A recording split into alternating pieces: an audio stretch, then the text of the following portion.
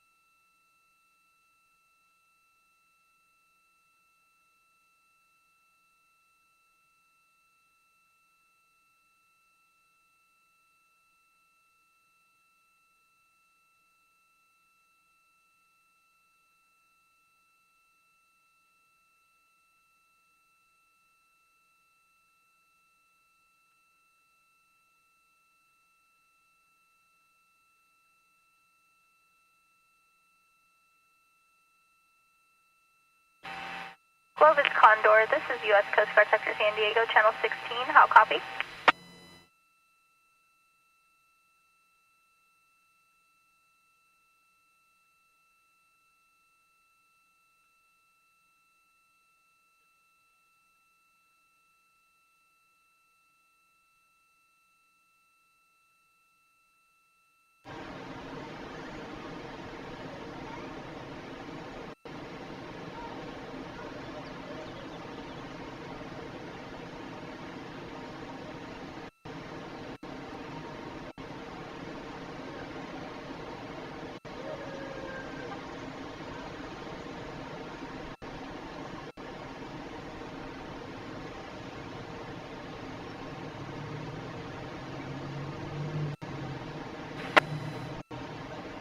Clovis Condor from U.S.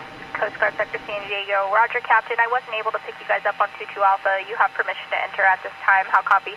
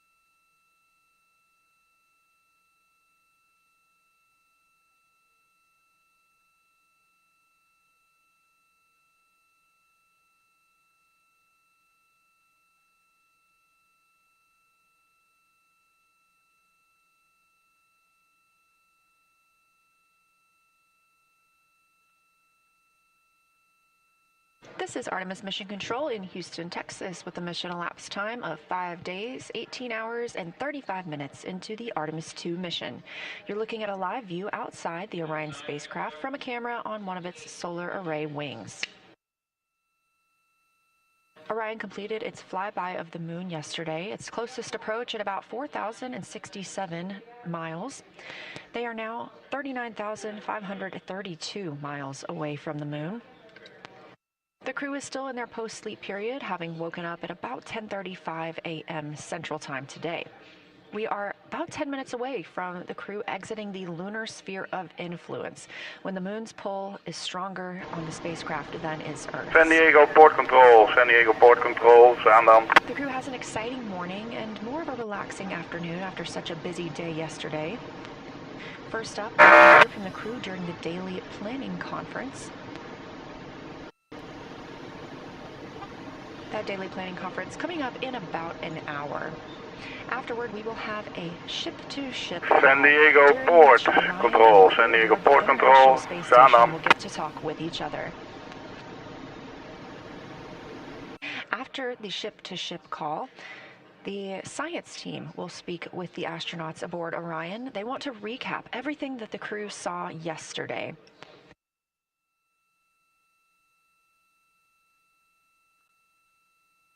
The crew will also have an opportunity to speak with their family members today, and we are targeting the RTC-1 burn. That's Return Trajectory Correction 1.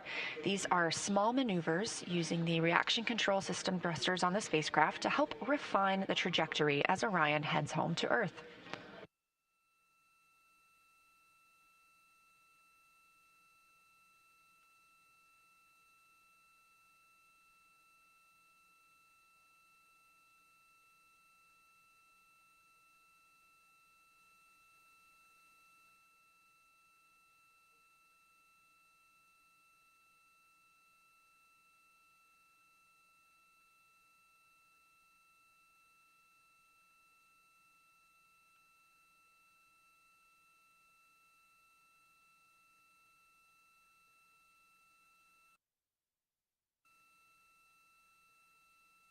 Bunker barge, Zaandam.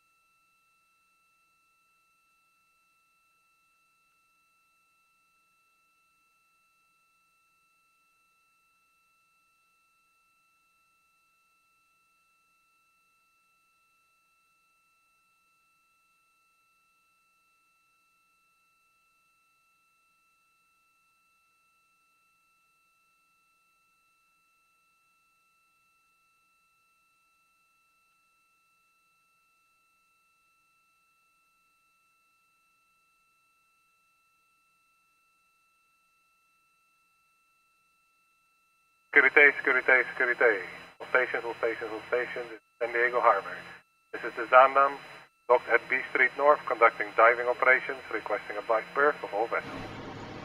Any concerning traffic, the Zaandam, standing by at channel 1216. Zaandam out.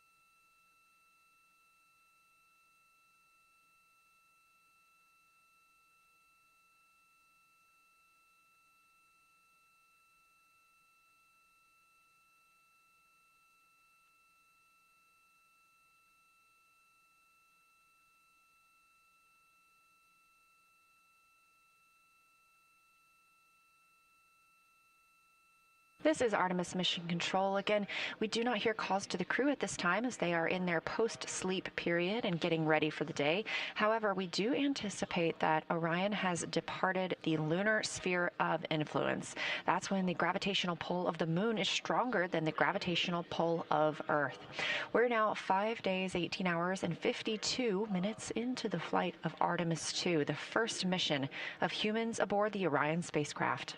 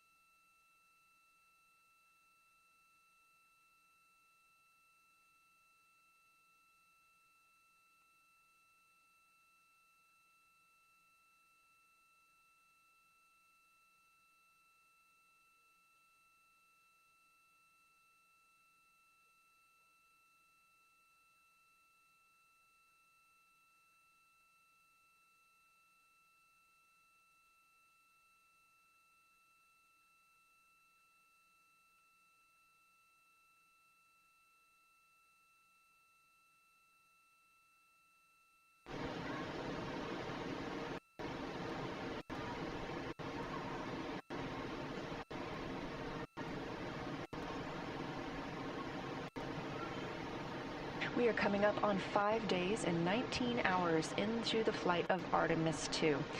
This is a live view from the Orion spacecraft, now making its journey back home to Earth following a lunar flyby yesterday. This mission is built by people and companies in all 50 states and with international partners.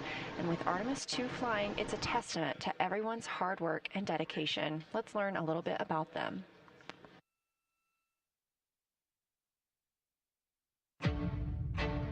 What we're doing here is a collaborative effort of hundreds of thousands of people. This is about the parts, the hardware, the software, the services, all coming together to make that mission possible. My dream for this space program is that we would not just push the boundaries, but that we push them together. And liftoff of Artemis 1. We rise together, back to the moon and beyond. It takes a team to do great things.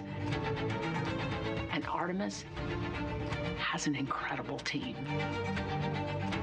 We have international partners. We have commercial partners and industry partners.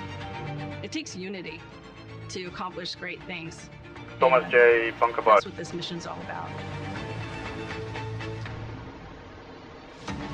We're not sending our money to the moon and lighting it on fire. We're putting that money right back into the economy in ways that benefit everybody. So every dollar that comes out of the Treasury that goes to support this mission goes back into the Treasury 3 times. What is very important to me is that we do it the right way, and that we do it with our values, that our industries grow, that our communities grow, that our families are healthy and safe and have amazing things to work on. Then we're going to build machines to go even further onto Mars. That is our generation, the Artemis generation, that defines the starting point of our exploration future. I just want to say thank you to all of the hands that have touched a part of this program and the hearts that have moved everyone to this goal, because we're going to the moon and we're going beyond.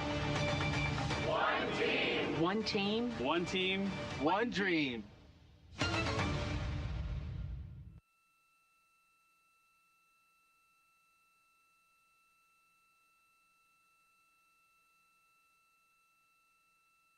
It does take a team, and we are live here in the Artemis Flight Control Room at Johnson Space Center in Houston, Texas, where the Orbit 1 team continues monitoring the flight of Orion, the first flight of humans on this spacecraft.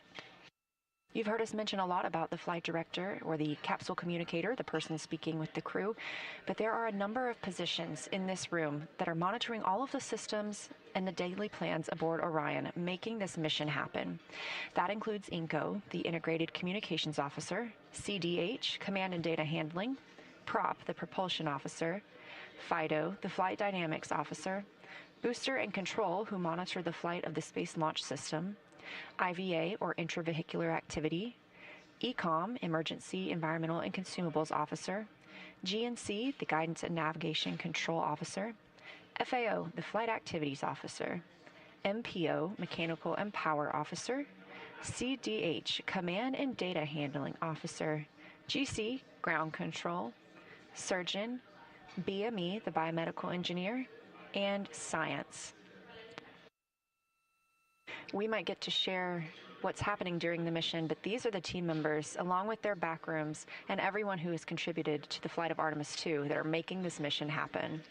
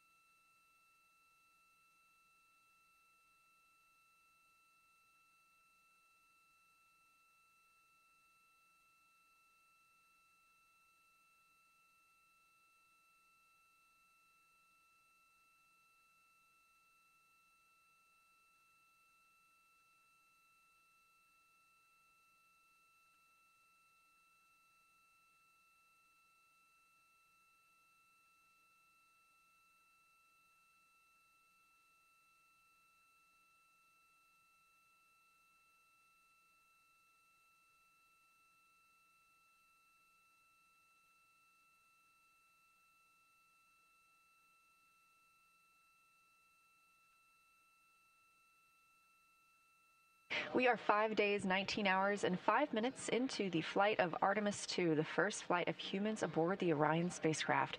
And you're looking at a live view from Orion, looking back at us here on Earth, the destination of the crew, headed for a splashdown in approximately 3 days, 6 hours, and 12 minutes. The translunar injection burn that occurred on Flight Day 2 is what committed the spacecraft to its splashdown. Yes, that sent us around the moon for yesterday's fantastic lunar flyby, but it's also the burn that helped us slingshot around the moon and target that splashdown in the Pacific Ocean. That was a 5-minute and 50-second burn using the OMS engine, the Orbital Maneuvering Service engine. It's a great picture of the OMS right there on the left side of your screen. The crew has also exited the lunar sphere of influence, meaning that the pull of the moon's gravity is less intense now as the pull of Earth's.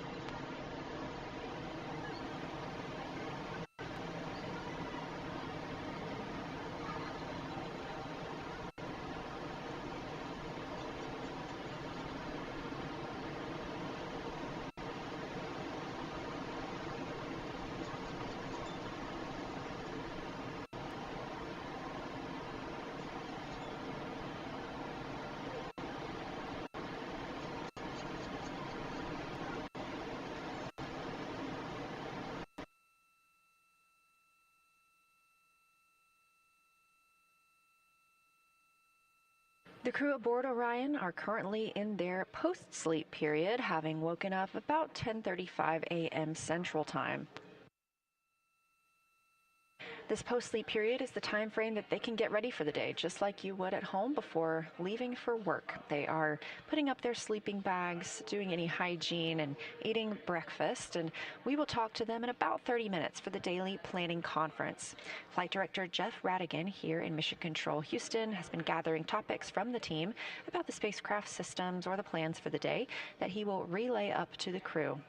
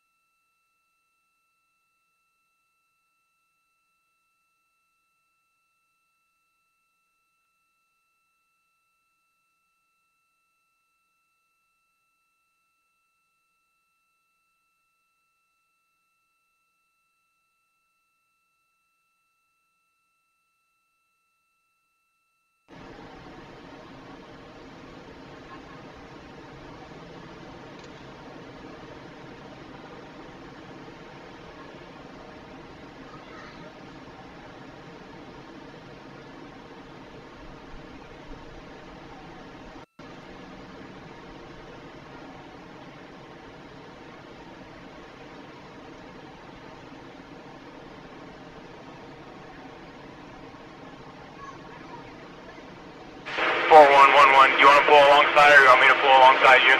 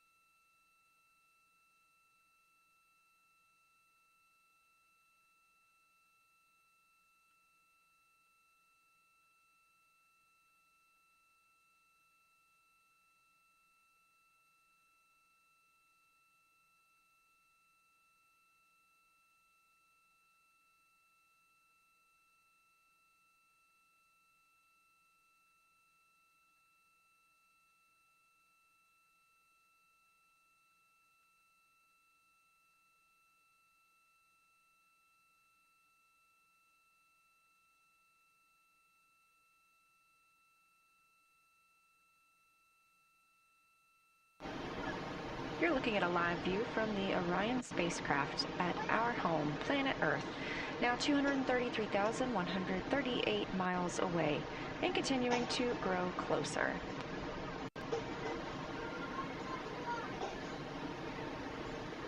The crew inside are getting closer to the end of their post-sleep period, and we expect to hear from them for the daily planning conference. That'll be in about 20 minutes.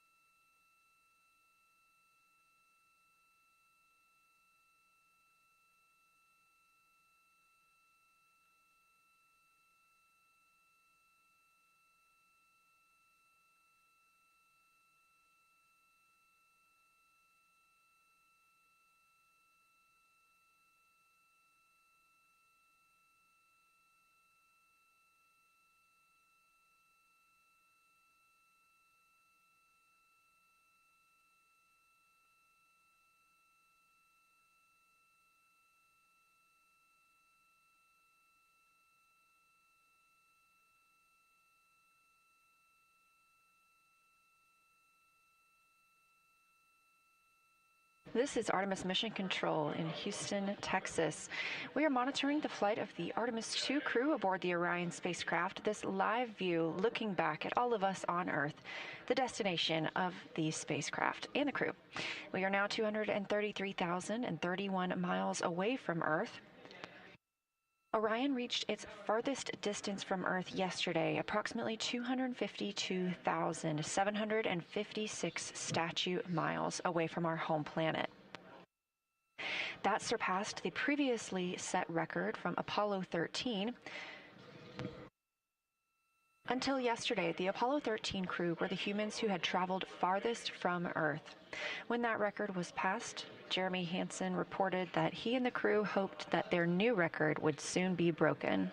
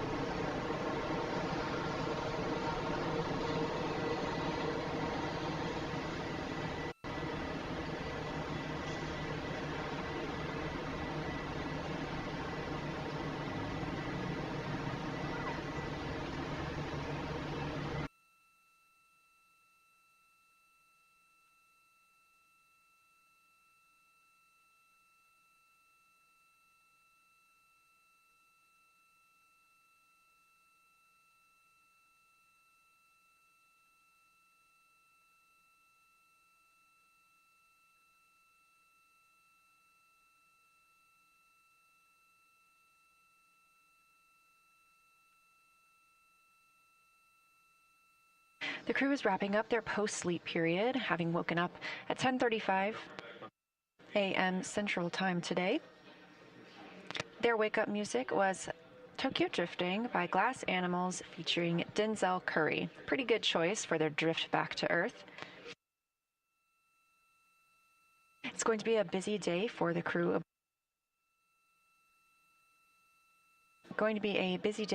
aboard the Orion spacecraft, as we are looking forward to a ship-to-ship call when Orion and the International Space Station crew members get to speak to each other, both in flight.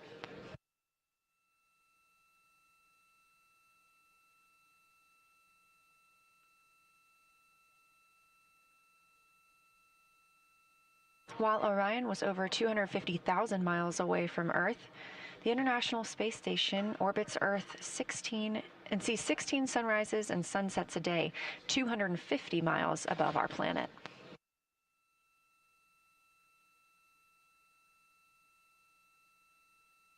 And if you've been enjoying hearing from the astronauts and seeing photos taken from this mission, you would also love to keep up with the International Space Station as the astronauts do amazing Earth photography there from the cupola, the window to the world looking down on Earth. You can follow the International Space Station on all social media platforms as well as NASA.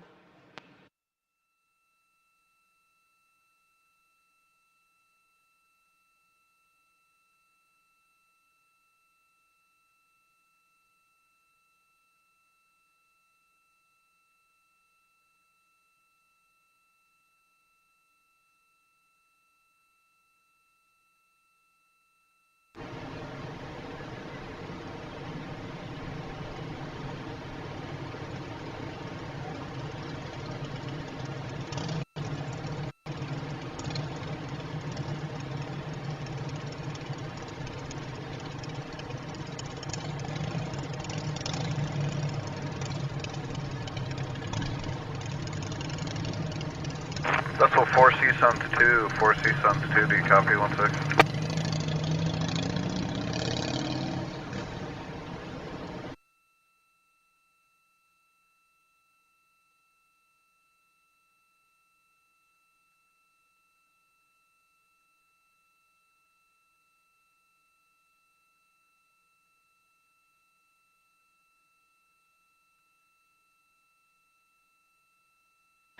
Less than 10 minutes now until the daily planning conference for the crew, when the flight control team will call up. Integrity, we're getting ready for DPC. Would you like the D5 stream on the 4K encoder for DPC? We would enjoy that.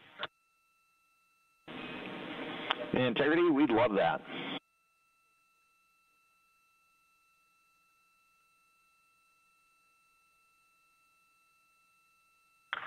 It works. Dan, good morning. Good morning to you.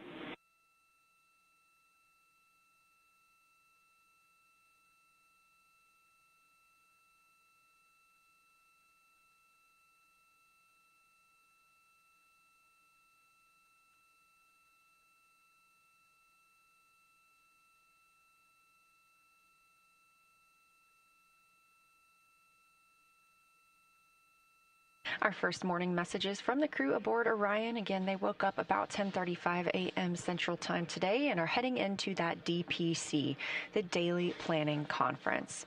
You heard the crew call down that they were going to set up the D5 on the 4K encoder, meaning we anticipate getting views of the crew inside Orion soon.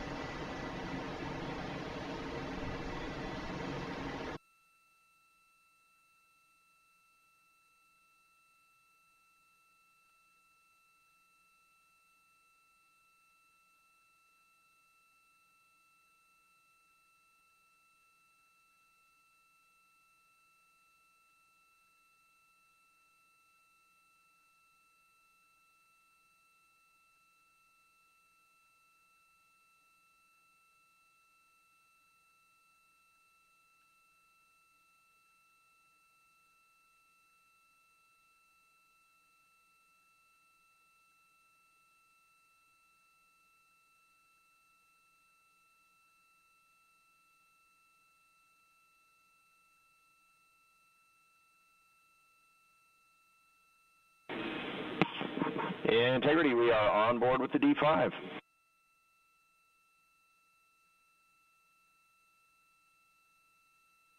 We're getting views of the crew. The first coming down on flight day 7. On the left, NASA astronaut Victor Glover, the pilot for Artemis 2, and on the right, NASA astronaut Reed Wiseman, the Artemis 2 commander.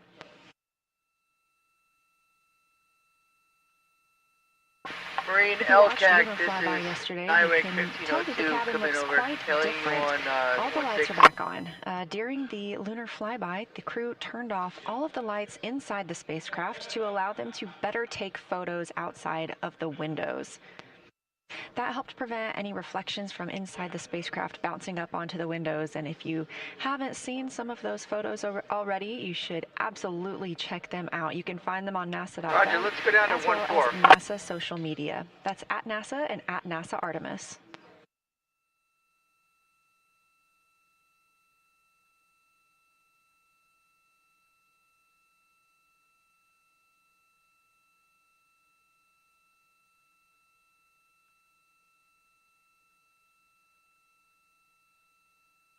It is going to be a little bit of a quieter day for the crew, at least in their afternoon.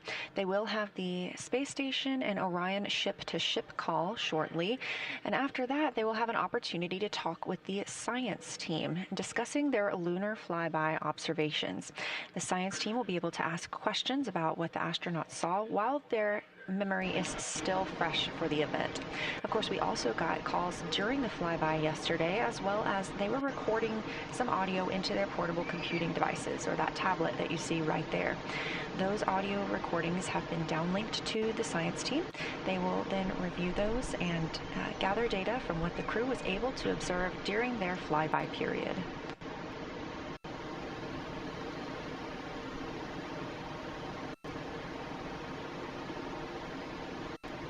Later this evening, they will also have the RTC-1 burn, that's Return Trajectory Correction 1.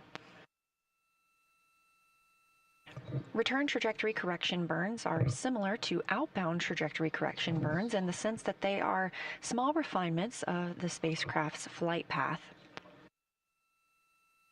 The translunar injection burn is what really put us on the trajectory that we're on today.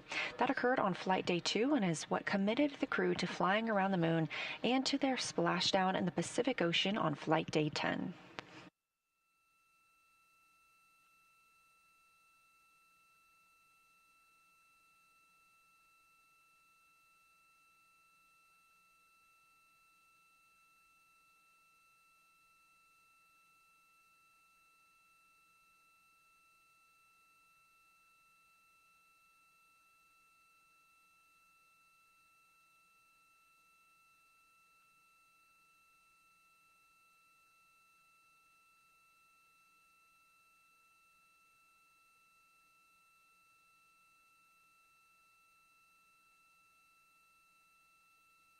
Good morning, Houston. We are 202,306 nautical miles away.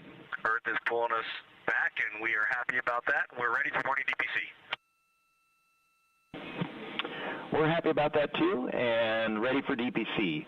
We've got about a dozen quick items for you. The first of which is updated nominal burn plan and nominal RTC last star on board.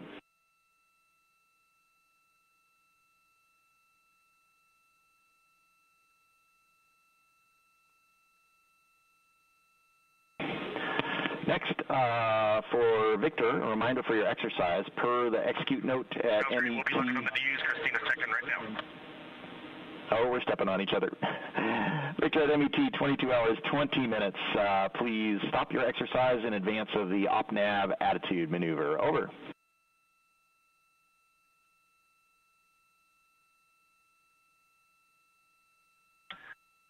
Okay, Stan, if you could just give us a call and remind us, that would be great. We will do it. Next, for Christina, for your exercise, we expect to be in a forward link LOS at that time, so you will have the opportunity to park the arrays for exercise yourself.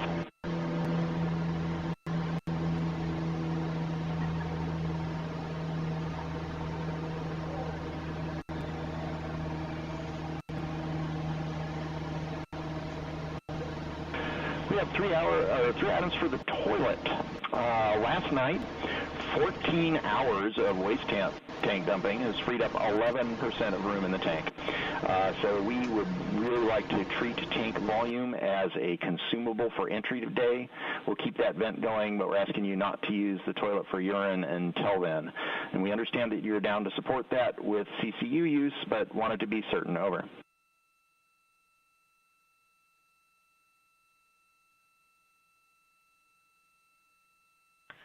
We'd be happy to talk more about the Hail Mary option, but if this is the final answer, we can support this on board. Okay. Roger. Thank you. For FecoCan R&R, we know of one full container. Are there others? Over.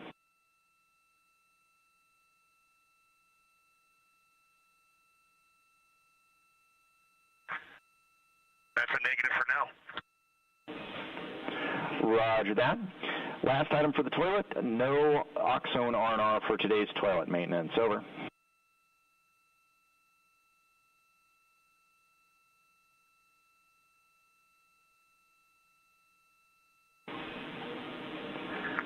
I do love the smell of oxone in the morning, but it sounds good. No R&R today. Roger that. Next, PCD1 is not showing a micro SD card inserted. If there is a card there, would you please reseat it?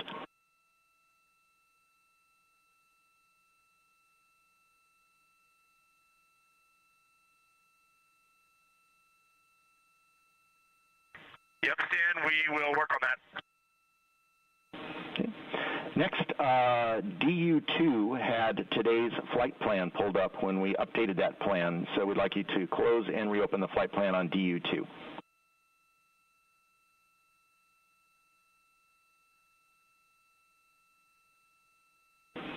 And we see your thumbs up. Okay, Christina's knocking that out right now. Sweet. Jeremy, for docking cam install, can you please tell us about how long this takes?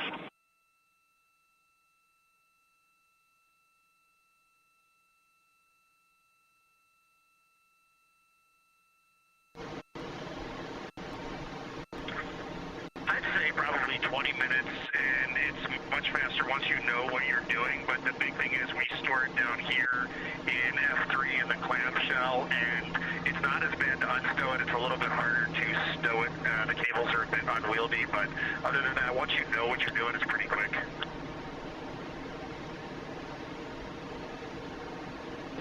Stand by.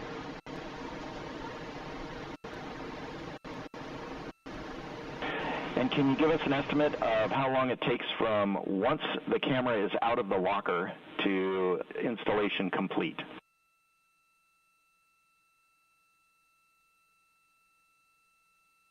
For a first-time install, 20 minutes. For every other, if you're doing it by yourself, 5 minutes. Thank you. That's very helpful. Jeremy, one more item for you. After this meeting, when you turn on the acoustic monitor, can you please give us a call? We're timing things here on the ground.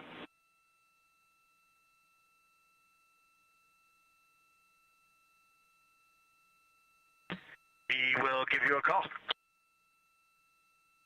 Thank you. Our last item. Science got your audio files from the first 5 hours of the flyby. We did not find any from the eclipse time frame. Are there any? And if so, where may we find them?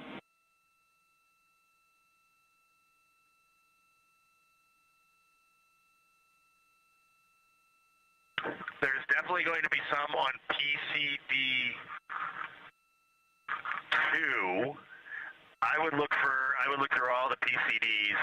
Jeremy was the primary commentator there, but we can also look and get back to you. Roger, we'll check PCD2 first and the others, but if you can give us a clue later, that would be helpful.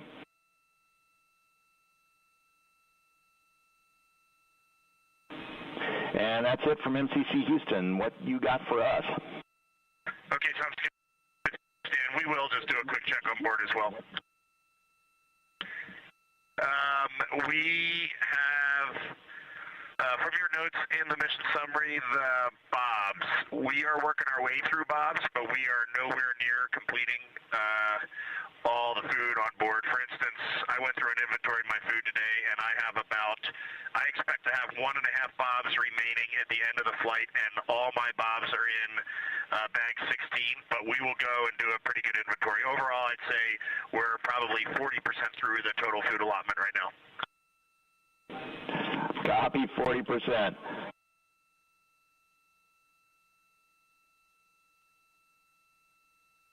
I think the big thing we need for the food is when we start realizing we have uneaten food that we are not going to eat for the remainder of the mission, just tell us where you want us to stow that. We will do that.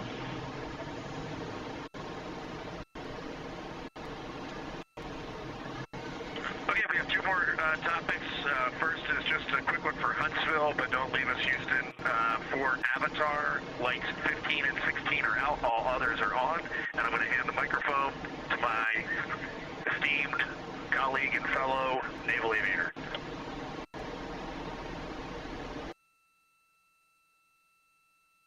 Pod copies, Avatar. Actually, Stan, we want to knock out some questions from the mission summary. And we're ready for questions from the mission summary.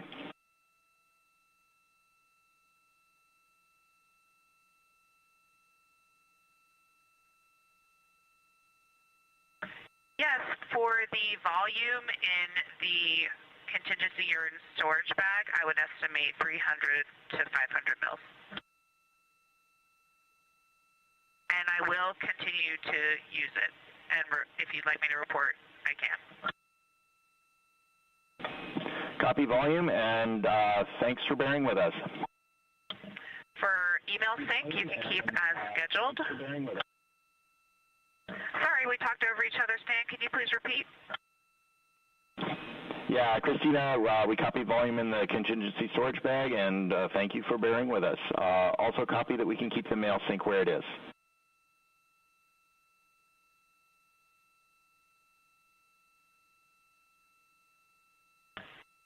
And thank you for your answers. I think we are questions complete.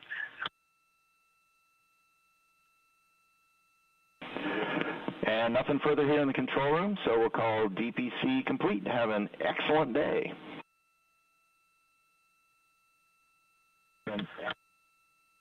Actually, Stan, we have one more small and quick thing.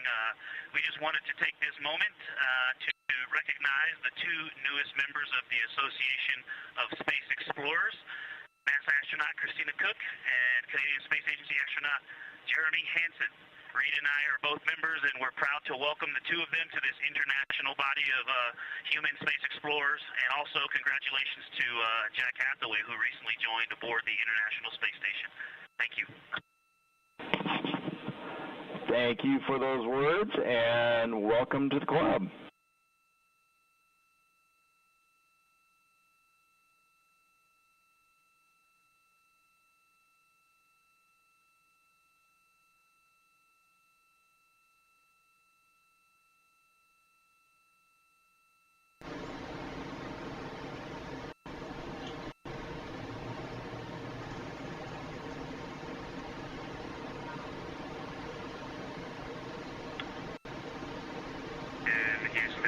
Question on acoustic monitor.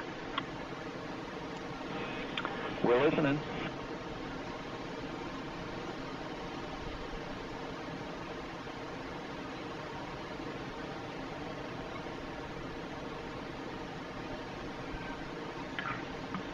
Stan, given that we have the USB charger on board now, I was just going to plug it in instead of using batteries throughout the day. And I was also going to install it at the bottom of the docking tunnel, right behind the Nat Geo microphone. That's pretty central. So instead of putting it on the DUs, it'll be at the bottom of the docking tunnel,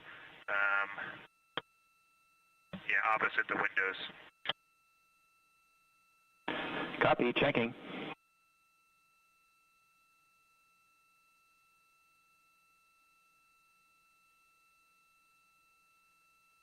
And Jeremy, we are good with plugging the acoustic monitor into the USB charger, and we're good with your install location. Security, Security, Security is vessel Seahawk in vicinity of 32 degrees, 41 minutes north, 117 degrees, 21 minutes west. We will be conducting autonomous operations for the next hour. Request all traffic maintain 2 miles from our vessel. Any concerned traffic, stay tuned on channel 16 and 82. Over. And Jeremy, we like your plan.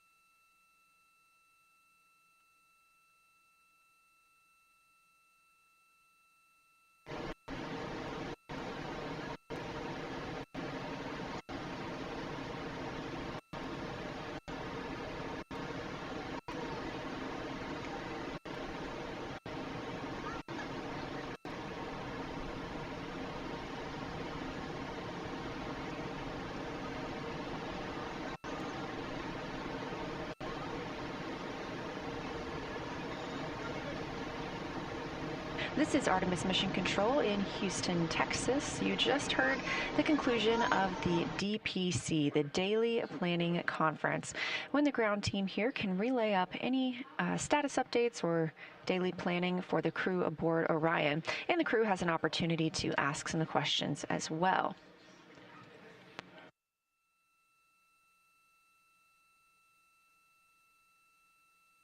Some of those reports may have sounded very simple or menial, but this is the first flight of humans aboard the Orion spacecraft, and so every single detail, even about normal daily tasks, is very important to this team as they prepare for future Artemis missions to the moon.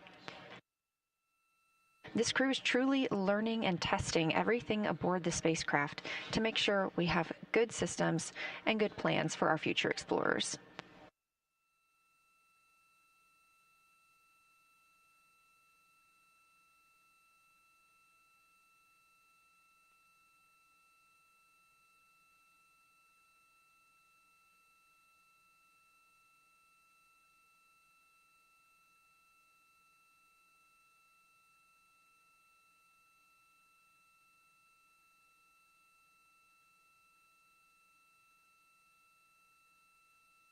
Coming up in about 15 minutes, we will have the ship-to-ship call when the Orion crew will be able to speak directly with the astronauts and cosmonauts living and working aboard the International Space Station.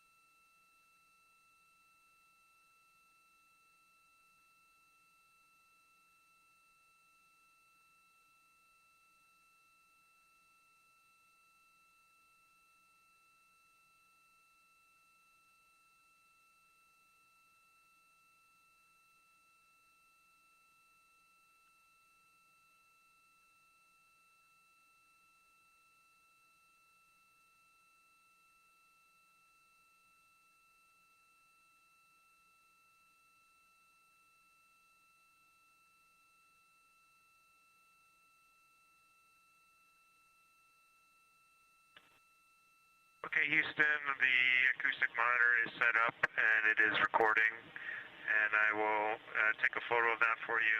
I think I'll just take the photo on the iPhone and put it on PCD3 for you, if that's okay, because we're using the D5 right now for the PAO event. Copy all, Jeremy. We like it.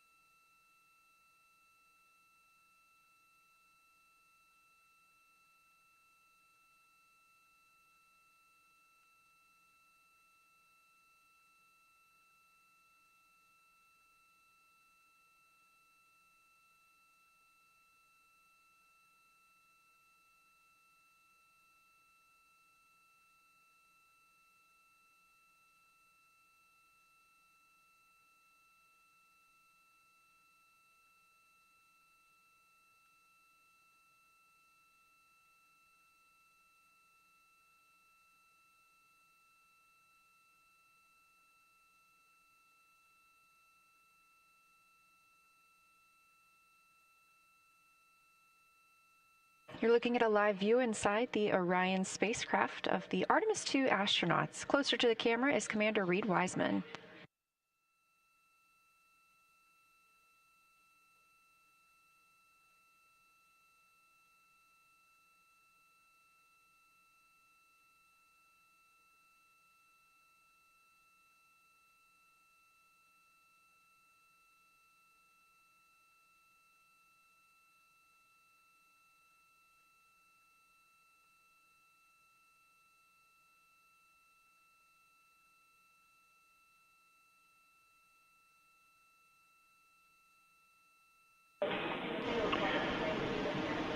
And Integrity Houston, just a reminder for the upcoming ship-to-ship call, it's going to be the OE1 microphone, not the handheld.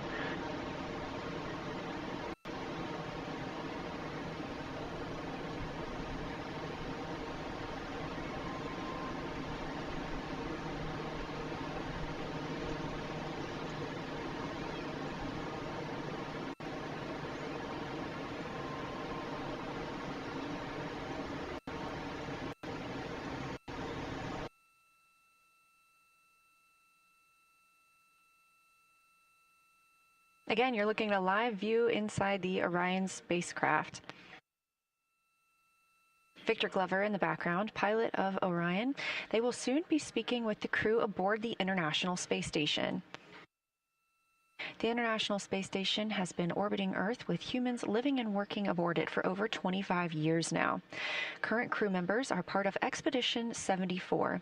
That includes Roscosmos cosmonaut Sergei Kuzverchkov. And Houston for downlink on the 4K encoder, we only need the video, not the audio.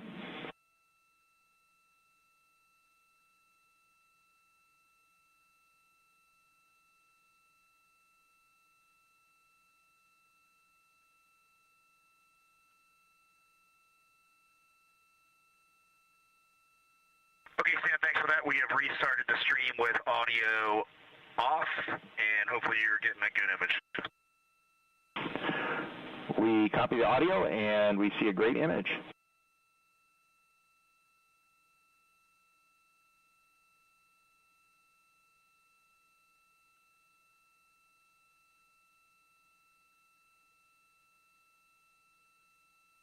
Again, the Expedition 74 crew currently living aboard the International Space Station.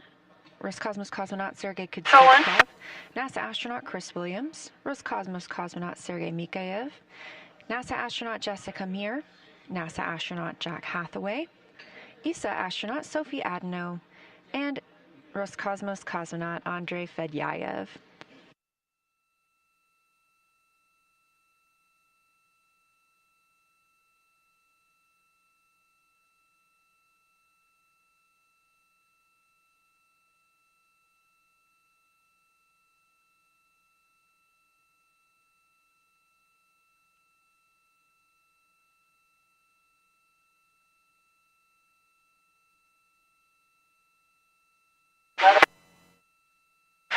Hey, sir, you have permission to break number 3?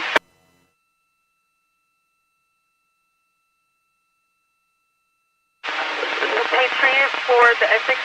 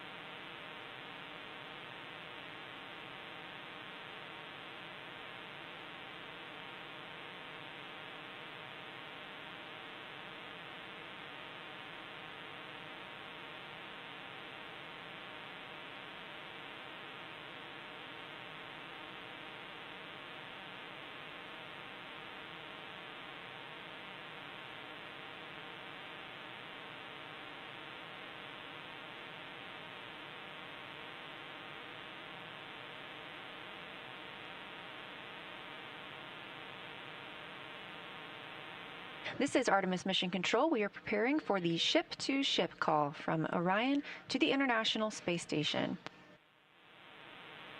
This will be an audio-only event broadcast at this time due to bandwidth, but we expect to download the video from each crew later and share that with you. Please follow NASA on social media at NASA and at NASA Artemis, as well as the International Space Station, to make sure you can see all of our crew members talking to each other while in space.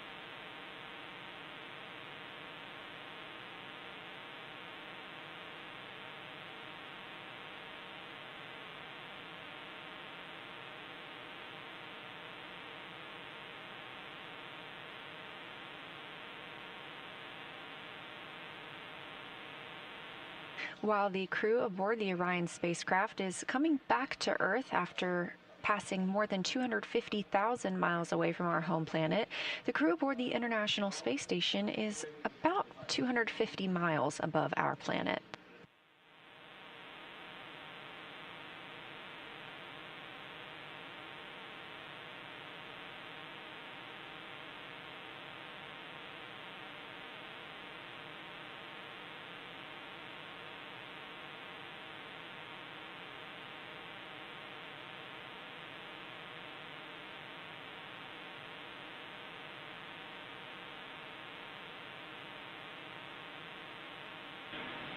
Integrity, this is Houston. Are you ready for the event?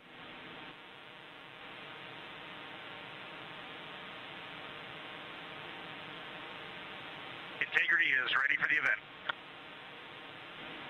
Station, this is Mission Control Houston. Please call Integrity for a voice check. Integrity, this is the International Space Station. How do you hear?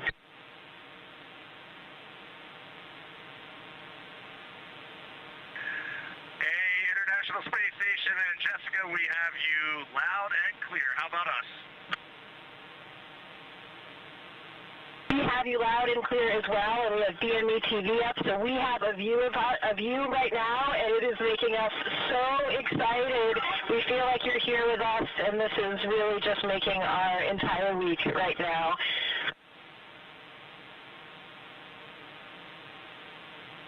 We've been following along and have seen the incredible photos and heard some of your observations that you've been reporting. Jeremy, we have been waiting for this like you can't imagine. Let me go check on our PFD. We are 201,726, now 25 nautical miles from planet Earth, which is just hard to believe. The scales are impossible to believe. And for the run of show this morning, I figured I'll say a quick hi, which I have done.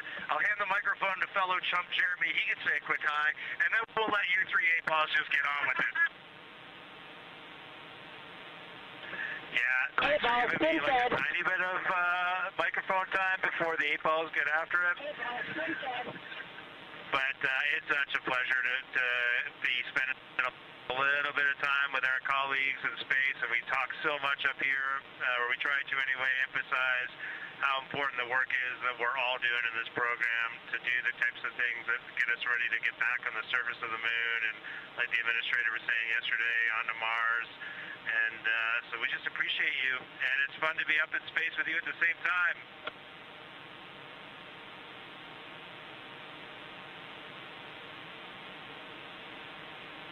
We are so excited to be up here with you, and we had a couple questions.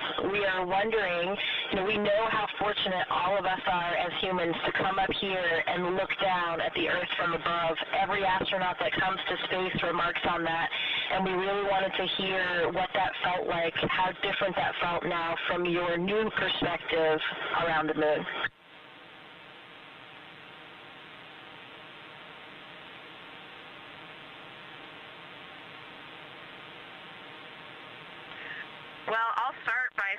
we do miss the ISS. The views there are awesome, being able to see specific places, being able to see your home specifically. So y'all's views are absolutely incredible, and I miss them every day almost. The thing that changed for me looking back at Earth was that I found myself noticing not only the beauty of the Earth, but how much blackness there was around it, and how it just made it even more special. It truly emphasized how alike we are, how the same thing keeps every single person on planet Earth alive. We evolved on the same planet. We have some shared things about how we love and live that are just universal, and the specialness and preciousness of that really is emphasized when you notice how much else there is around it.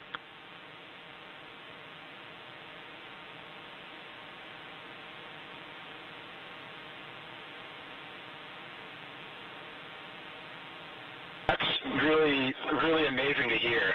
You know, it's been an incredible time getting to be here on station. I know you guys have had a lot of that same experience, and we were super curious.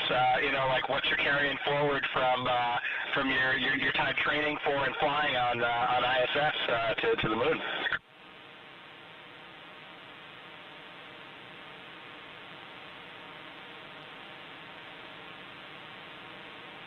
Well, the Navy pilots were carrying on, so I'm the only one that heard the question. I'll go ahead and respond. Actually, Chris, it was awesome to watch you and Jessica go out on a spacewalk. I was lucky enough to sit console for your suit up, and I was just filled with pride, but it also really reinstilled in me those flight operations principles that we live by in a real-time, high dynamic, and risky environment. So having that kind of impressed in my mind right before this flight was huge. And basically every single thing that we learned on ISS is up here. And then, of course, there's the funny and practical, how to eat, how to do silly things with water, how to flip around. We're bringing that with us, too. And I just got to add, C-Dub, right before you launched, you said you can't wait to talk to us on the space to ground, and it is happening, brother. I cannot believe it. Face to face, we said. Yeah, I can't believe it. I mean, I remember having coffee and sitting with you guys just before I left to fly up here, and it's just so awesome being able to talk to you right now. It's such a special opportunity.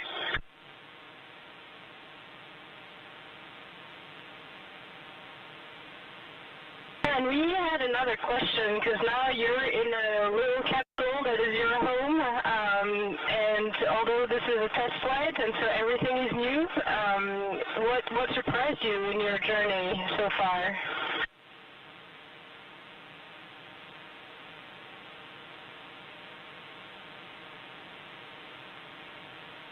We know that Weed really likes it up there. It's really great to hear your voice up here. I can't tell you how fun this event is for us. I hope you guys are enjoying this as much as we are.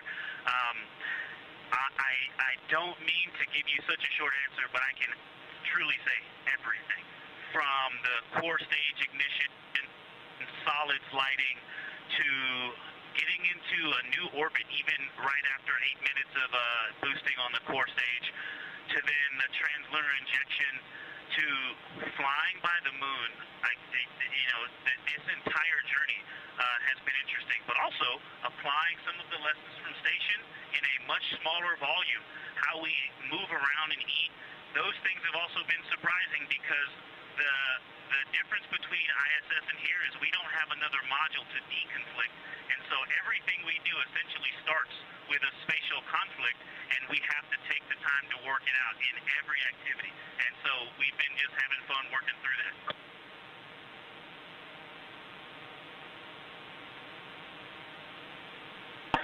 Thank you so much, Victor. That was such a good answer. We laughed all here hearing your answer. Thank you so much.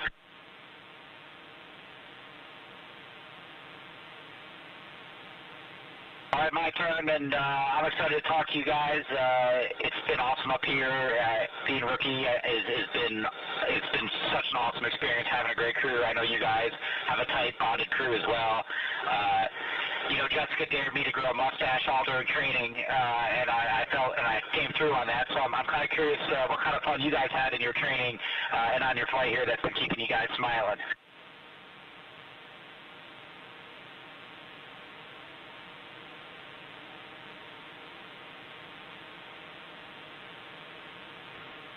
I just had a process escape on my water training up here, and I left the PWD valve open a little bit too long. Now, I will say, I'm not the only one to have done this, but I do have the record so far for the largest process escape on the water training failures.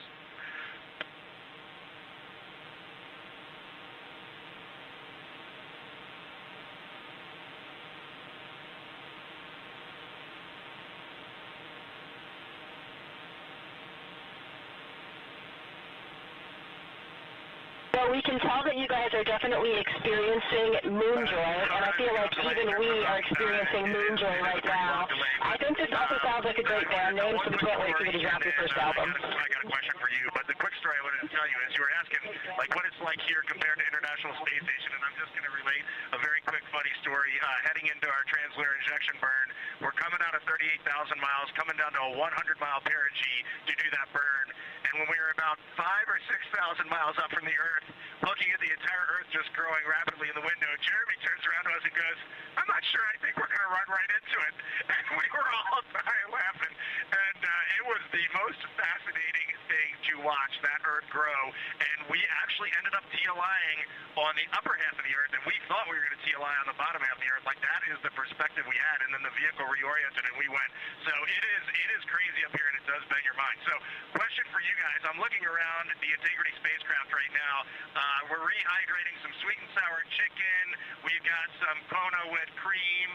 We've got some butternut cookies. I'm sorry, butternut squash and spicy green beans. So it's all the same food. We want to know, what are you eating, and we're going to mirror you today. So I had spicy green beans for lunch, and I've been loving seeing all of the things about you guys having the same food. It's fantastic. I had a mango salad this morning. I think you have this on board too. Oh, Dan, I know you love that mango salad just like I do. Yep, there's a mango salad on the deck right now.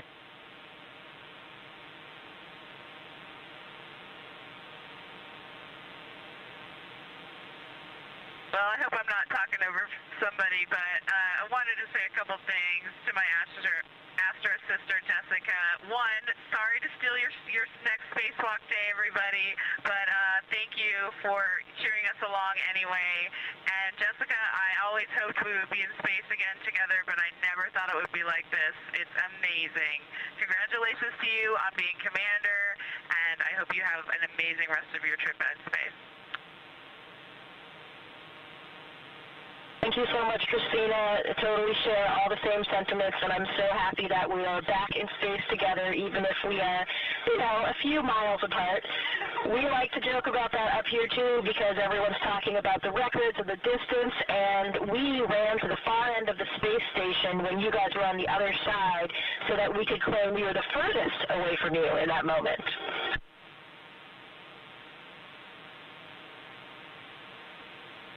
Love all four of you so much. We were doing the same shenanigans here when we got to the furthest point from the moon. I tried to get to the furthest point from Earth. I tried to get to the furthest point in the spacecraft, and my crewmates were clawing me down. And I know that's a joke. We were busy doing science, but we had that same conversation. It was a lot of fun. I don't know how much longer we have here, but from the four members of the spacecraft Integrity, we really want to just say our deepest appreciation to the 7 members of the International Space Station, and this has been a true treat. It takes the entire world to do amazing things like this, and to get to come together as this group of people and talk for just a minute at these distances. We are all off the planet Earth right now, and we're all going to go home to that planet, and that is a very special thing. So thank you all for tying in.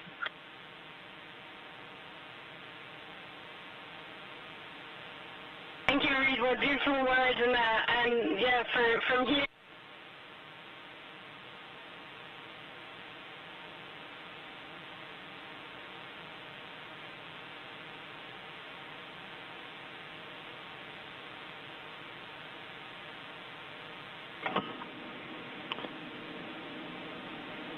And Integrity Houston, ISS is doing a teacher's handover. They'll be back with you shortly.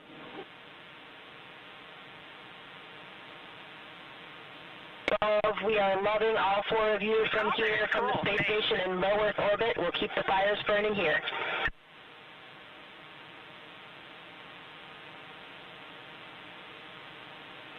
And we'll keep carrying the fire. Thanks, guys. Over and out.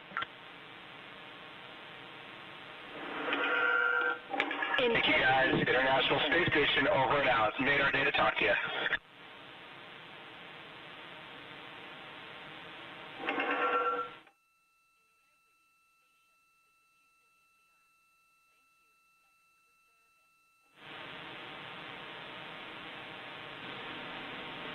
Thank you to all participants. Integrity and station, we're now resuming operational audio communications.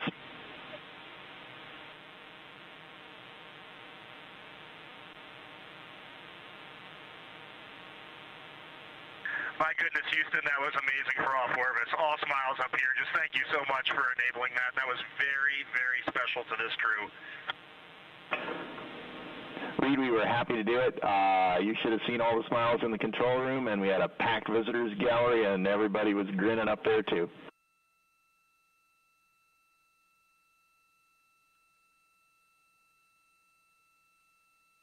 Man, Stan, that just made us all cheer up here as well. That is just such a cool thing for the agency, the nation, and the world. What a neat moment. And here we are experiencing it.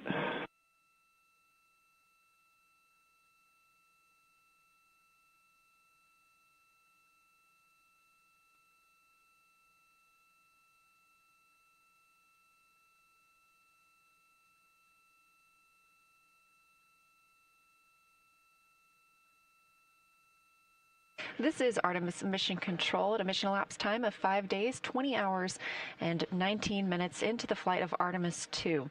You just heard the voices of the Artemis 2 crew and the crew aboard the International Space Station speaking with each other while both are in space. A ship-to-ship call.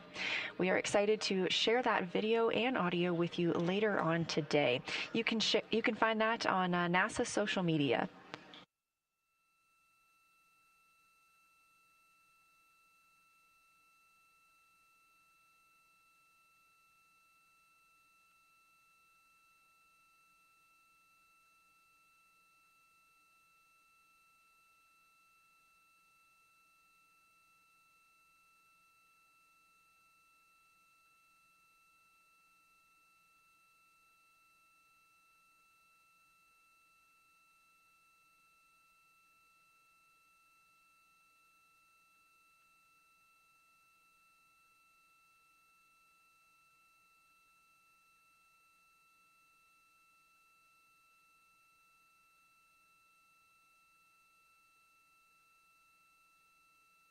This is Artemis Mission Control, and the audio you just heard of the crew aboard Orion and the crew aboard the International Space Station speaking with each other. Again, we are going to downlink that video, and we will let you know when that is available. You can follow NASA on social media and the International Space Station as well.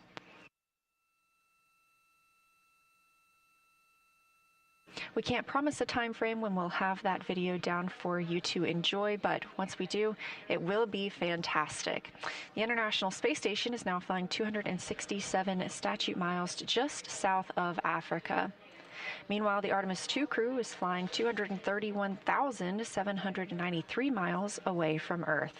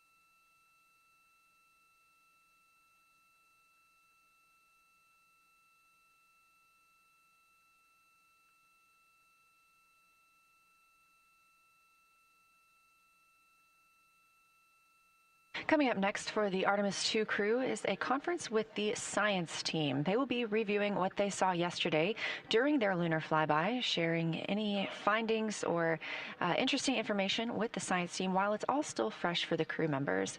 Of course, they have quite a lot of audio recordings that have been downlinked to the science team, and that team has been reviewing and will continue to do so to help them understand what the crew saw and formulate new thoughts about our moon.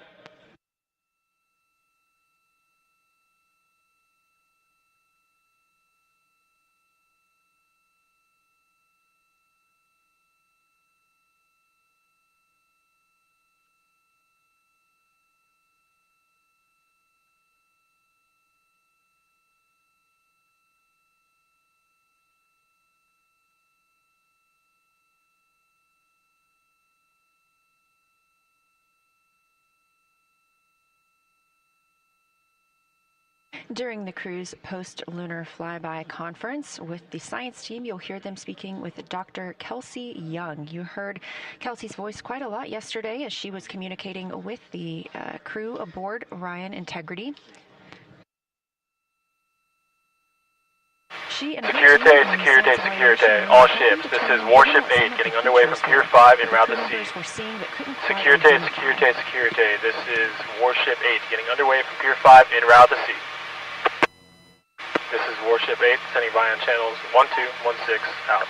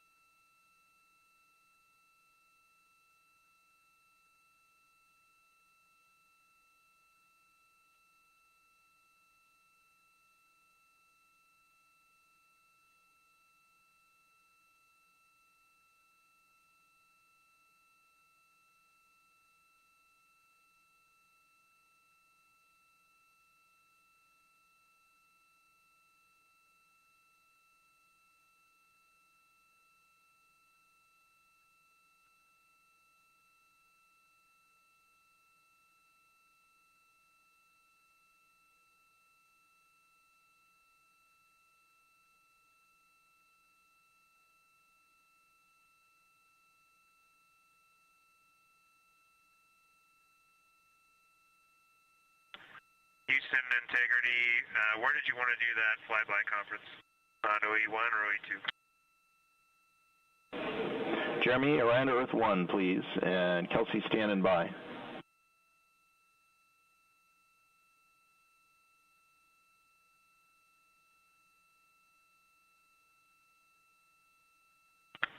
Okay, Kelsey, fire away.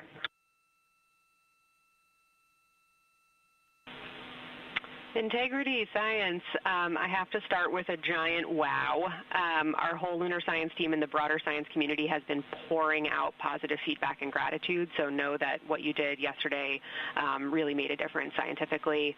Also want to say the science team has confirmed the locations of the proposed Integrity and Carroll craters, and it was such a powerful moment here for everybody listening and following along. And then also, just before I dive into the list of questions, questions.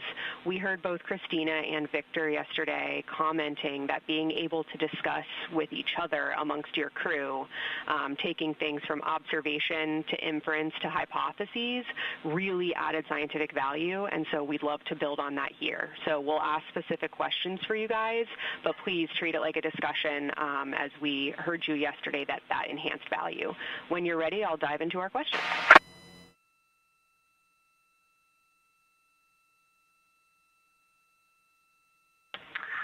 Okay, Kelsey, love all those words. Your plan sounds good. The one thing I wanted to ask... San Diego Degaussing Control. San Diego Degaussing Control. This is Warship 9 on channel 12, over. Yesterday, so I was thinking maybe I should do that. And if I mean, it's very, very, very rough. So I don't know if that's of any value or not.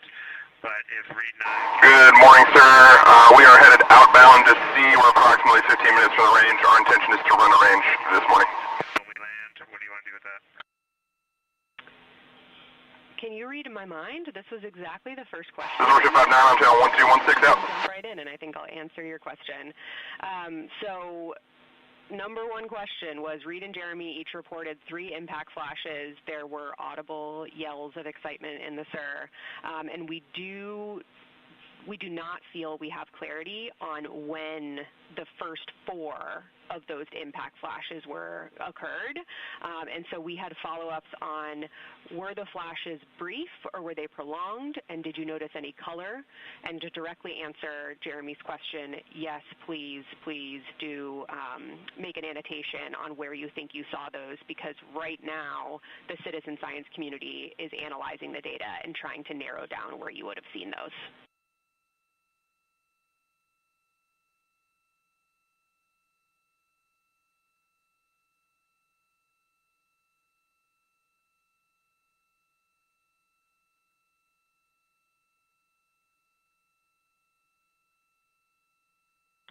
Okay, Kelsey, I was just comparing notes with Reed here.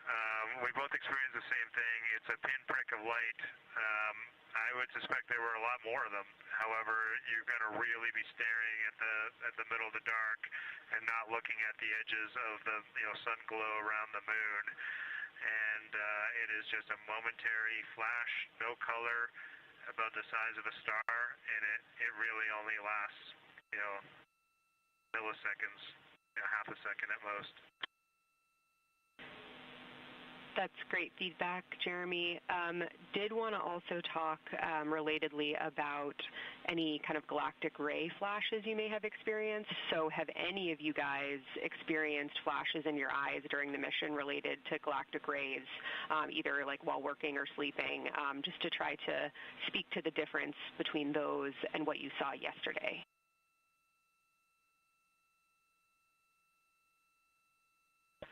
Yeah, 100% difference in those and what we saw yesterday. We see, I definitely see a dozen or two every night when I'm going to sleep. I can talk about those if you want, the galactic flashes, galactic cosmic ray flashes. But the impacts on at least these, what we suspect were impact flashes, were absolutely different, 100% different. And Jeremy said like half a second. I would say they were a millisecond. Like the fastest a camera shutter can open and close, that is what I saw. And I would say they were just white to bluish white. And the size of, Jeremy said size of a star. I really like that analogy from space. It was just a pinprick of light. And maybe it was a priming bias, but to me there was no doubt we were seeing it. And we were all seeing it. So it was, and we were correlating. Great stuff, Reed. Don't need the description of the galactic ray flashes. So I guess last question for you guys on that. We definitely want that annotation. Please let us know when you have that, and we'll try to downlink it in flight. But when during the period did you see them? Because I think we heard from you like 20 minutes in that you had already seen a couple. So any timing granularity you can provide would help us find evidence from those, from the ground and from LRO.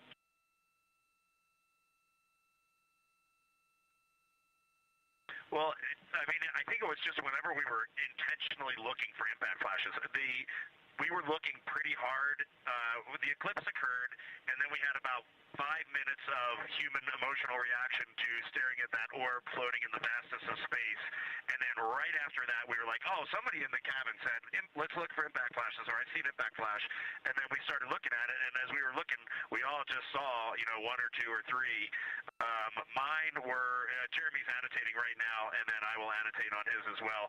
I never saw any that would have been in the earth glow side, so I do not suspect any that I saw would be able to be correlated from a earth-based science team. Great feedback. So it sounds like when you guys reported multiple impact flashes, it could have been that you guys all saw the same ones occurring. Any guidance on how many total you saw?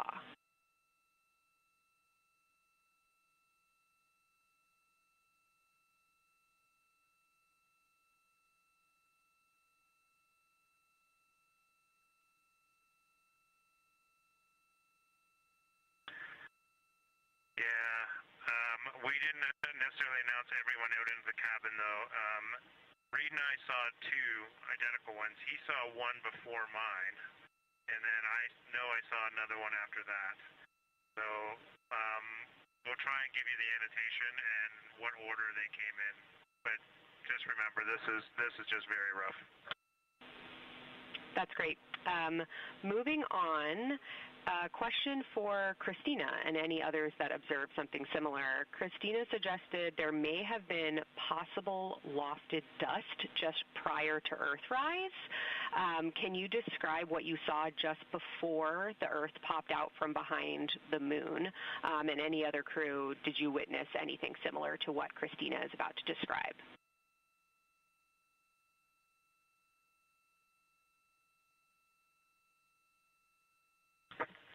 Hey, Kelsey. So this was during, Earthrise. I was still on Eclipse for some reason. Yes, okay. My crewmates were they didn't see it the same as I did. What I saw was when it got close, so as you know, a crescent rose, so it was kind of like two fangs came up, one fang and then later another fang, and then eventually the center of the smile, the crescent. And right before the center of the crescent came up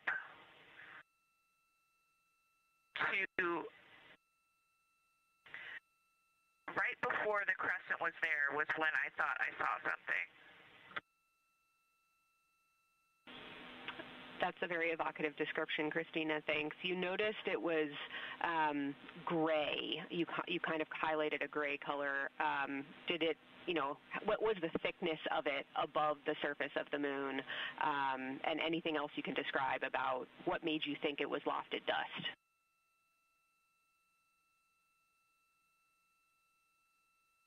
Yeah, and to be clear, this is Earthrise, right? A-firm Earthrise, because it's that glow from Earth that would allow that lofted dust to become highlighted against space.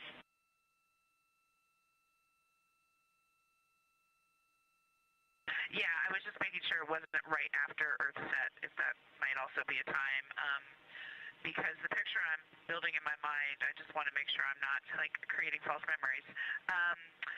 Basically, and I think this is why not everyone saw it as lofted dust, it was not tall. It was it wasn't like the corona where it came up high or anything like that.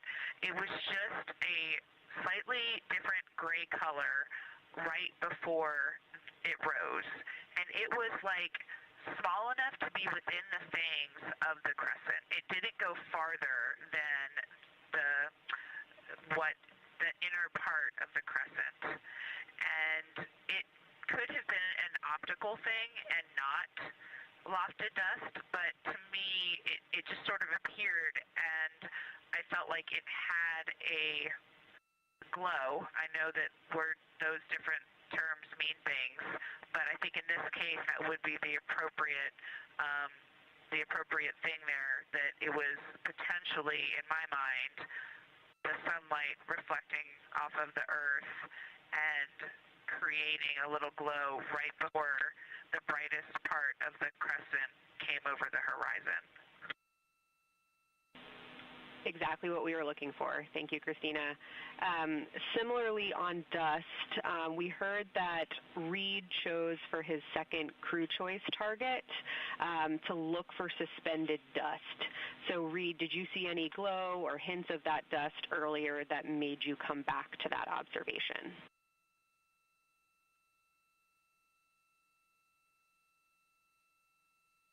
Negative. Just really wanted to see some, and I saw none. Understood. Okay, for Christina and Victor, during Earth set, we heard you say that the Earth was so bright it made the moon look dark.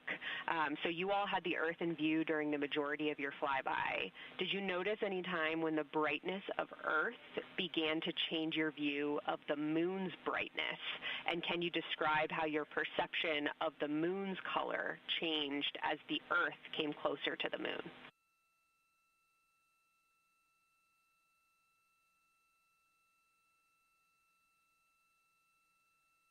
Yeah, absolutely. And essentially, as soon as the Earth became in the view, the easy view, where I didn't have to turn my head, when it was in what I'll call my field of view, not my field of regard, when I could just see it looking straight, the moon was already at a point where I was losing subtle albedo differences. I think it's the angle of incidence. The angle, the sun to the moon didn't change much, but we moved to the side, so we were seeing a different angle, and the color was less apparent. Odyssey sailboat over here on your port side. Go right ahead. We'll go ahead and follow you. Features that I was looking at were moving away, but I think the change in lighting was due to the angle of incidence, but then when the Earth became apparent, its brightness, it was so bright. It was so bright it looked out of place. The gray of the moon and the black of space kind of seemed to go together, but then more in the dull sense, but then the vividness and brightness, like the difference between an LED display and a painting, right? You can just do things with light that you can't do with paint colors. The Earth looked out of place, and it just continued to dim the albedo and color that was earlier apparent in the moon. I'm passing to Christina. You saw me nodding vigorously back here. That wasn't just my fantastic listening skills. I was nodding to make sure. Oh, we're not on video. This whole time I've been putting on a show. I was nodding, now you know, because I agreed with everything he said. I'll add a couple thoughts that popped into my mind, which was, I think I made the comment that the moon turned into a sponge of light. In my mind, before the Earth came into view, the moon actually was reflecting light, and it was lit up. As soon as the Earth got close enough to be in my field of view to take them both in at the same time, exactly what Victor said, it dulled, it turned into a sponge. It's almost like it went matte, like a matte finish. And for me, so that's brightness and albedo.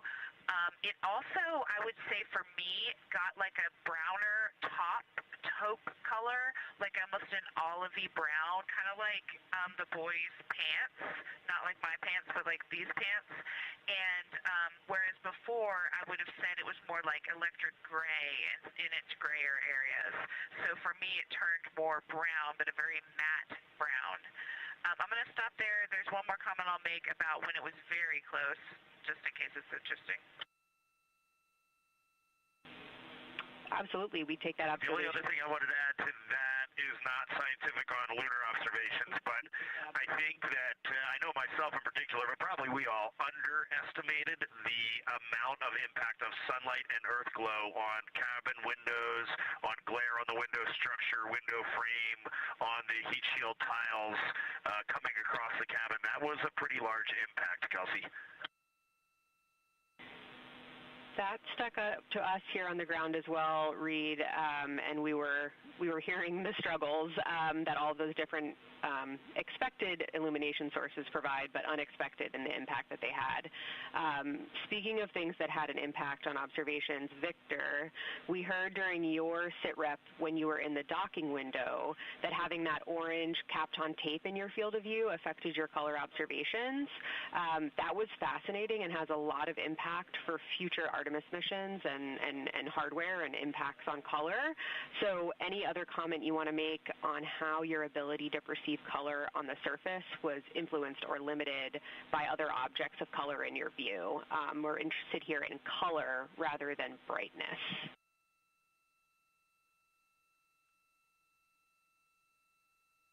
Absolutely, but all the comments I made about the Earth earlier apply to this one as well.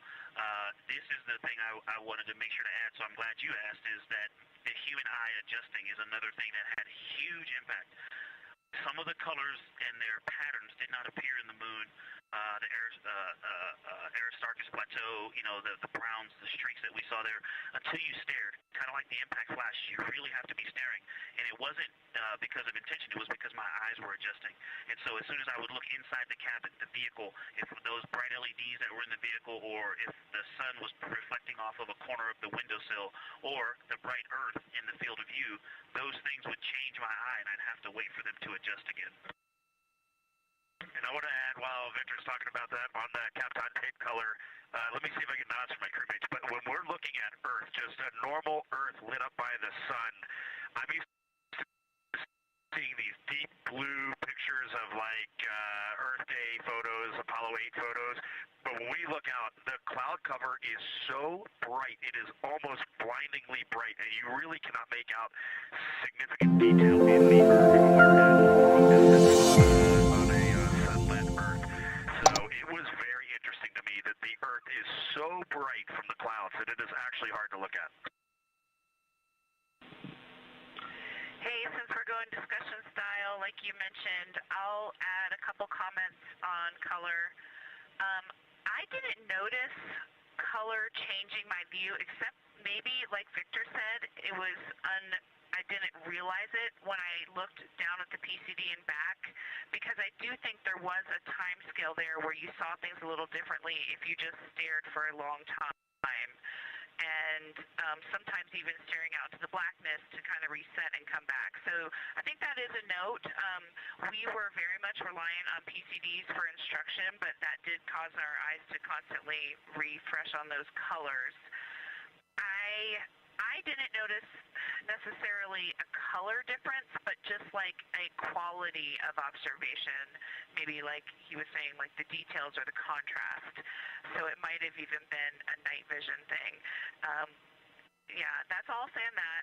I did want to mention that when we were getting the really, really high amount of light into the windows, even the shrouded windows from the sun, the reflection on things behind the observer that are in the cabin was really strong on the window. So there's some high albedo things behind our heads, like there's a white bar, the Ford sticker on the RHC, some other metal things, like we have some white bungees. I was trying to observe the dark side of the moon during the Earth set while the Earth was behind it, and I ended up asking Reed to give me some black t-shirts, and we covered all of that stuff so that the reflection was just less in the glass, and it worked so well. It basically made observing for impact flashes possible, whereas it wouldn't have been. And I would even recommend, like maybe as part of your stuff, if you have this in the future, like a black room, a dark room cloth or something to lay behind the observers. Finally, back on the question of moon color change during Earth set, the other thing that happened, which was kind of, I think, just more in the category of like a mirage or something, even though I recognize there's no atmosphere around the moon that would cause the same things as mirages on Earth. There was definitely an effect, like when the Earth actually set, of like when it first touched the moon, it was like your eyes didn't know what to do at that boundary, and it kind of just created a lot of light in that spot. Once it got below that tangent first touch, then it got more normal, and I was able to just see the Earth and see the moon and see their contact. That's all for me. Anybody else on this question?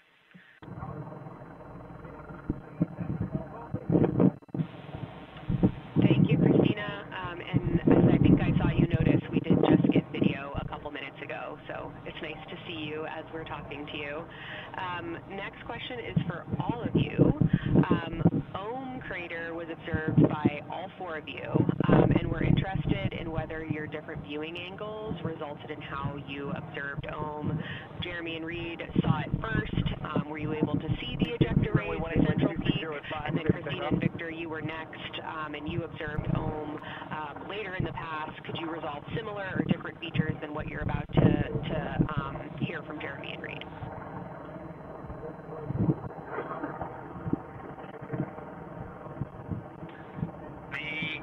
The blanket for Ohm, I mean, it definitely changed as we went around the moon, but it did not change that much. It was always there. It was always fairly apparent. What is more apparent than the ejecta is the brownish gray, darker area that makes the 12 o'clock to 3 o'clock cut of the pie shape like that. That was always very apparent, and the ejecta rays just made that contrast much more apparent. But overall, Ohm did not change drastically as we went around the moon, unlike Oriental, which drastically changed as we went around the moon. And I'll keep going there. And I'm kind of going to read this question. Later on in the orbit, and I noticed the ray of Ohm, like the primary ray of Ohm that comes out of roughly the 3 o'clock position, was on the Mare. And I'm not sure if I was picking that up initially in our first observations, but definitely in the latter. Did you notice that at all? No, the near side Mare, yeah. Yeah, Reed says he was noticing that the whole time. That might have been more noticeable to me later on, but that would be the only delta.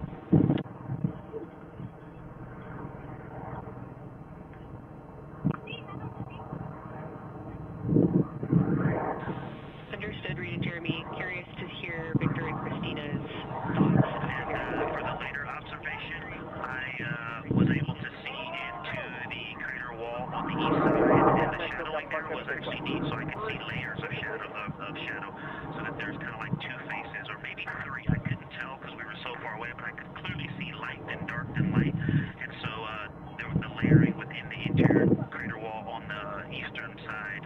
I was able to see the central area, and I actually thought I saw three distinct groupings of something, and I think that's in the recording, but again, I was so far away, and my eyes were quite tired from adjusting. I was wearing glasses and looking at the PCD and then looking out of the window above the glasses, and so my eyes were really getting to work out, and they've definitely been changing. That's the other thing about the eyes, too. My eyes shifted on this, about to turn 50, and that just was very different than 5 years ago.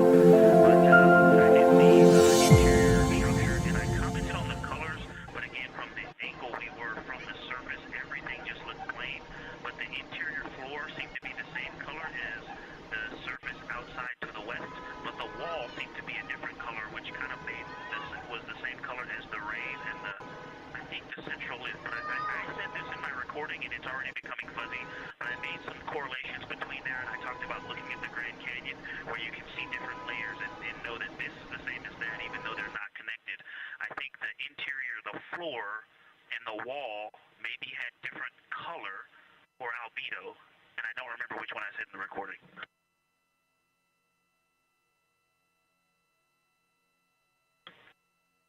I'll pile on with your question. We just brought up the LTP because I forgot that while I was doing this, because there was no shadows on this whatsoever, I think it was towards the end when it was just in full light and very little relief, I kept losing Ohm itself.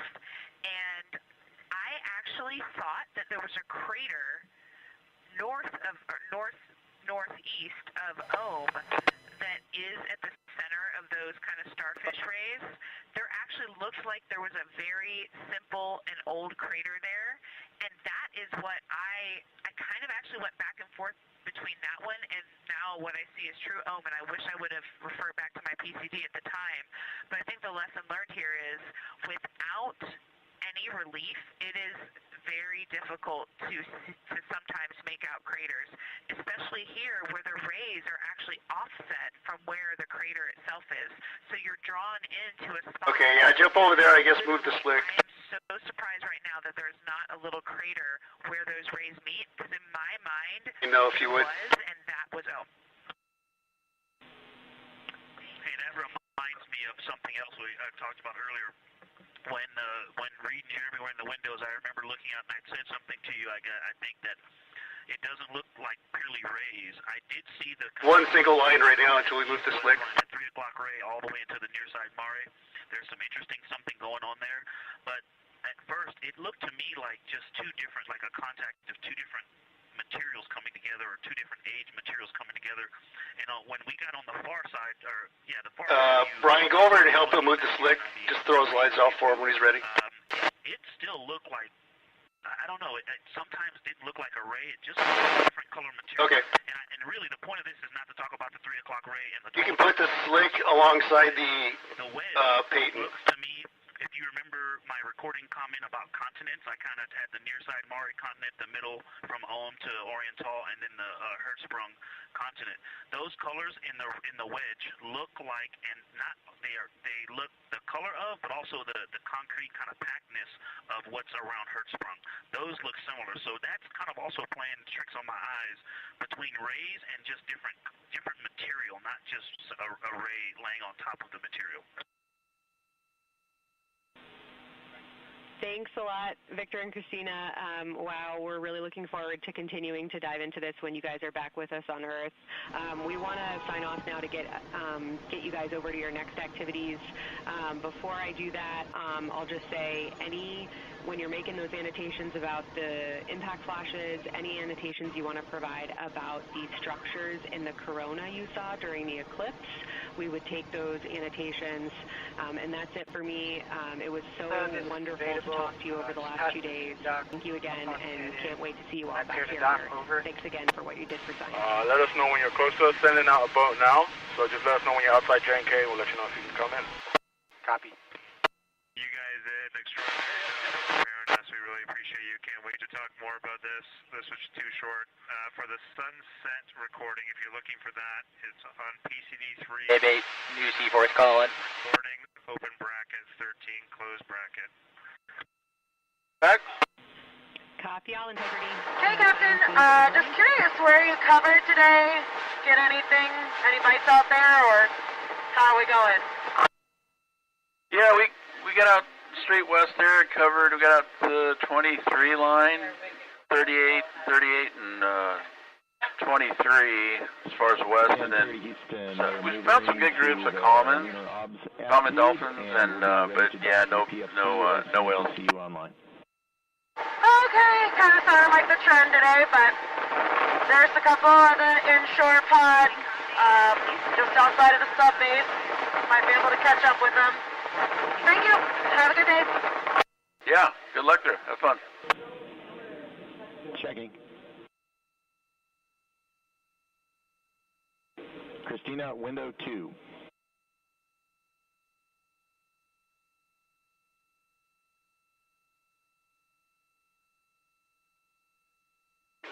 We'll shift back once you loosen the line. Copy. We see it coming into view. You guys look gorgeous. Why, thank you.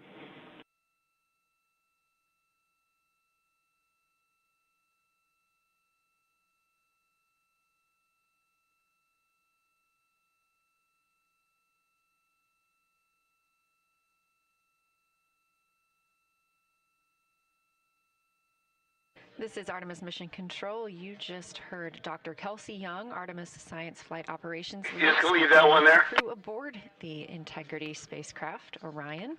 Just gonna leave that line right there. Yes.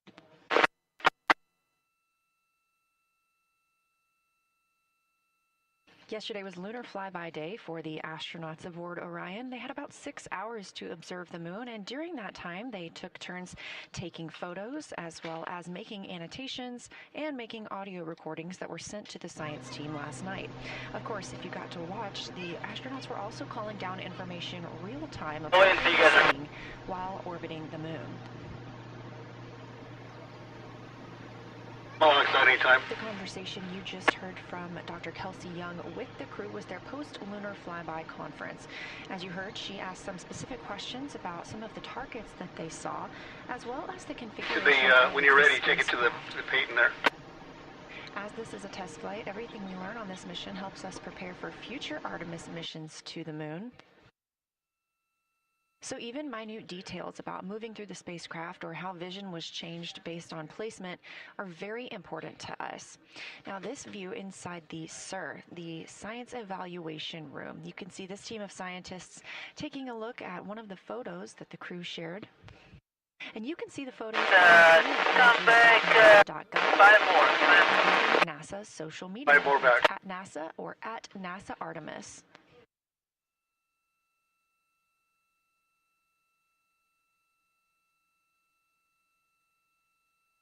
During the flyby yesterday, the crew became some of the first humans to see portions of the moon that had never been seen before by human eyes.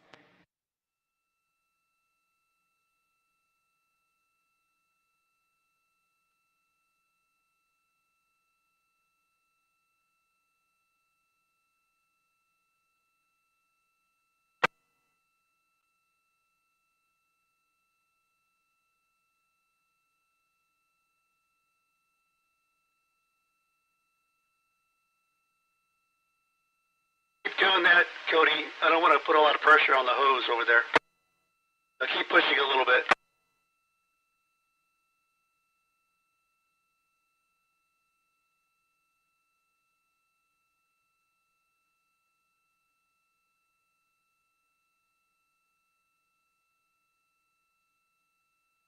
Just after the conclusion of the post-lunar flyby conference with the science team, you heard NASA astronaut Christina Cook is moving into the next portion of her day. That would be opportunistic science imaging. She's going to be taking some pictures of the Earth from outside the windows of Orion. Cody, that's good. You can tie it up there. All of the family members, all of the Artemis team members will also get a chance to speak with their families today at family conferences. Additionally, we are targeting the RTC-1 burn this evening. We're looking at about 7:03 p.m. Central Time. The RTC-1 burn stands for Return Trajectory Correction. Our trajectory was determined when we completed the translunar injection burn, so these trajectory correction burns are fine-tuned burns that allow us to just further refine our flight path on the way home.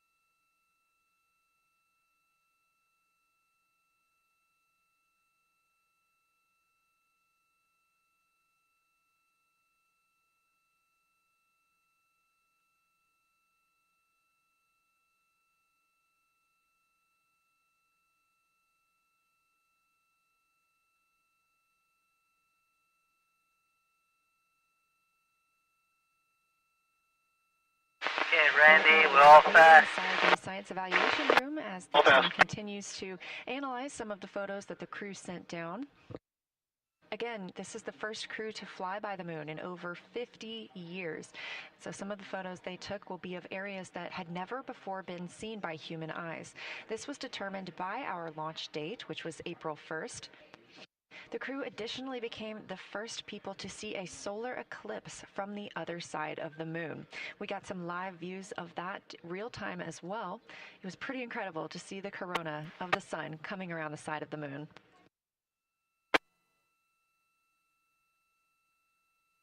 If you haven't seen some of those images yet, please do visit nasa.gov. We're now a mission elapsed time of 5 days, 21 hours, and 2 minutes into the flight of Artemis II, the first flight of humans aboard the Orion spacecraft.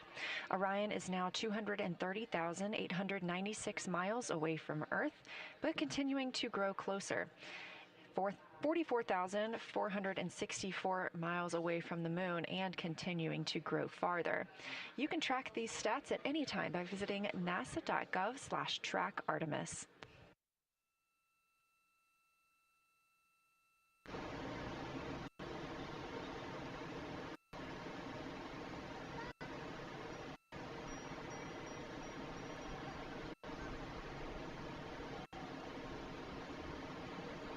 Earlier today, Orion exited the sphere of influence from the moon this morning. That means the gravitational pull of the moon is now no longer pulling on the spacecraft, and that they are more pulled by the gravitational pull of the Earth. Again, we're targeting splashdown in about 3 days, 4 hours, and 14 minutes in the Pacific Ocean. Our coverage remains live 24/7, all the way until... The moon gets small quick when you're leaving it. Wow. Moon and Earth are just about the same size. We saw the Earth for a minute. Now Christina's looking at the moon. Pretty awesome. We copy. Thanks for the report.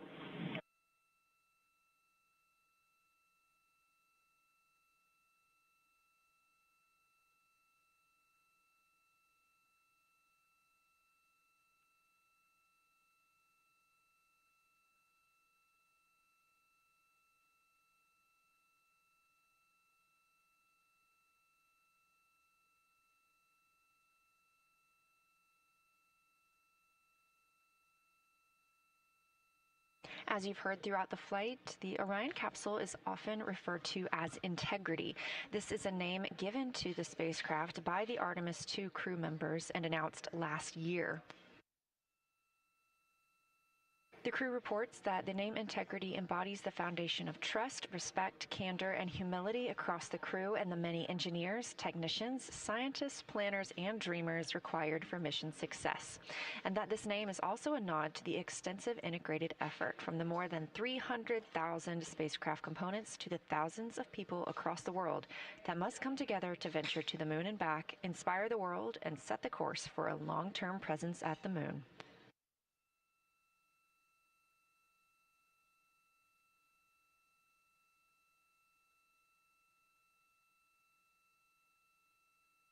You got nothing, guys. Have a great day.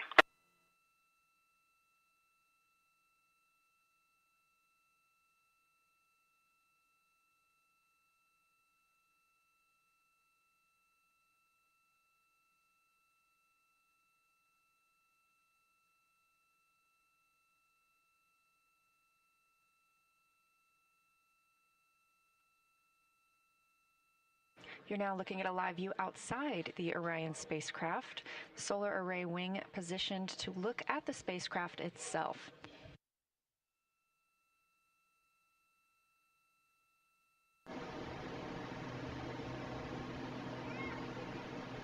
The command module of Orion, that shiny part, is approximately 330 feet cubic feet habitable volume. So the interior headed out, checking in. for the crew is about the size of 2 minivans, and that's about 60. No baleen for us. We have. I did not see much on the way in here.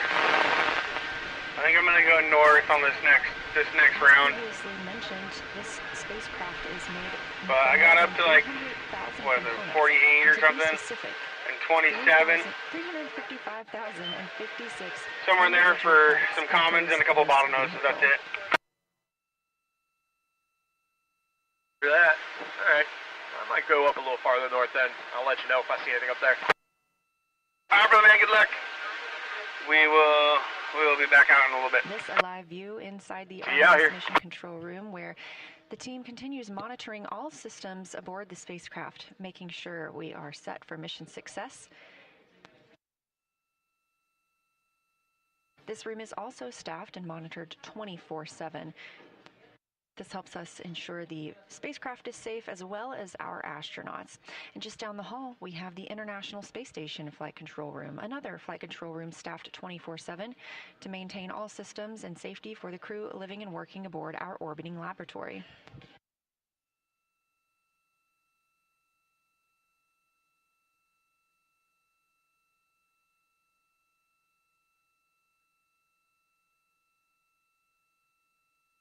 Because the crew did have such a busy day yesterday for flyby, we anticipate hearing from them a little less today as they have some downtime.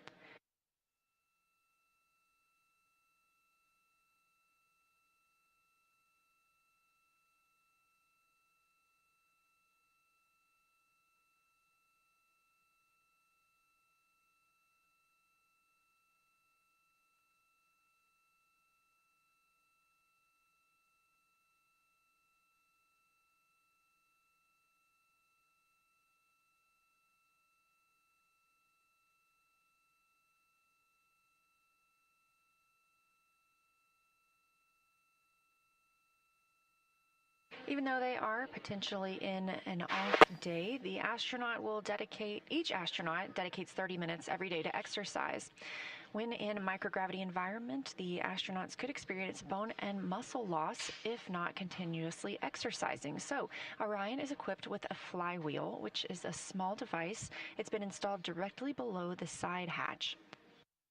The flywheel is a simple cable-based device, and it can be used for both aerobic and resistance workouts, and we've seen some of those from inside the spacecraft. We've also been able to see some of the movement that happens outside the spacecraft when the crew is working out. So during exercise, the crew or the ground team can park the solar arrays and prevent any loads being imparted on them that might damage them.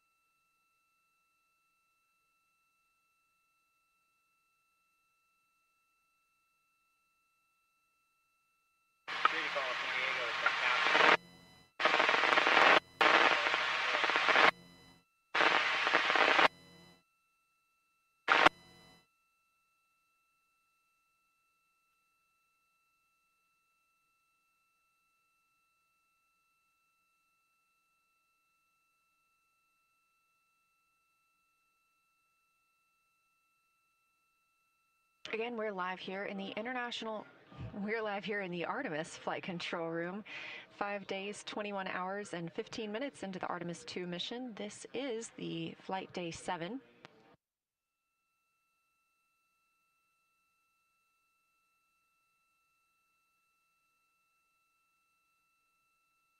Yes, sir, thank you. Again, this is a little bit of a quieter day now that we have had the ship-to-ship call with the International Space Station and the post-lunar flyby conference with the science team.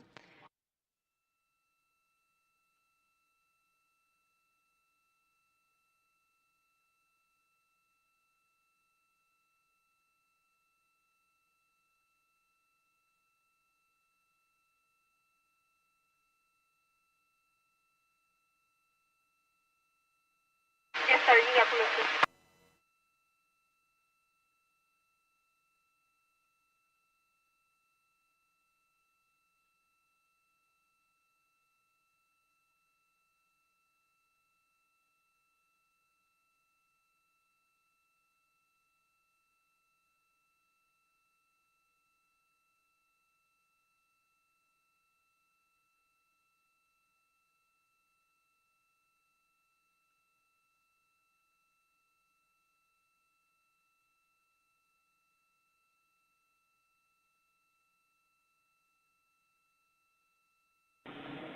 Integrity Houston, we're maneuvering back to bias tail to sun. Also, we're preparing to clean up your onboard burn plans, and at DPC we forgot to ask you for 2-1, you're over AM. VHF. Could you please give us those? Bunker barge, go ahead. As you heard, give us 5 minutes. Finish draining, MGF. We copy the other remarks. All good. Roger. Good. Okay, thanks. No problem. I'll drop the hose down before we disconnect. I'm getting the hose hooked up from the other barge right now, and we'll get some paperwork going. We'll be ready to start here in 15, 20 minutes.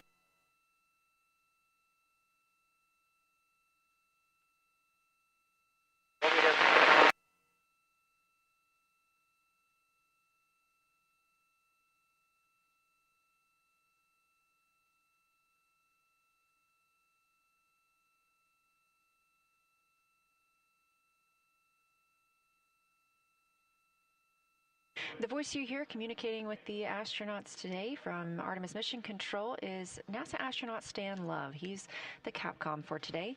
The Capcom stands for Capsule Communicator, and that's the single person in the room that communicates with the crew. This keeps their communications streamlined, both from all the ground teams to and from the astronauts.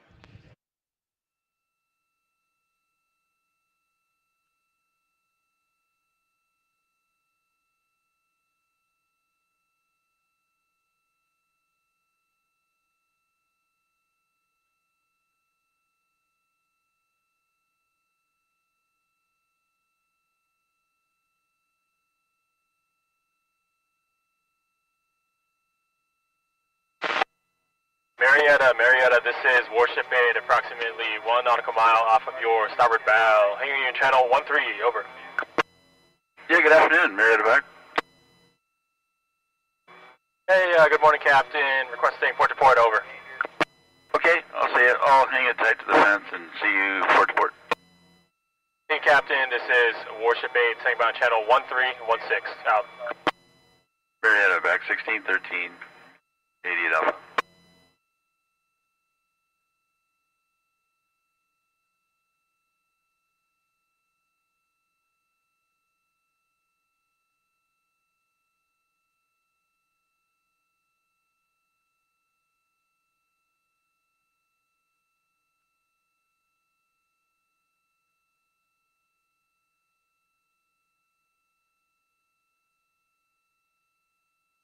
And Houston, integrity for opportunistic science imaging note.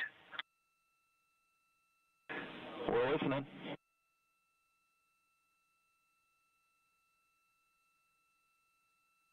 Yeah, just wanted to mention that towards the end of that opportunity. I'm not sure if it was after the maneuver started or just before it started, but the sun was out the window that I was observing on, and I went to go look for the moon to take more pictures of it after kind of pulling my vision away to look at the lunar targeting package. And when I put the camera back out, I ended up pointing it directly at the sun for a second. So just a reminder that if something's gonna change to where the sun is now in the view that people are looking out at the camera, just give us a heads up.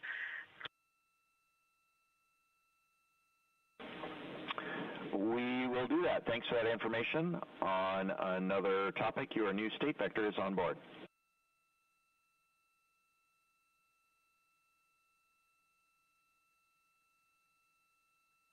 Awesome, thanks, and I'll be ready for my PFC in a couple minutes. Do I need to tell you all which PCV I'll be on?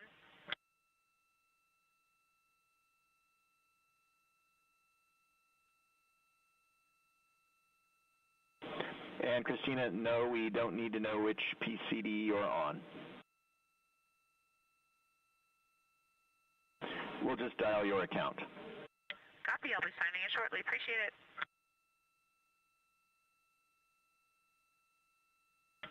Okay, got it. Thank you.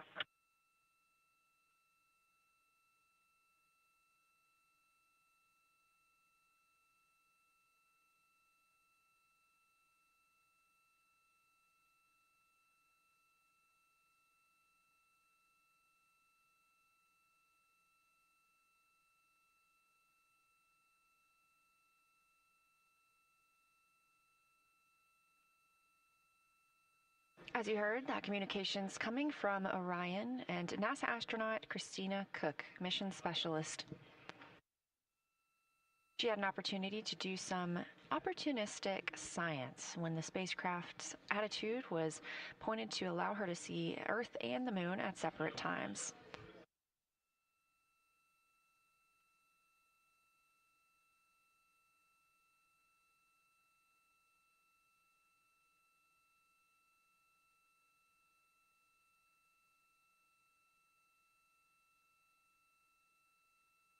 You also heard Christina calling about her PFC, that stands for Private Family Conference. All of the crew members are getting some time to talk with their families today.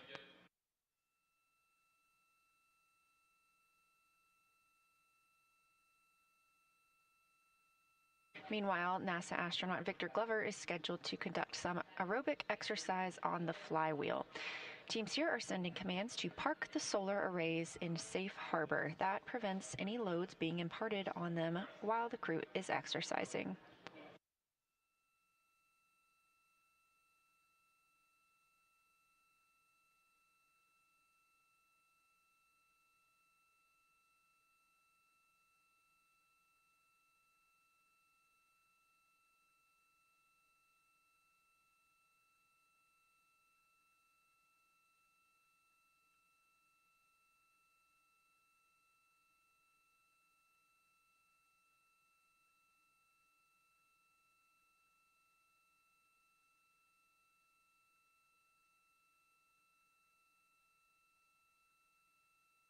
Coming up in about 30 minutes, we will have our daily news conference for Artemis II, where leadership here for the mission are at Johnson Space Center, and we'll be able to discuss the latest status on Artemis II. Again, that's coming up at 4:30 p.m. Eastern, 3:30 Central. That'll be broadcast on this stream on NASA's YouTube, but we will still have our clean feed on the separate YouTube stream. Once that status briefing is over, you can come right back to this feed or just stay right here and we will continue coverage from inside Mission Control Houston.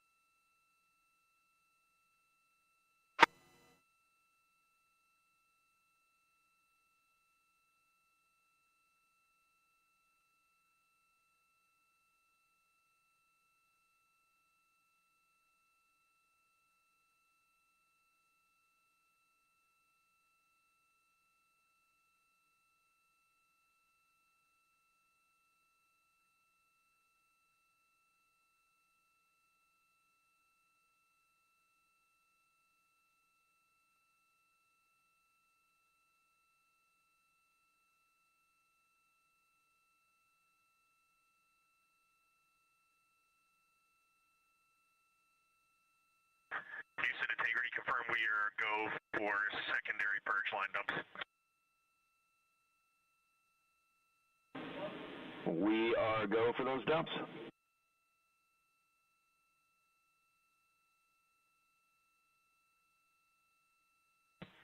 Can you remind me again, Stan, when we have to stand down from them today?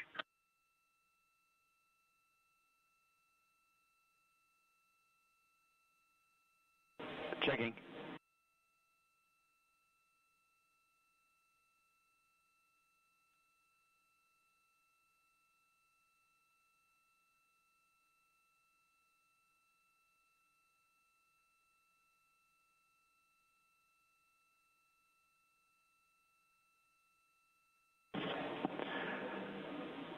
And Reed, we'd like you to stand down from CCU dumps between MET 3 hours and MET 5 hours 30 minutes, except for the scheduled dump on Victor's timeline at 3:10.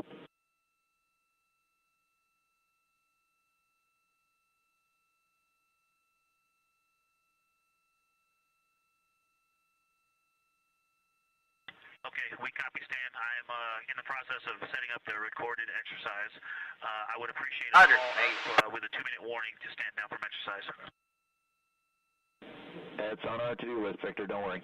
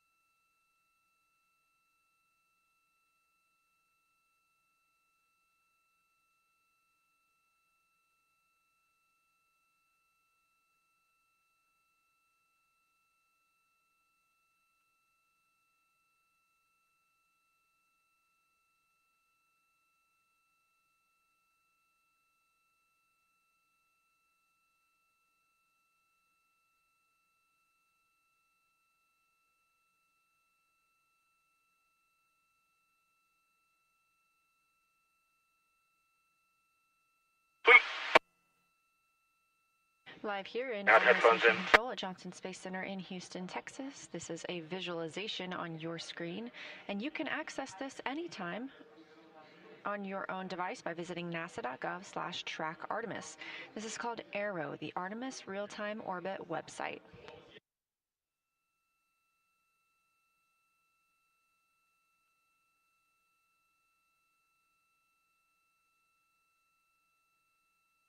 We're about 40,000 miles farther away from the moon than we were this time yesterday during our lunar flyby. And if you have not seen some of the pictures coming down, please do check out NASA's social media. Absolutely phenomenal. Before you have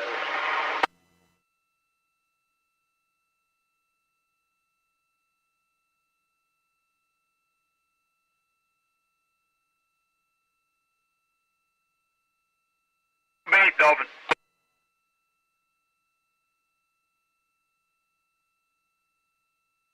Hey, we got a PM half day with 37 anglers. I'd like to pick up some live bait. Take our team photo. We'll be back with you shortly.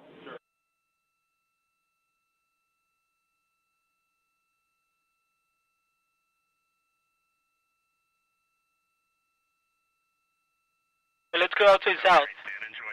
2 from the house, either lead. Channel or point side? Channel side.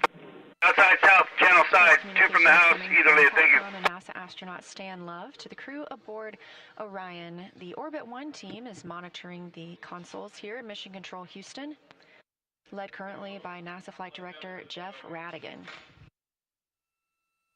The team's going to take a brief team photo.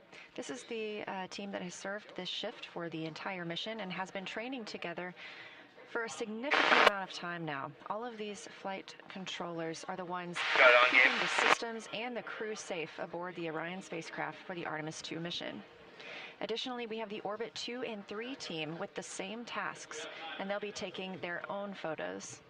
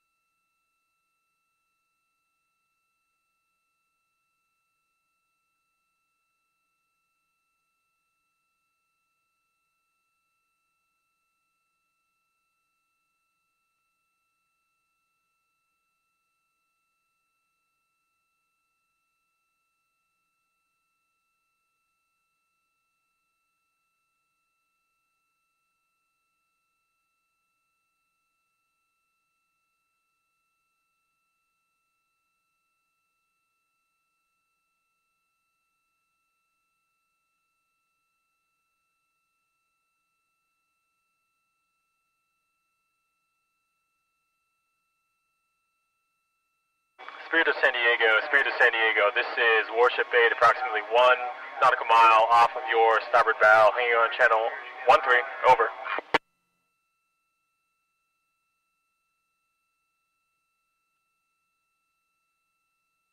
Beaver 1. Hey, Beaver, we're coming up right now. We're just have to take it slow. We're trying not to wake everyone out here. Thank you.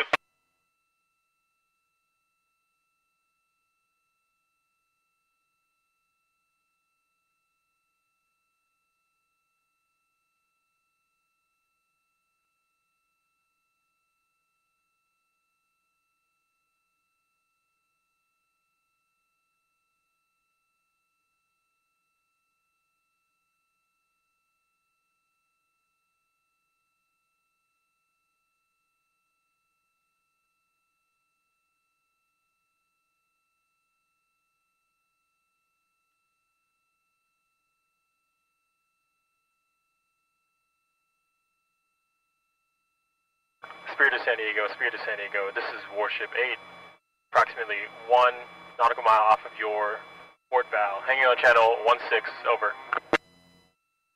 Go for Spirit. Hi, good morning, Captain. Requesting port to port, over. Copy that, port to port. Thank you, Captain. This is Warship 8, standing by on channel 13 and 16, out.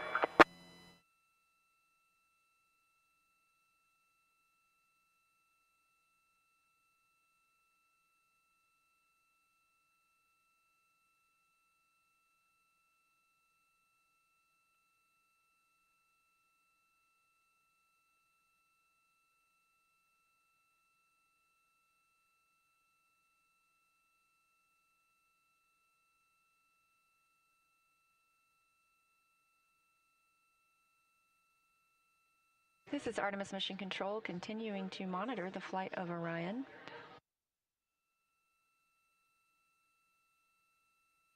OPCON test, bridge-to-bridge test. We are now 5 days, 21 hours, and 36 minutes into the Artemis II mission, the first flight of humans aboard Orion.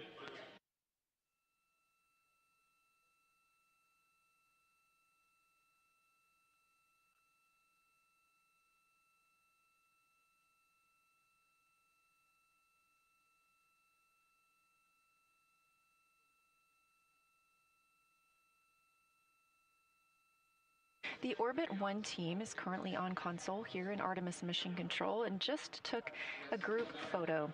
We are on flight day 7 of this 10-day mission, with Orion targeted to splash down about 3 days, 3 hours, and 40 minutes from now.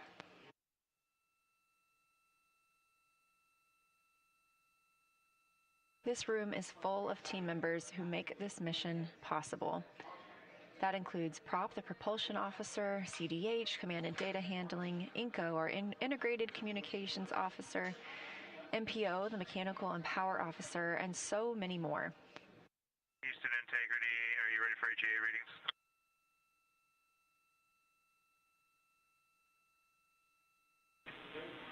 Yes, Jeremy, we're ready to take those AGA readings. And Houston, there's no rush if you're still taking the photo. Just going to give you AGA readings whenever you want them.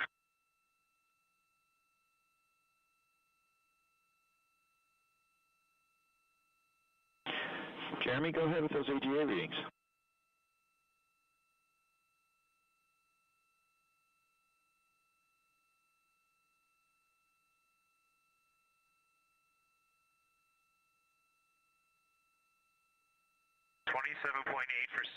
For O2, and CO2 is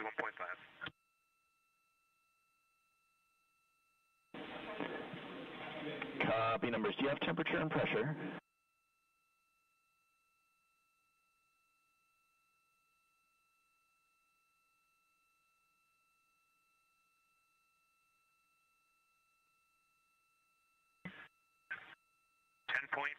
For pressure and 77.3 for temperature. Copy all. Thank you, sir.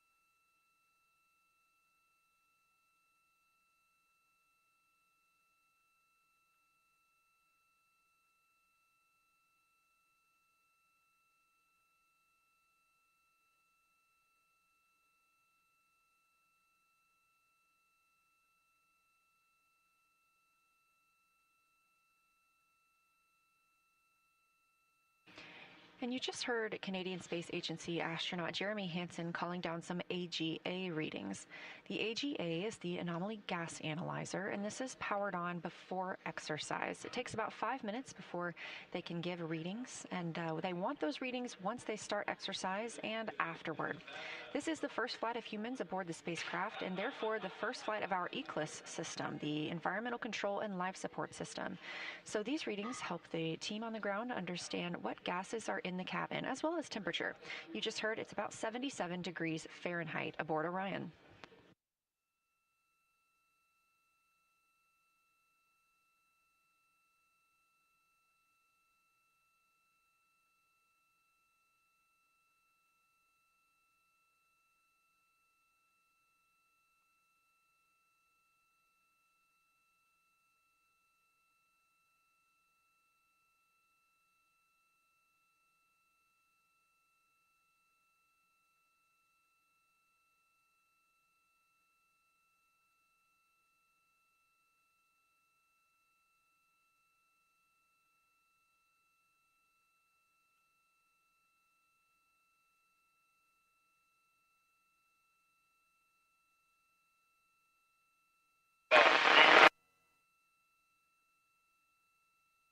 Go ahead, this is bunker bar.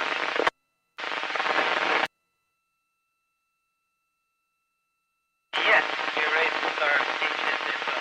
Are you guys open and ready?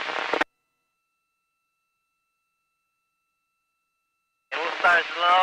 After you confirm flow, we can increase to your max.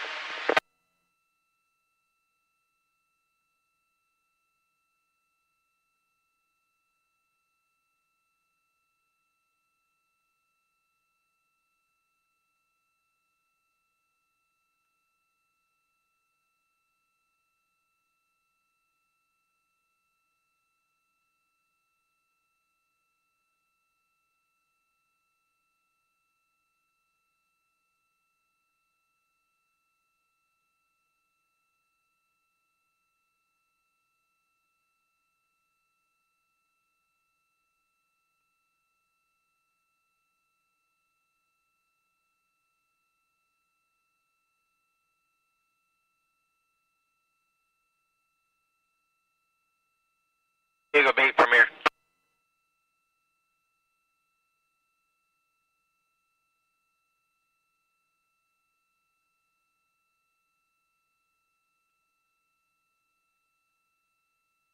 Better to be back.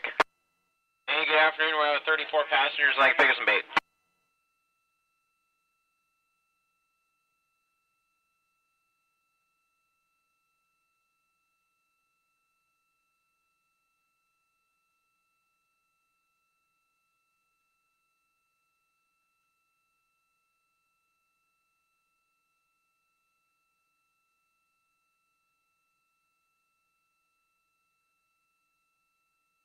Alright, let's go outside south. Channel side. 4 from the buoy. Middle it. Thank you.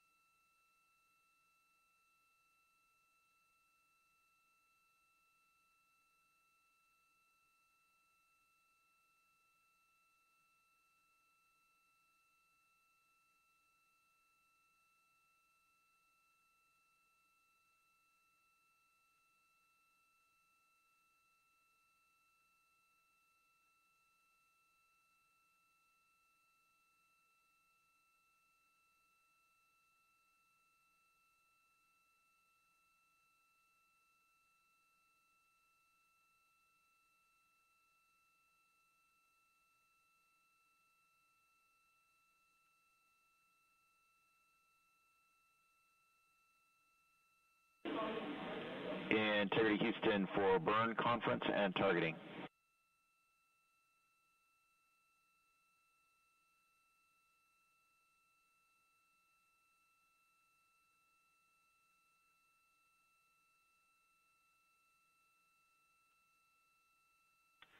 Go ahead, Stan.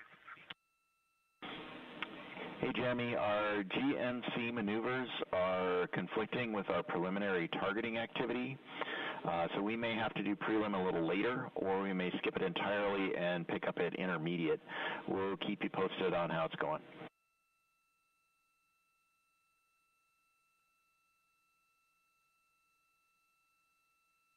Okay, copy that. And then when, just cue me up on when the latest trajectory information is on board for targeting. Do we have the latest burn plan on board? Jeremy, we do not have the latest on board yet. That's one of the things that we're trying to catch up with. So the burn conference scheduled before preliminary targeting is definitely canceled. Again, we'll call you when we have updates.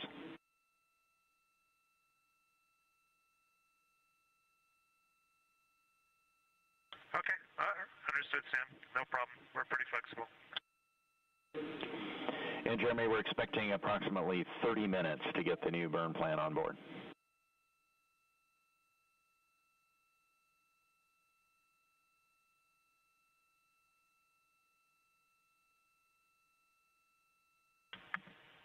Okay, understood, Sam.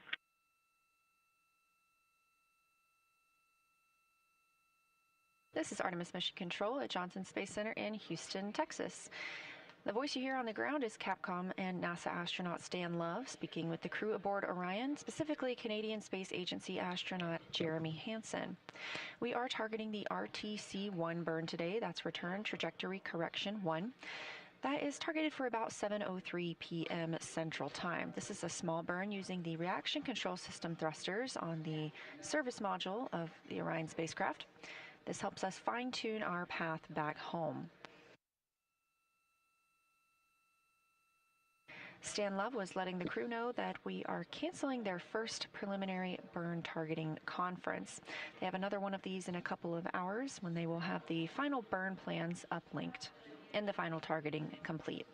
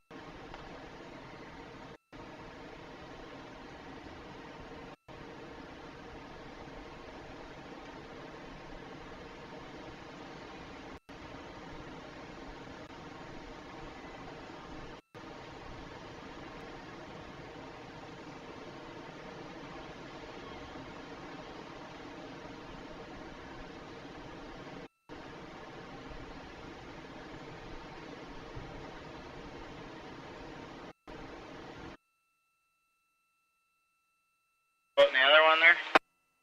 Yeah, I got it.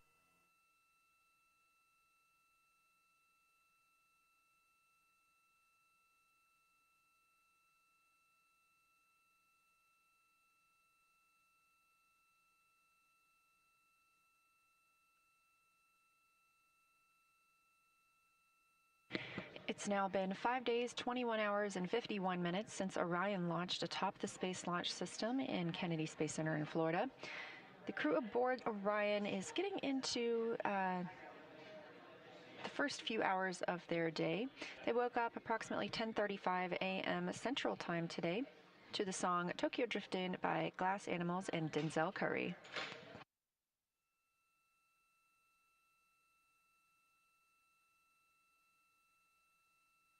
There are a few more open blocks of time on the crew's schedule today, as they had an extremely busy day yesterday with lunar flyby. Right now, pilot Victor Glover is exercising, And Christina Cook is enjoying her private family conference. You heard her call down just prior to that she was ready for her PFC, and that's what that stands for. All of the crew members are getting a chance to talk to their families today.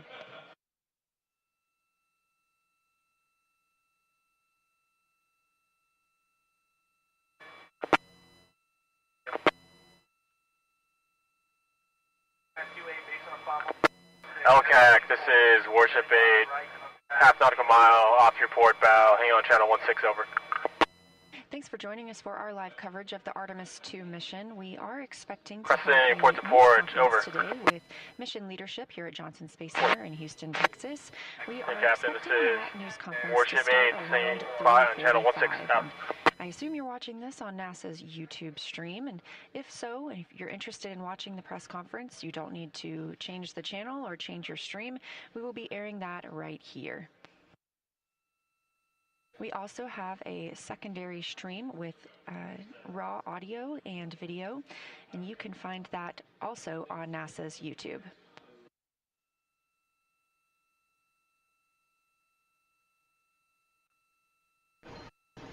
Here's a video from the outside of Orion, and as we mentioned, pilot Victor Glover is exercising.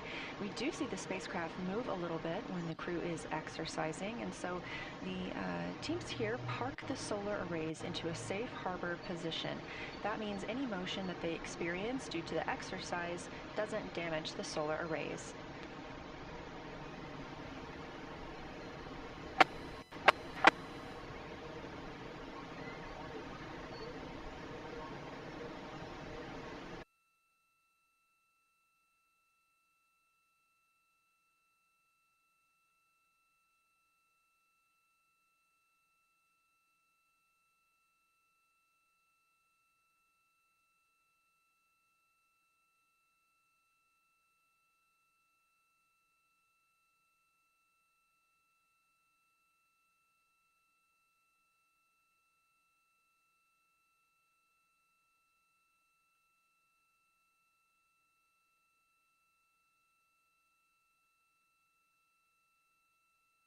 One, Tractor 6. Tractor 6, Zone 1, you have permission to come launch the other side. Tractor 6.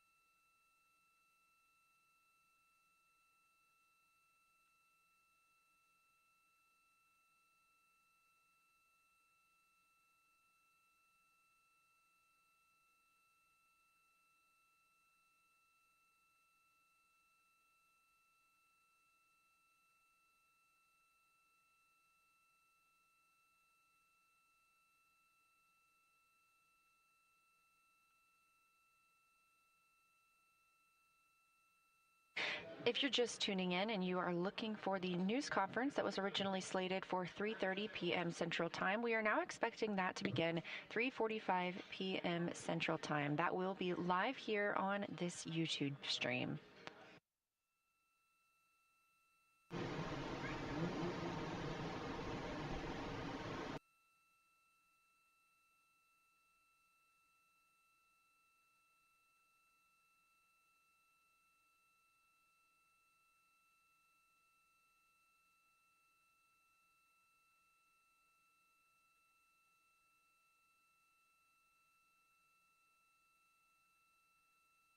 Roger.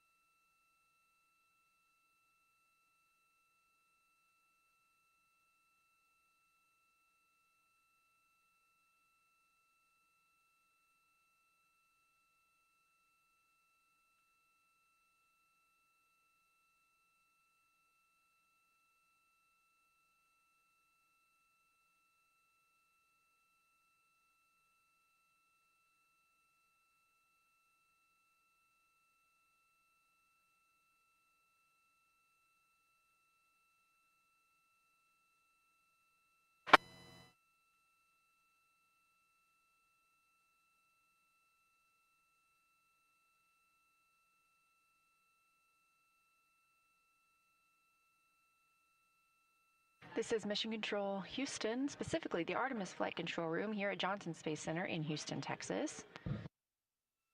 This is a live view from a camera mounted on one of Orion's solar array wings.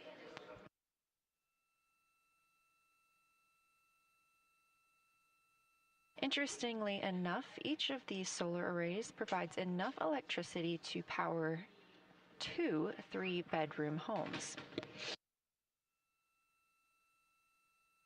This camera looking back on the European service module as Victor Glover, pilot of the Artemis II mission, conducts his exercise for today. That's why you are seeing some movement on your screen. We are mission elapsed time 5 days, 22 hours, and 2 minutes into the flight of Artemis II, the first flight of humans aboard the Orion spacecraft. And if you are looking for the press conference that was slated to start at 3:30 p.m. Central, we are now expecting that to start closer to 3:45. You're in the right place.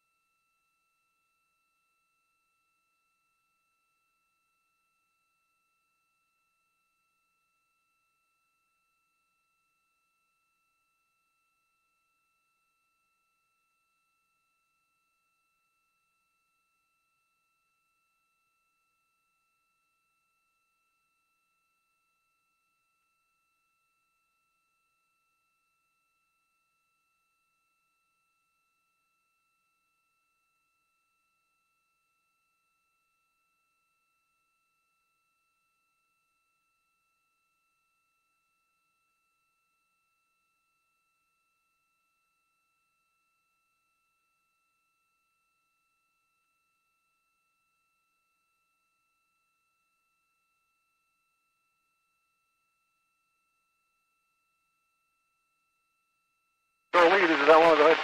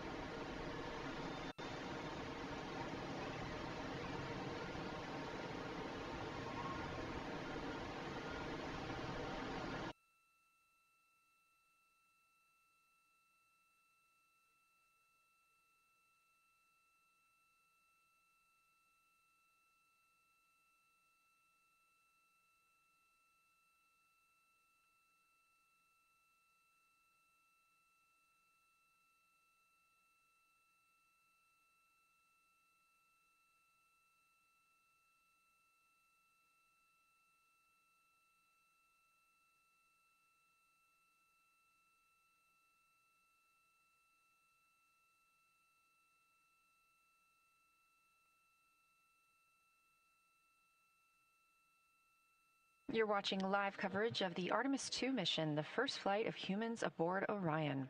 This is a view coming from outside the Orion spacecraft on one of the solar array wings, pointed back at the spacecraft. And as we mentioned, you see some movement because NASA astronaut Victor Glover is in his exercise period for the day.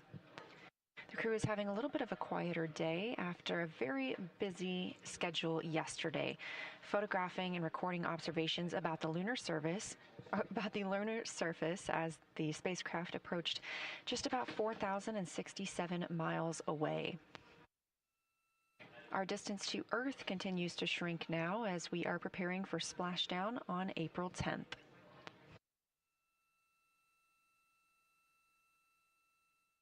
We're standing by for the start of our daily press conference here at Johnson Space Center in Houston, Texas, and expect that to begin momentarily. So if you are watching this channel and looking for more spacecraft views, you can switch to our other live stream.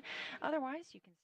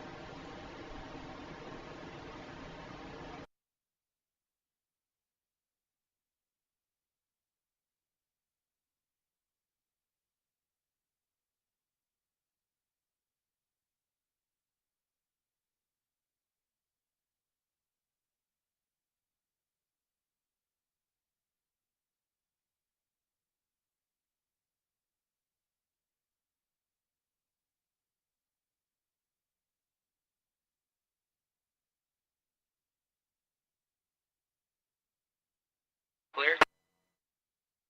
Roger.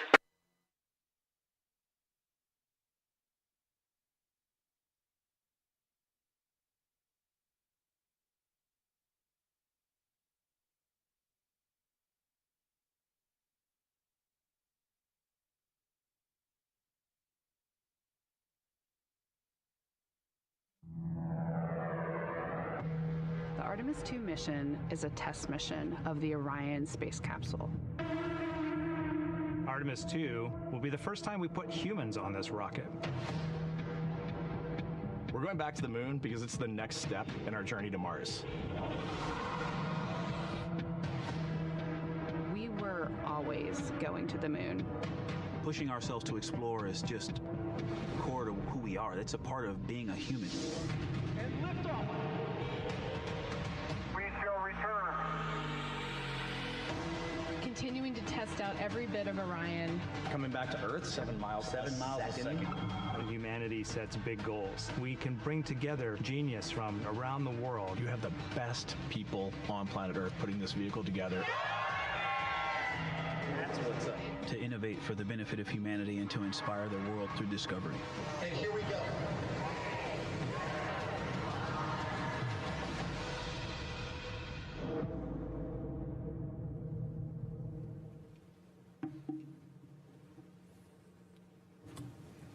Good afternoon and welcome to NASA's Johnson Space Center in Houston, Texas. I'm Bethany Stevens and we are here today to provide a status update on the historic first crewed test flight of the Orion spacecraft post-lunar flyby. On our panel today we have NASA Administrator Jared Isaacman, Dr. Lori Glaze, head of Artemis, Rick Hinfling, Artemis II Flight Director, Kelsey Young, Artemis II Lunar Science Lead, We'll start with opening remarks from each of the briefers before opening it for questions in the room and on the phone bridge. If you're on the phone, press *1 to submit your question. When called on, please state your name, affiliation, and to whom you'd like to direct your question. With that, I will hand the floor to Administrator Isaacman for his remarks. Thanks, Bethany. It's been an exciting Artemis II mission so far, and a very eventful 24 hours as the crew surpassed the Apollo 13 distance record. Okay, cool. How much longer you got? 1,756 miles from Earth.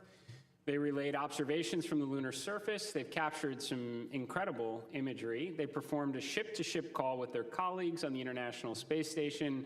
They performed additional manual piloting of the Orion spacecraft. They've been working on cool. I'm on my way. It's about 40. Integrated lander operations, and they did take the call from the president. We had millions of viewers on that that tuned in for that historic broadcast, and it concluded with the president promptly inviting the astronauts to visit the Oval Office. Now, Integrity left the lunar sphere of influence earlier this morning, so they're now approximately 129,000 miles from Earth, and they will splash down Friday evening at approximately 8:07 p.m. Eastern Time, and the recovery weather is so far looking favorable. Now, you can see some of the spectacular images the crew have captured here on our screens. There we go. Now, this is the first time humans have documented some parts of the far side of the moon. Now, these images will be publicly available on NASA's website, our digital platforms, and the White House actually released the now iconic EarthSat photo from earlier today. Now, these are the first of many incredible images of the moon, and we'll continue to release them as they become available. My understanding from just a few minutes ago is that they captured over 175 gigabytes of imagery from the lunar pass alone just yesterday, and the images that you are seeing right now have been transmitted back to Earth predominantly through optical communication, which is pretty cool stuff. Now, before I turn the call over to Dr. Lori Glaze, I wanted to share some of the other things that we are doing at NASA while the crew on the International Space Station are hard at work. They're undertaking the science and tech demos, many of which have directly supported the kind of past that program skip a little bit. The Exploration Ground System personnel from the Kennedy Space Center update here have been out at the launch pad. Kind of right where we normally let it go. The crawler, my understanding, is approaching the outer gate, and we expect ML1 to be back in the vehicle assembly building within approximately a week. Now, this would cut down on the turnaround time that we observed from Artemis 1, measured in months right now, several months. On the science front, my understanding is the Blue Origin Mark I lunar lander is wrapping up here at the Johnson Space Center in Chamber A. Nancy Grace Roman Space Telescope testing is progressing, so much so that we feel reasonably confident we're going to announce a target launch date this year sometime in the next 2 weeks. In aeronautics, we've been flying the X-59 almost daily while the Artemis II mission has been underway. So we work to rebuild our X-plane portfolio. The first senior-level Artemis III mission design discussion today. Teams are working with vendors on moon-based RFIs and RFPs, and we are advancing the Skyfall scientific payload for the first interplanetary nuclear-powered spacecraft, SR-1 Freedom. I think the most important point we're trying to make here is we can launch history-making missions like Artemis II, start making meaningful progress towards Artemis III, and do all the other important programs the world's been waiting for from NASA. And with that, I'll turn it over to Dr. Glaze. Thank you, Jared. I just have to say, wow, when I look at all of those images that we're scrolling by. I hope all of you are as inspired as I am. I know as they continue to be downloaded. Yellow Hammer, Helion Channel 68 over. Absolutely stunning, and we really hope that they are inspiring truly everyone in the world. As the crew surpassed their record for the farthest distance, as Jared just mentioned, when they traveled on the far side of the moon, they offered some compelling words, and I love this. They said they challenged this generation and the next to make sure that this record is not long-lived, and I love that because we have big plans to go not just back to the moon on a regular basis, but beyond. And then, of course, while it's been really exciting here the last couple of days, as we've been watching all of the activity in Orion, we still have to ensure that Reed, Victor, Christina, and Jeremy return home Chase safely. one, on Friday this is evening. Little Hammer, hailing on channel 68, over. If they get home safely. I will just say a couple of things about yesterday's operations. Really provided a great opportunity to test how our flight operations teams and our science teams are working together in real time with the crews at the moon. And in fact, from my perspective, one of my favorite things about watching all of the amazing data that was flowing down yesterday is thinking about how so much of NASA is working together in order to enable all of what you're seeing. Exercise within 2 minutes for the off-nav maneuver. All right, better stop exercising. But as I was saying, what's really great to see everybody working together. So I think about our exploration programs that are supporting our transportation systems like Orion, working with our flight operations and our flight directors, all of the ground teams that are supporting, including the science team supported by the Science Mission Directorate, thinking about our crew that are actually performing the work, and then the payloads that have been provided that they're using. Chase So 1, Chase 2, this is Yellow Hammer, hailing on channel 69, over. Just the pretty pictures. It's a huge chunk of NASA working together to enable that. All of this information that we're gathering is really going to help refine how we plan our future missions to the lunar surface. I'll just say that our flight operations team continues to fly Orion and put it through its paces as the crew and the spacecraft make their way home. And the mission isn't over yet. We do continue to learn from how our spacecraft and our crew are operating together in space. We continue with several of the science activities that are focused on the crew health and life in space. So still a lot of things going on. And with that, I'm going to pass it over to Rick so he can share some of the operational details. Thank you, Lori. The administrator touched on a few of the operations that the crew's been up to recently, but I'll fill in a few of the other details of interest. Since we last met Sunday evening, the crew performed the first orbital trajectory correction maneuver, outbound trajectory correction maneuver number 3. It was 10.4 feet per second. The burn duration was 19 seconds, and we used our auxiliary thrusters on the service module. Obviously, yesterday was the big day with Flyby, and I'll save all those details for Kelsey, but we had some really poignant remarks from the crew, and I can assure you there wasn't a dry eye in mission control when the naming of the 2 craters was announced by Jeremy. As part of the lunar flyby, the crew made their pass closest to the moon, flying at 3,138 miles per hour relative to the surface of the moon. And now they're on their way making their march back home to Earth. We bid a temporary goodbye to the moon earlier today at 1:23 p.m. Eastern Time. That's the milestone where we exited the lunar sphere of influence and we're back under the control of Earth's gravity. As for today's operations, we had a couple of public affairs events. The crew is going to have, each of them will have a conference with their family members. We'll have some routine medical checks. And then in the evening, we're going to perform the first return trajectory correction maneuver. It will be 1.3 feet per second. It'll last about 15 seconds, and we're going to use the service module reaction control system thrusters to do that burn. We expect that burn to occur about 9 p.m. Eastern Time.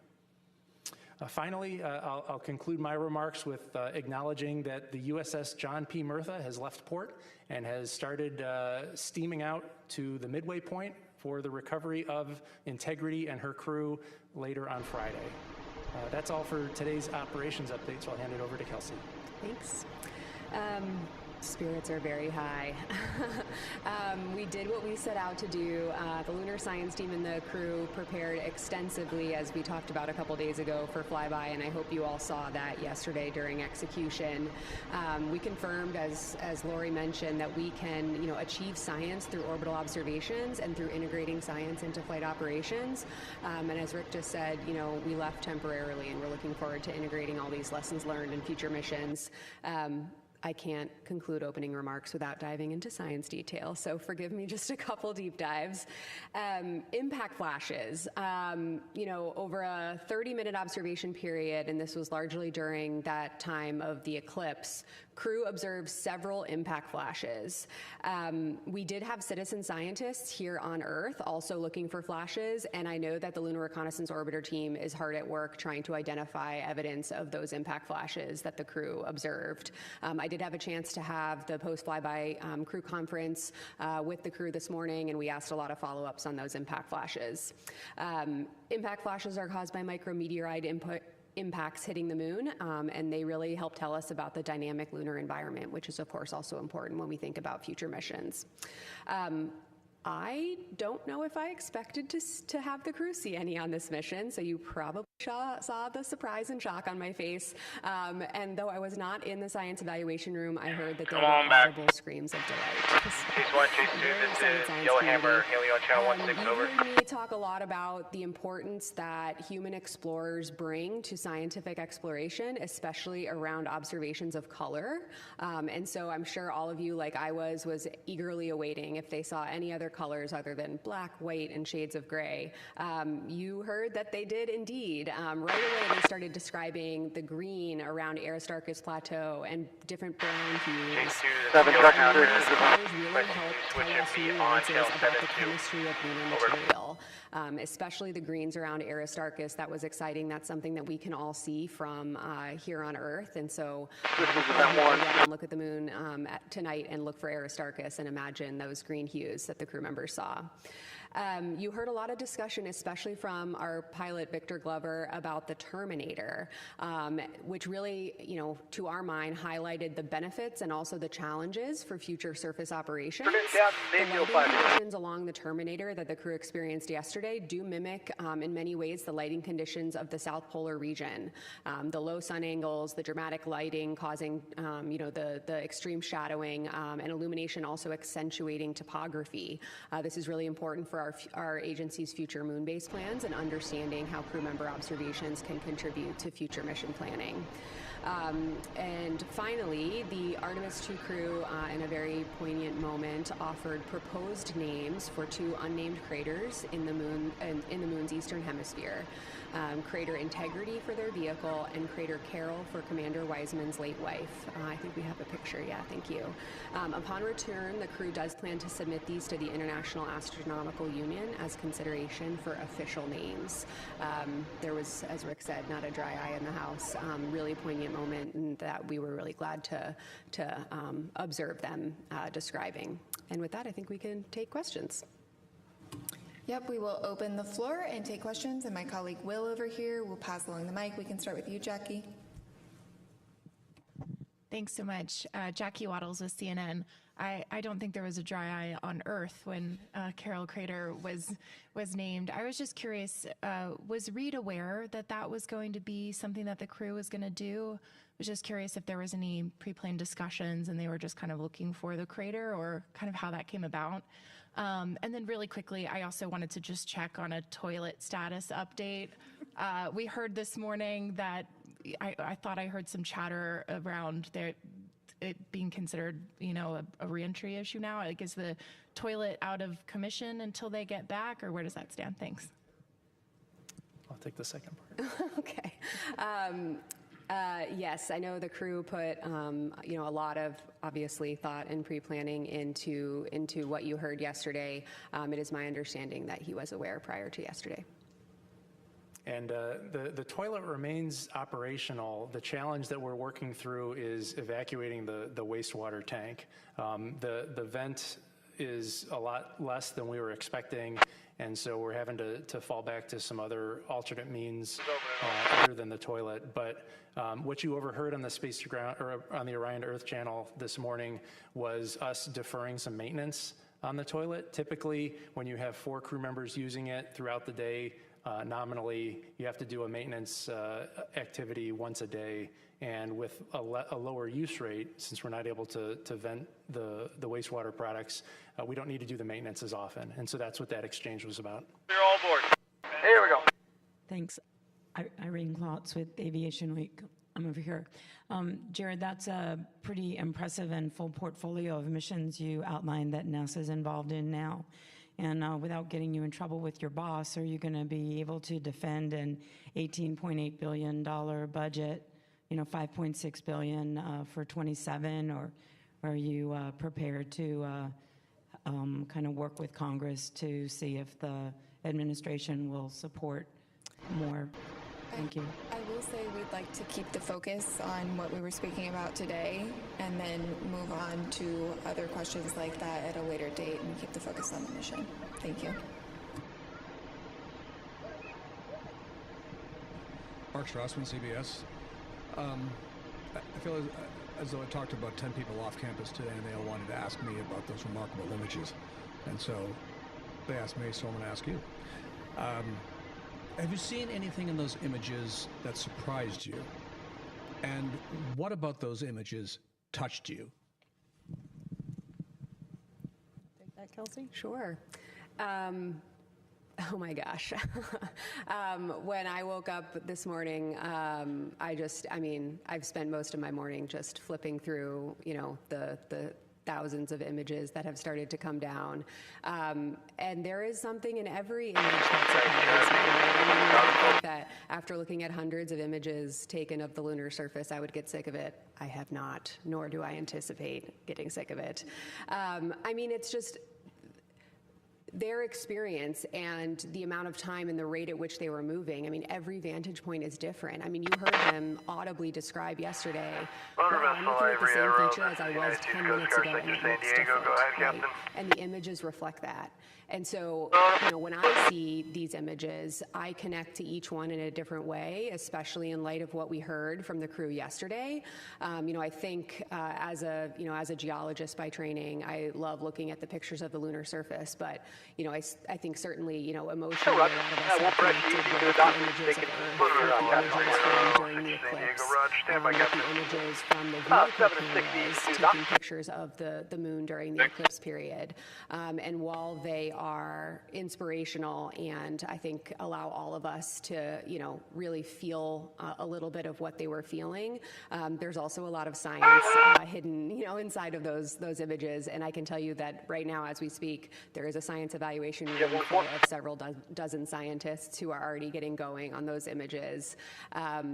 Just as one example, there was a healthy scientific debate this morning about some of those images taken during the eclipse period and what we can see of the solar corona and what we can see of zodiacal light. So the conversations and the science lessons learned are just beginning. Hi, T.J. Mascara with the Epoch Times. Thanks so much for taking the time. For Jared, as we saw with Artemis 2 going around the moon and having that very characteristic blackout of when they go around the moon, how much longer are missions to the moon going to have that as we develop a moon base? And where do, say, communication satellites in lunar orbit land on the priority list? Yeah, I'd say, people have asked quite a bit about, was elevated blood pressure when we were without comms with Orion on the far side of the moon.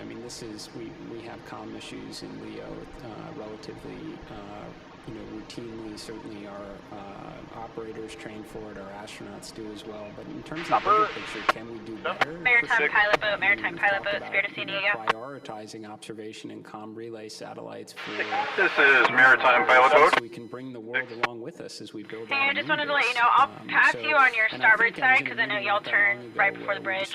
It as if not the. Roger that. I'll see you on my starboard side. For commercial communication capabilities. Pilot boat out. Certainly the golden age. We're very close. So Motor we have a vessel number Aero, of providers that are all investing heavily in these kind of capabilities that we can take advantage of. No doubt in lunar orbit in the years ahead. Aero, United States Coast Guard Sector San Diego. Hi, Captain, you are Kay good to for enter into Interstellar San Gateway. Diego. Thanks for doing these. This is really cool. How copy? Jared, question for you. Can you speak on the responsibility sir, please of repeat your what such a message? pivotal moment means? And secondly, I'm speaking on behalf of Motor organizations vessel around Avery, the Aero, world that are United States banners, Coast Guard Sector have San been Diego. chasing Captain, you are good satellites, to enter and into San Diego. will How there copy? be potentially an opportunity to submit music for a future Artemis mission? Copy. For the wake-up calls? That Thank was you very for cool information. to be a part of and to watch. Yes, certainly. So I think I've described before that. Just wait to go ahead until we get further off the Dr. Channel 16 and 22 Alpha. You know, being on the outside and responsible for a human space especially a mission such as Artemis II, which kicks off so many other exciting ones to follow, is we return to the moon and build that enduring presence to learn so that we can undertake even grander missions, as Dr. Glaze referenced, beyond the moon in the future. So I think it is a great responsibility, but you derive confidence from all the expertise that exists within NASA, the workforce, our commercial, our international partners that come together for a moment like this, all the testing that goes into it, and the fact that we have this playbook before and we're running it. Now, in terms of contributions for music and future wake-up music for subsequent missions, I hope we're running so many missions to and from the moon in the future that we're going to have to cast a very wide net for Yeah, 6-7. We're going to kick it ahead 2/3. You knuckle back there, 6. 6. Yep. For Administrator Isaacman, Tom Costello with NBC News. I'm just wondering, how are you feeling now? I realize we don't have the crew home yet, but you've had a very successful trip around the far side. How are you feeling about this setting the stage, testing out the vehicle for a lunar landing as soon as 2028? Yeah, well, I mean, I'd say for this mission, we're certainly off to a good start. I mean, clean launch. And I'll have 1/3.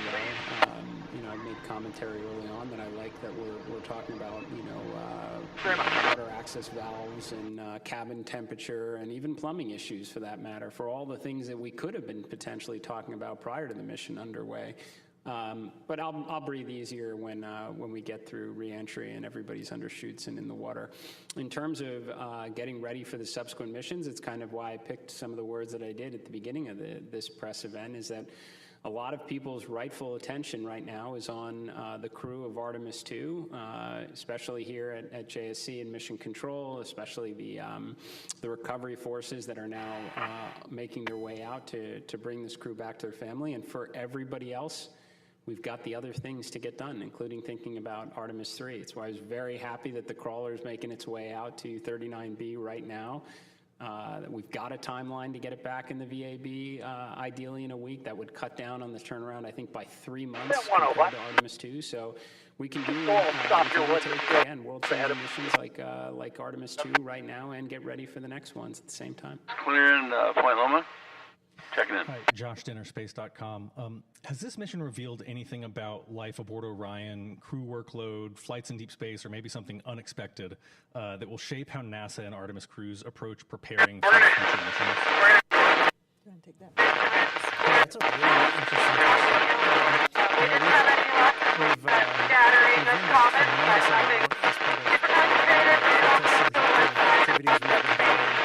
before we kind of went south for a minute and then headed north on a line about 2 miles south of where we headed out from.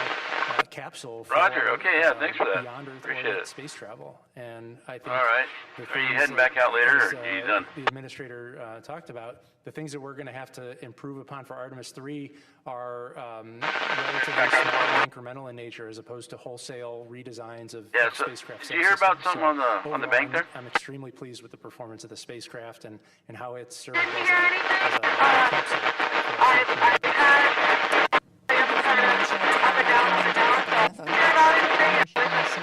trying to go off the wing of red.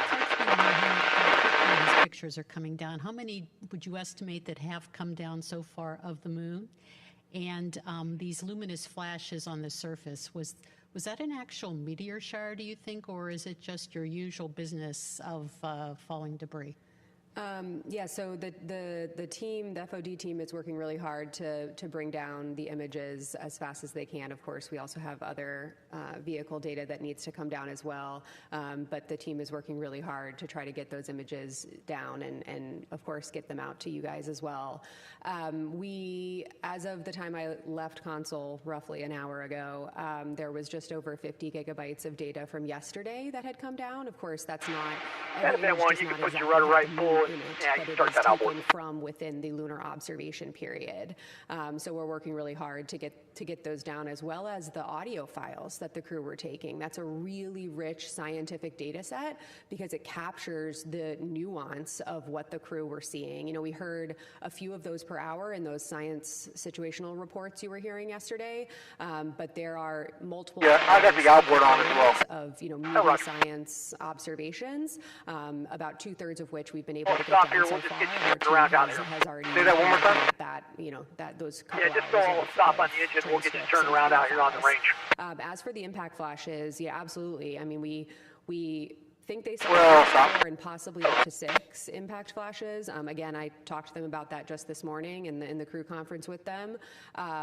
I think, you know, we you know, it's very early to tell, right? This happened less than 24 hours ago. Our teams are looking at it now, and spacecraft like the Lunar Reconnaissance Orbiter will be really helpful to try to help us narrow in on that. But the lunar environment is a dynamic place, and we have a lot to learn about it. You know, LRO has returned a lot of information about the lunar environment, but I can like this, you want me to back it up? Our understanding, Yeah, we'll get you around here. future surface exploration. Eric. Eric Porter, Ars Technica. Question maybe for Jared. So why haven't we been back to the moon in 53 minutes? I'm just kidding. So you brought up the Artemis 3 mission design.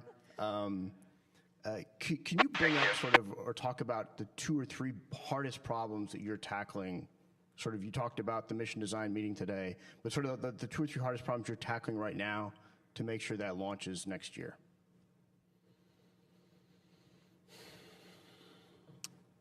Yeah.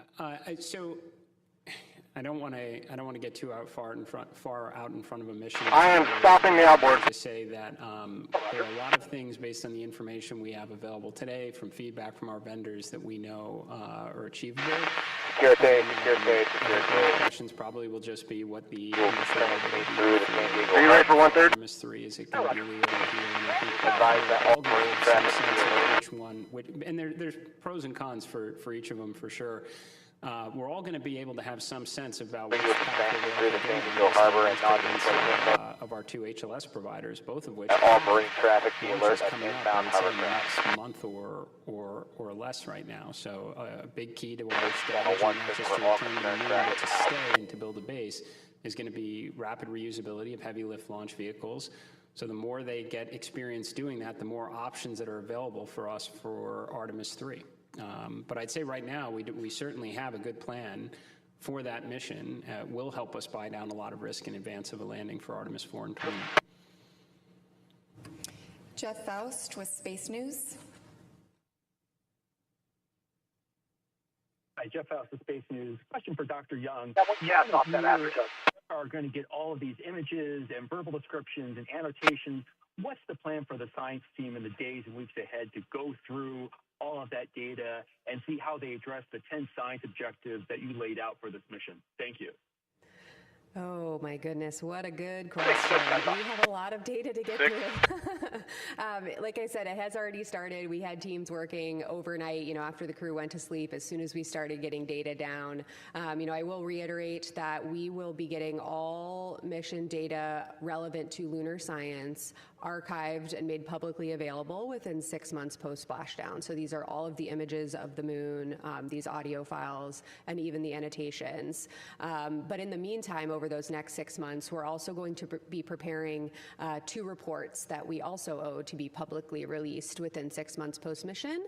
One is a science operations report that describes, you know, how our team is structured to integrate with flight operations to accomplish our objectives. But relevant to your question, the second one is a post-mission preliminary lunar science report. And so we are going to be going objective by objective with those 10 lunar science objectives you referenced, looking across this entire, you know, really rich, robust, but very large data set, and really trying to understand what data we got relevant to each objective, but set up the community for success so that they can access those data and help us answer these fundamental driving science questions. You know, the lunar science team for this mission, it was our charter to develop the objectives and to maximize the science value out of this mission. We'll be doing an initial assessment over 6 months, and then we're really eager to see what the community is able to do with these data.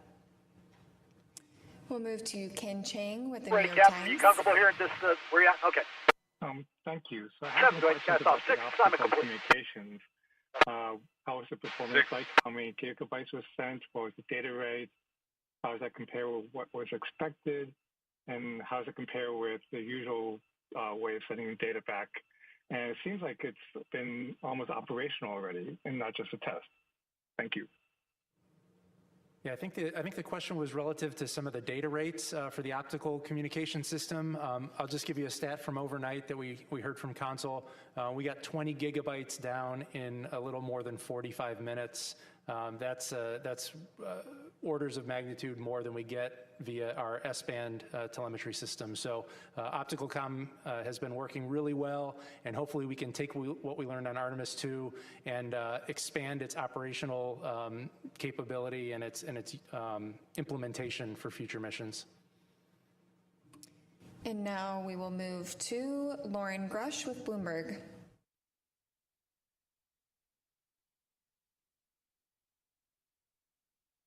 Out to me yesterday was just the vivid descriptions that the crew used for what they were seeing and how they remained in kind of constant contact and talkative throughout the flyby.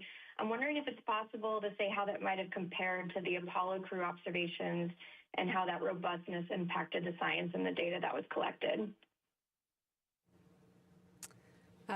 Absolutely. I mean, probably a lot of people watching have spent a lot of time looking back at Apollo and maybe watching Apollo in real time online and reliving what the Apollo crews, not just on the surface, but in orbit experienced. You have, I'm sure, heard the Apollo descriptions of the lunar surface from orbit, and they were also really impactful. They trained heavily in geology and orbital observations, just like the Artemis II crew did. I will say, listening to the level of scientific discourse that the crew was having yesterday was incredibly inspiring. I mean, a testament to how much they prepared before this mission. You know, I heard a couple times Christina and Victor especially saying, when we took the time to actually talk to each other about a specific target that we were both seeing, we elevated each other. We elevated what we were able to pull out of that target. You know, more brains on a scientific target are better than one, and we heard from them directly multiple times that they were helping each other to advance their scientific understanding of what they were looking at. We actually also heard them say, hey, we have a hypothesis. Can you guys provide guidance on that hypothesis, like right now in the middle of our flyby? So the science team was saying, you know, was cross-checking what they were seeing, was reading up geologic ages of major lunar impact features, and it was informing the observations they were making during the flyby. I mean, this is absolutely everything we hoped for by integrating science into flight operations. This is a sailing vessel, Bali. Can I get a radio check, Channel 16, sailing vessel, Bali, radio check. That, you know, they're giving observations, and, you know, I was able to immediately follow up on those observations with, you know, just the quick questions that can enhance Vessel science asking returns. for radio check. It We meant hear you that loud they and were clear, San evaluating Diego and Bay. buying down multiple Sailing working hypotheses out, in thank you. real time during their flyby. And just imagining the future when we have crew on the surface for short duration missions and ultimately the moon base, the amount of science we are able to gain when, you know, science is woven into this operational fabric is incredibly impactful. And we saw that, you know, for 7 straight hours yesterday.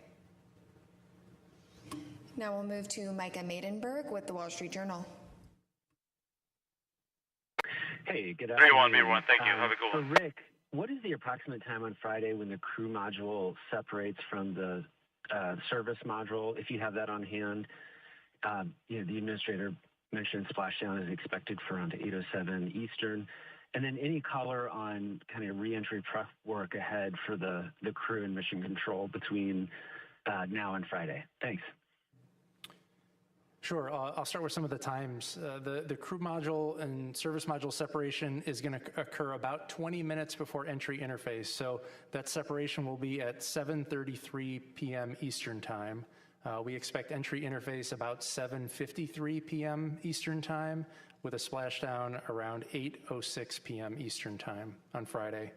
As for the preparations that the ground and the astronauts are doing today to prepare for entry, or today and future days, a lot of it is all of the science equipment and cameras and tablets and reference material that got unstowed in support of the flyby. Well, we have to put that all away. We have to pack up our suitcases and get ready to come home. And that takes time, and so we are laying out a plan to make sure that the crew gets everything packed away in time to get their suits on and get in their seats to perform that final trajectory correction maneuver on splashdown day and come home. We'll move back in the room to Joey and then on to Will. Thanks. Joey Riller with Reuters. I just had another quick toilet question. Do you have any idea as to why the venting is not happening as fast as you hope it is, and what other hardware on the spacecraft might that implicate, or what other problems might that cause? Yeah, so the engineering team is going to go through a full fault tree to identify all of the potential causes of the blockage. Initially, you may have recalled that we thought it might be icing up at the nozzle at the outer mold line of the spacecraft. We have pretty high confidence that it's not an icing condition. We've put the spacecraft in a sun-focused attitude to bake off any ice. We've activated heaters along the lines internal to the spacecraft, and we still see a blockage. And so the latest theory is related to some of the chemistry that goes into ensuring that the wastewater doesn't develop any biofilms. And there may be something going on with a chemical reaction where there's some debris that's generated as part of that reaction, and it's getting clogged in a filter.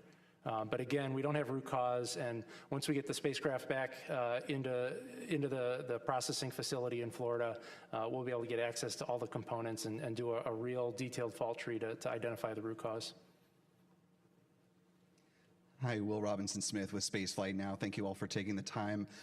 Going back to Dr. Young's point about the intersection of science and exploration, to both Dr. Young and to Dr. Glaze, given the number of believed to be impact flashes that the crew observed during just a relatively brief amount of time, I wonder how these observations and the ones made previously by LRO will factor into creating the conditions for a moon base that can allow the astronauts to stay safe, given the probability that they may experience a micrometeoroid impact at that site.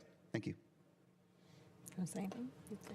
Well, I do think that the data that we're collecting with these observations, and as you noted, the LRO data that we're continuously collecting, we have been for quite a while, all of that is being fed into our plans and making sure that we understand what all of the variety of risks are. There's many that we're looking at, and of course micrometeorites being one, as we start to establish infrastructure on the surface and understanding those rates.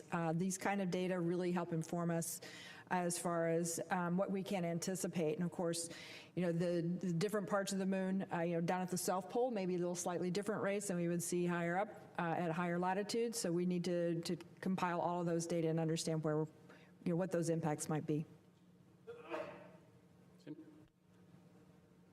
Hi, I'm Nick Notori with ABC 13. A question about the scientific stuff that you found yesterday. I know the question was asked about what was inspirational.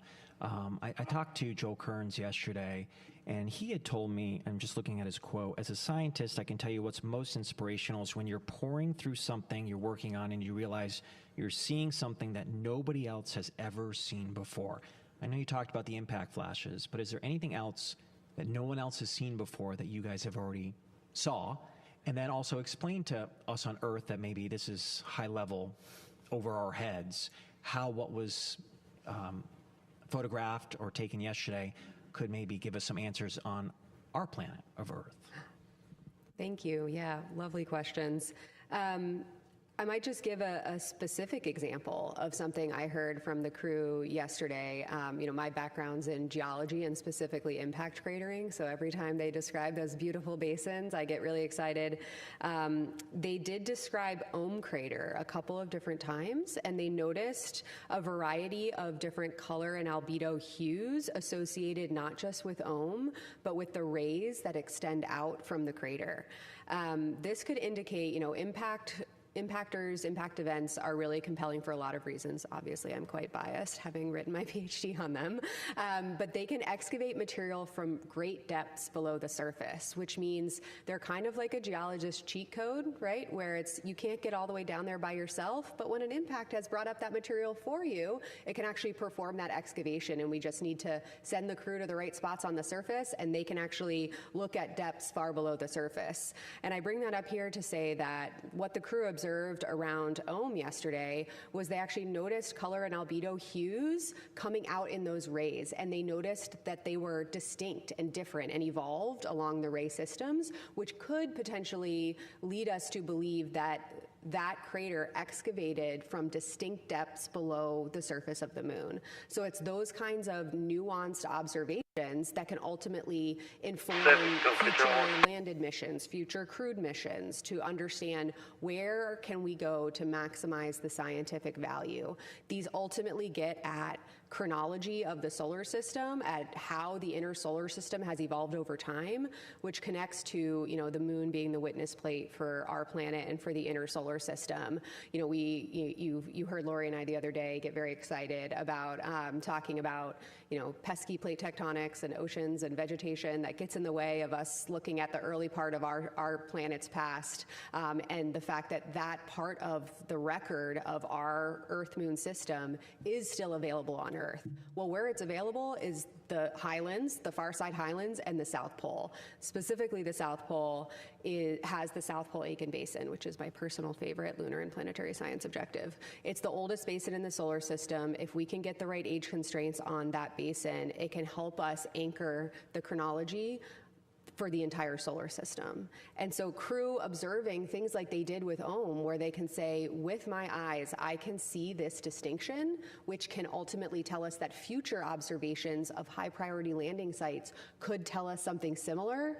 This is how we start to really bite away at these really, really fundamental science questions that impact not just our understanding of the moon, but how our own planet has evolved over time.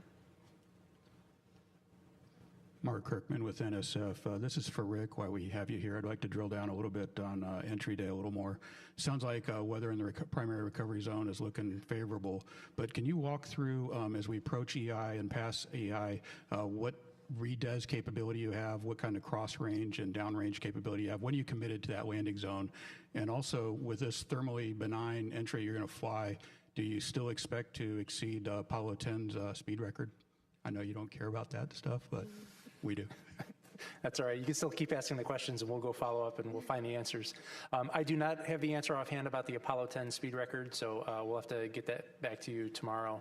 And tomorrow, I'm actually going to provide a lot of detail about the sequence of events for entry, as I'm the entry flight director for Friday evening splashdown. But with respect to your particular question about entry interface, we can select a new landing site as late as entry interface. We would prefer to not do that. We like to give ourselves a little bit of margin, but we can adjust the latitude and longitude of the site, and the spacecraft will fly to those coordinates so long as we get that command up before entry interface. So we're going to make a decision far in advance of entry interface to know where the splashdown site will be, because our top priority is to ensure that when Integrity and her crew of 4 splash down, that we have the recovery forces right nearby to help get them out and get them back to the recovery ship. So we have about a 475 nautical mile range. I can't do that conversion. But 475 miles of ocean within which we can select the most acceptable weather. And as you said, weather near San Diego looks favorable, so I'm optimistic that we'll be able to land close to the shore. Tom Clark with Sky News in the UK. First of all, congratulations on the flyby and those breathtaking images, and thanks for doing this too. There's been a lot of focus on the toilet, but I'm looking to get a kind of overall perspective on how happy you've been with Orion and the European Service Module. What are you definitely going to have to fix before you fly it again, and how confident are you looking ahead to re-entry? I'm not sure I heard the end of the question.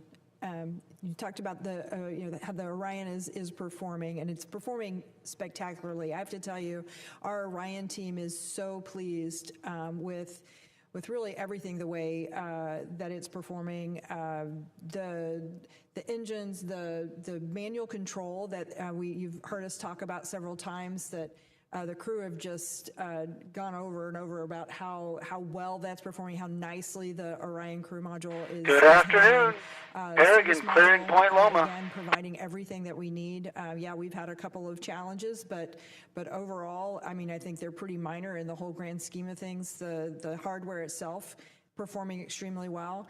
We're really looking forward to turning this around and flying again in a year, and then again a year after that.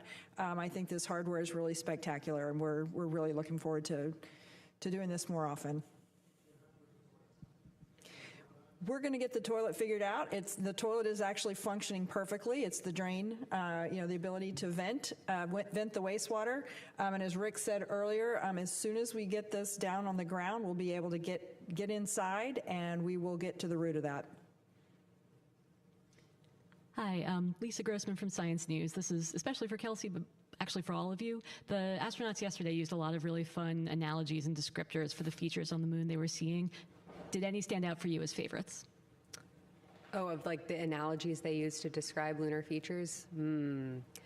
Yes. I liked the handprint, and that actually, we had a team working overnight to figure out exactly what they meant. They found it this morning. They were very excited to figure out exactly what they were talking about. I think, we train them, to be totally blunt, we train them to describe it like they see it. Tell us what speaks to you and how you can communicate it back to us. And so I think Christina delivered on that ask when she described a feature as looking like a wound. We do agree. I'm not sure it was my favorite lunar descriptor I heard yesterday, but it was evocative, and she was right. It did indeed look like a wound. And I was also really resonating with the way that several of the crew members were trying to, in the spirit of wanting to have a scientific dialogue, right? They had science questions they were trying to answer, and they were asking us some pretty sophisticated questions real time. And so to bring us with them on what they were seeing, the way that they were cluing us in to how they were moving across the moon by saying, take this feature, draw a line from that to this, and then continue going, and this is the feature we're looking at. Help us use that as a waypoint. It was an incredibly impactful way to have our team be ready to very quickly provide them with answers to the science questions, which is, again, important, not just because, of course, we want to support our crew at the moon, but when we can respond quickly and understand what they're looking at, it maximizes science, because we can immediately ask the follow-up question and have them burrow in even deeper on those multiple working hypotheses. So the descriptions are not just great to clue us into what they're seeing, but it really helps us in real time maximize the science we're getting out of, in this case, a 7-hour flyby. I'd like to just comment real quickly on one of my favorite, and it wasn't actually a lunar observation, but it was during the eclipse, and they were looking at the planets that could be seen. You could see Mercury, Mars, and Saturn. And Venus, yeah. And Venus on the other side, yeah. But they're looking at the planets, and I can't remember who said it, said one of them looks kind of red, and Kelsey's observation was, that's Mars, you're looking at your future. And I thought that was spectacular. We only have time for a couple more questions. I'll pass it over to you, Jonathan, and then we'll do one more. Thank you. Jonathan Seri with Fox News. I would love to know about the logistics that went into the ship-to-ship call. If you could explain in layman's terms, how did it work out? And perhaps more importantly, what was the symbolic impact of that call? So the logistics, we have done a number of public affairs events on integrity throughout the mission. We do them multiple times a week on the space station, and everything goes through Houston. So the data comes through the Deep Space Network, through the Jet Propulsion Laboratory over to Houston. We have audio and video technicians here in Mission Control who can reconfigure the routes for the data and send it to the appropriate destination. We do public affairs events down from the ISS through the tracking and data relay satellite system, and so that's something we do all the time. It's just a matter of connecting the two wires, and so Logistics were really quite easy despite the distances. Yeah, maybe I could add too. I was in the flight control room this morning for that call, and something I observed that I didn't anticipate. You know, of course, we're expecting the crew joy at talking and connecting to each other, but looking around the room at the other flight controllers, and actually the viewing gallery was open for other FOD employees to observe. You know, this is a team sport. You know, so many people, thousands of people work to enable this, and seeing the joy on everybody's faces as these two missions flying at the same time had this moment of connection is going to stay with me as a moment of inspiration from this mission. Yeah, and I would just add, I mean, in terms of it being symbolic, it is certainly a step in the right direction. I mean, it began with a single person in a Mercury spacecraft, and we progressed to 2 spacecraft at one time. I mean, now we've got an international space station while a spacecraft is coming back from the moon. This is progress. We talk a lot about, what is an interesting KPI, the number of people living and working in space. We want to see that number grow. So hopefully in the not too distant future, we've got communication going on between our moon base, their colleagues that are orbiting above them in a lander, relaying back maybe to other colleagues on an international or future commercial space station. These are all steps in the right direction for the exciting future that we imagined as children and we're trying to bring into reality. We're going to do last question. Hi, Dr. Allison McGraw, Mysterious Meteorites from here in Houston, Texas, for Lunar Science Lead Kelsey Young. Are there going to be any science data available of perhaps the color data for the impact flashes or trajectory directions they came from? I asked the crew about that this morning. Any color? How long did they last? Where were they? And Reed and Jeremy, as I was talking to them, had their crew tablets out and they were making annotations and sketches on what they saw. They did just report this morning in our conversation that they didn't observe any color to them and that they were very, very brief, but they did provide sketches on where about they saw them. And so again, like I said, we're going to use the Lunar Reconnaissance Orbiter to try to, track to those features and try to identify what they saw. Trajectory is going to be hard, but Lunar Reconnaissance Orbiter data can help us pull that out. What we really wanted to do before the crew, splashed down and got distracted with all of the things they're going to be doing here was capture that nuance before it got overcome by a lot of other mission events. So we were able to capture a lot more detail this morning in my conversation with them, and the LRO team is off to the races.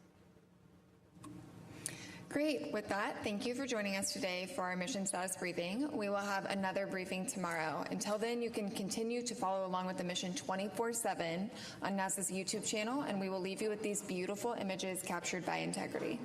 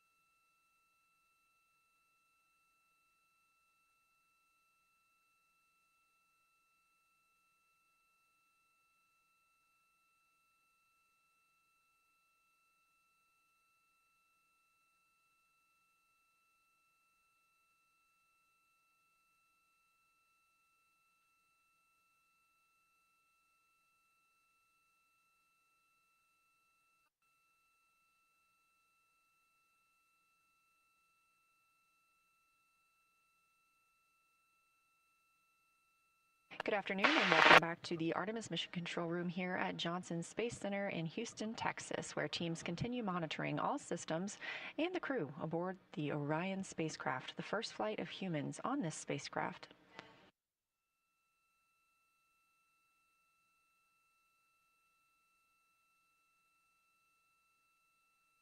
The crew is having a little bit of a quieter day today. They woke up at 10:35 a.m. Central Time this morning, got into their post-sleep period, and then got to talk to the International Space Station crew.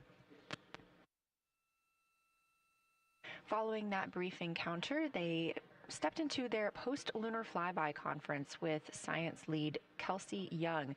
You just saw her in our mission status briefing.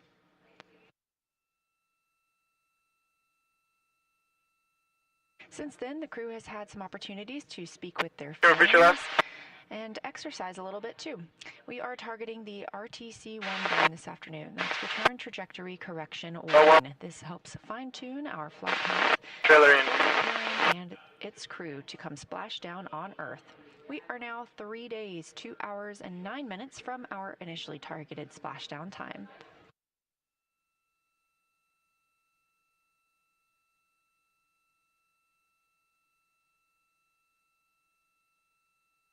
You're looking at a visualization of the spacecraft. Now 48,670 miles from the moon and 228,090 miles from Earth, continuing to grow closer. You can keep up with this data at any time by visiting nasa.gov/trackartemis. Coming up shortly, we expect the crew to have their intermediate burn targeting conference. At that time, the teams will load up the latest burn plans aboard the spacecraft. The burn we're expecting this afternoon will be small, especially in comparison to the translunar injection burn that put us on this trajectory. These trajectory correction burns are using the RCS, or Reaction Control System, thrusters on the spacecraft. Much smaller thrusters with much less power than the OMS, or Orbital Maneuvering System, engine that we used to propel us around the moon and bring us back home. This is a live view from the spacecraft looking at the service module. That large nozzle is the OMS engine. We do not intend to use it again during the mission, having completed that translunar injection burn.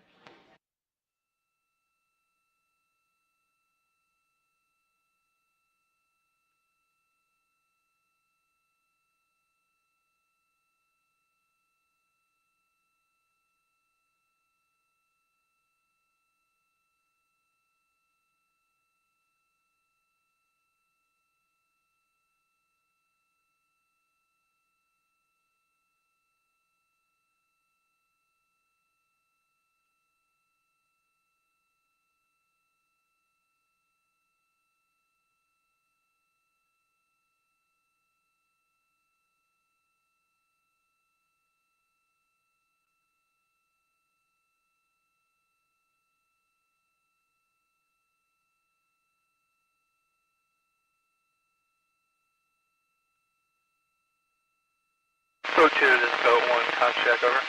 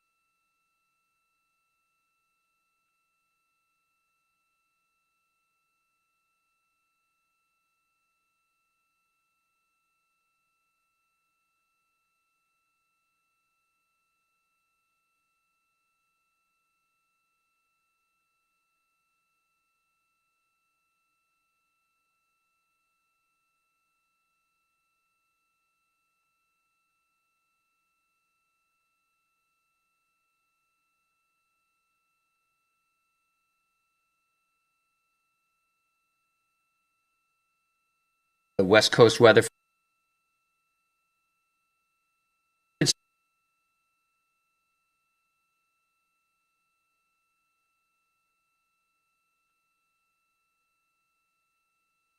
It's a Tuesday, April 7th. I'm meteorologist Bill Martin. I do a West Coast weather forecast every morning, especially when there's weather to be updated, sometimes on Sundays. We've got rain and snow coming our way. The mountains could see a foot of snow or more as we go into the next couple of weeks. This is a model just showing anticipated precipitation over the next few weeks. So we are looking in Northern California to getting maybe 4 inches more of rain, maybe in the foothills of Sierra Nevada, 4 or 5 inches of rain, which would equate to at least a foot of snow, maybe more.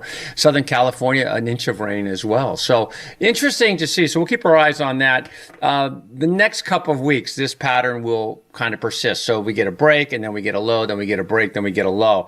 The break is right now, by the way, before the next low, which comes towards the middle end of this week. We've got a Kona low that is impacting the islands right now. We saw what happened last time that occurred. There are flood watches and flood warnings. We're going to do a water watch real quick, just look at how the reservoirs are doing. We've also got California north to south and nature snacks. And the premium nature snack, we're going to start off with this. This is Jackie. This is this morning. The two babies just hatched. They're about 3 to 4 ounces.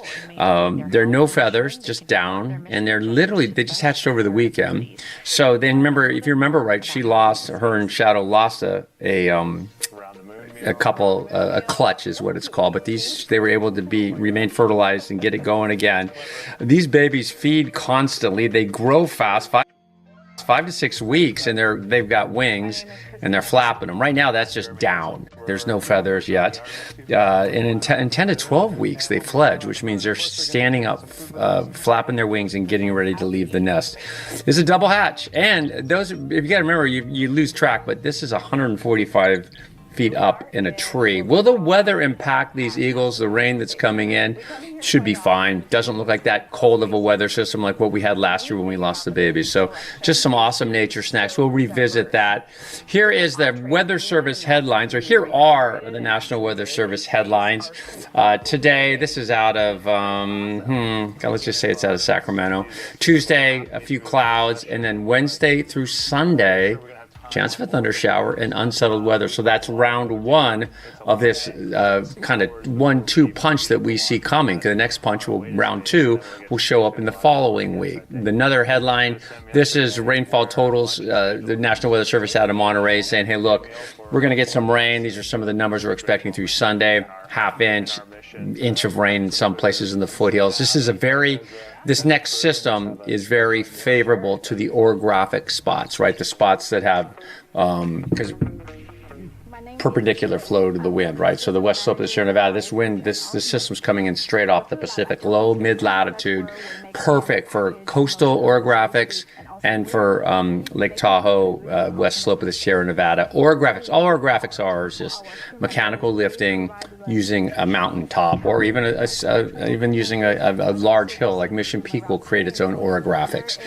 This is the forecast size, or these are the forecast size for San Diego next couple of days. San Diego is going to go 79, 80 degrees, and the inland spots will go into the mid 80s. That's their weather service just saying, hey, we got it whipped. We got some sick weather that will continue in San Diego through Wednesday and into Thursday. And then Tuesday's regional outlook, these are the temperatures still above average in many spots. Lake Havasu, 94 degrees, Bishop, 82 degrees, but not as record-setting as what we saw earlier in the year. Temperatures getting closer to normal. This is the accumulated precipitation. So this is not snow water equivalent. This is for the Sierra. This just says how much rain and snow did we get? How much should we get? Well, we should get this blue line, okay? And this is through the month, right? This is all the way through September. Here we are now. This is precipitation in inches, snow and rain.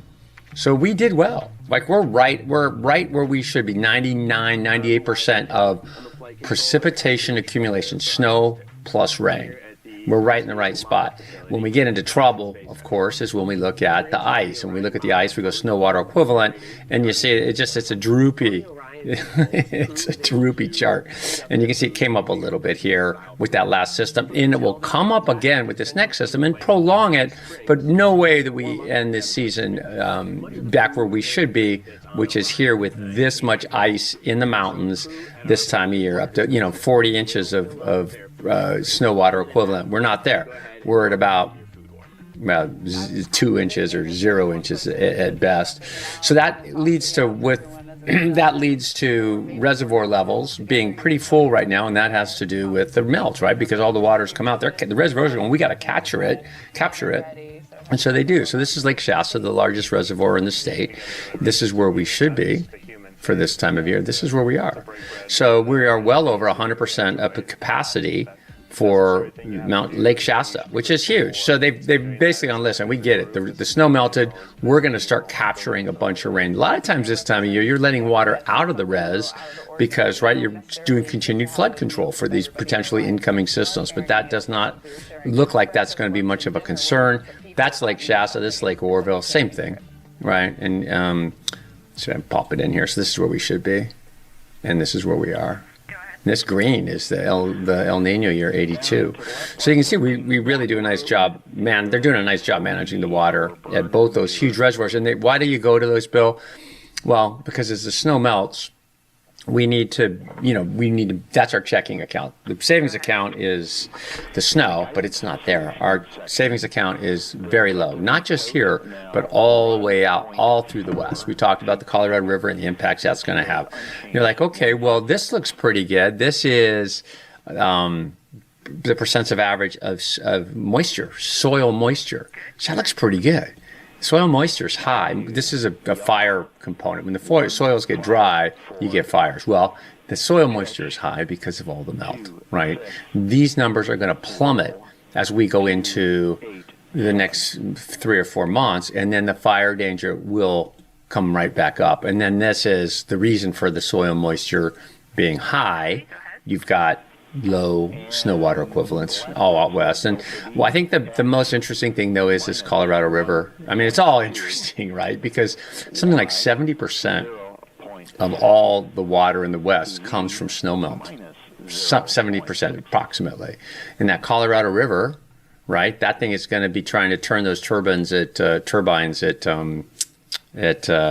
Hoover Dam or Glen Canyon, and the water's going to be low because you're at 2%, 6%, 11% of water. So snow matters. Lake Tahoe, I talked to Billy Hudson yesterday.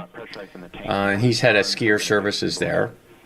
And he said, listen, we're open through April. We'll make it to the end of April. So that's pretty good. They're doing a good job managing the snow. And they're going to end up with more snow. I think snow levels are going to be about 5,600 feet, 5,700 feet at times with these next couple of systems. They'll be higher, in the beginning, but they'll drop down. They'll probably hit the pass levels. We'll see a little chaining up potentially, hopefully, but they'll add a couple more feet of snow to this. So they're going to keep going. That's Palisades for you. This is the satellite image. This is the next system we're tracking. And it's pretty awesome looking, right? You can see the texture in it. Those are open-celled, not open-celled, those are closed-celled, cumulus. And you can see them being lifted out, and just texture. Texture is all I'm looking at. And texture matters a lot when you get into weather because it just tells you there's a lot of moisture available and a lot of dynamics. And then if we go a step further, we go to the Hawaiian Islands, and we've got, here's Honolulu here, here's Hawaii, the Big Island. You've got winds that are starting to blow out of the south. There's a low up here, that's the Kona low, and the winds wrap around and blow this way. Normally the winds blow this way. That's why it's so wet on the northwest side of Maui. That's why it's so wet on the northwest side of Oahu. That's typical. This is atypical to get a low this far south. And so the Hawaii's got flood watches, flood warnings, flood advisories out, and here's that wind shift. This is it. I think I'm at about 5,000. No, yeah, I'm about 5,000 feet. And you can see the wind's already beginning to shift around. So that's going to cause problems. And there is a moisture plume available to it. If you look, you can see it's not like last time. Last time this moisture plume was attached So there's less moisture in here, but if this gets, and it will, some of it will get pulled back up in here. So we'll keep an eye on that. That was a big story a few weeks ago, and it will continue to be a big story as we go forward with flood watches and flood advisories. Right now, these guys are pushing the flood watch through the 10th, but then there's another low that looks like it wants to reestablish itself. So there you go. This is the temperature anomalies, and we like this because we've been so above average. The orange is above average. Let's call it 10 degrees above average. The dark orange is like 20 degrees, and the blues are 10 degrees below, just the lighter blues. So we're above average, 5 to 10 degrees, and then here we are on Wednesday. Here comes Thursday.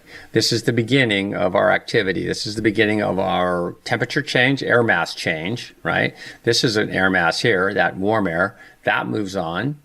Now the cooler air comes in. This is at 500 millibars up over way up there, 20,000 feet. And so this is on Friday. There's some cool air. And look at this double barrel feature. That's awesome. So that's Friday, Saturday, Sunday. And you'll see in the models when we look at the precip, this looks like a fairly productive 1-2 punch. It's a 1-2 punch. It's the same storm system. And then another system comes in. See it building? And then that comes in next week. Next week about the same time. It's almost like we get this through the weekend, then we get a break for a couple of days, then we get back into it.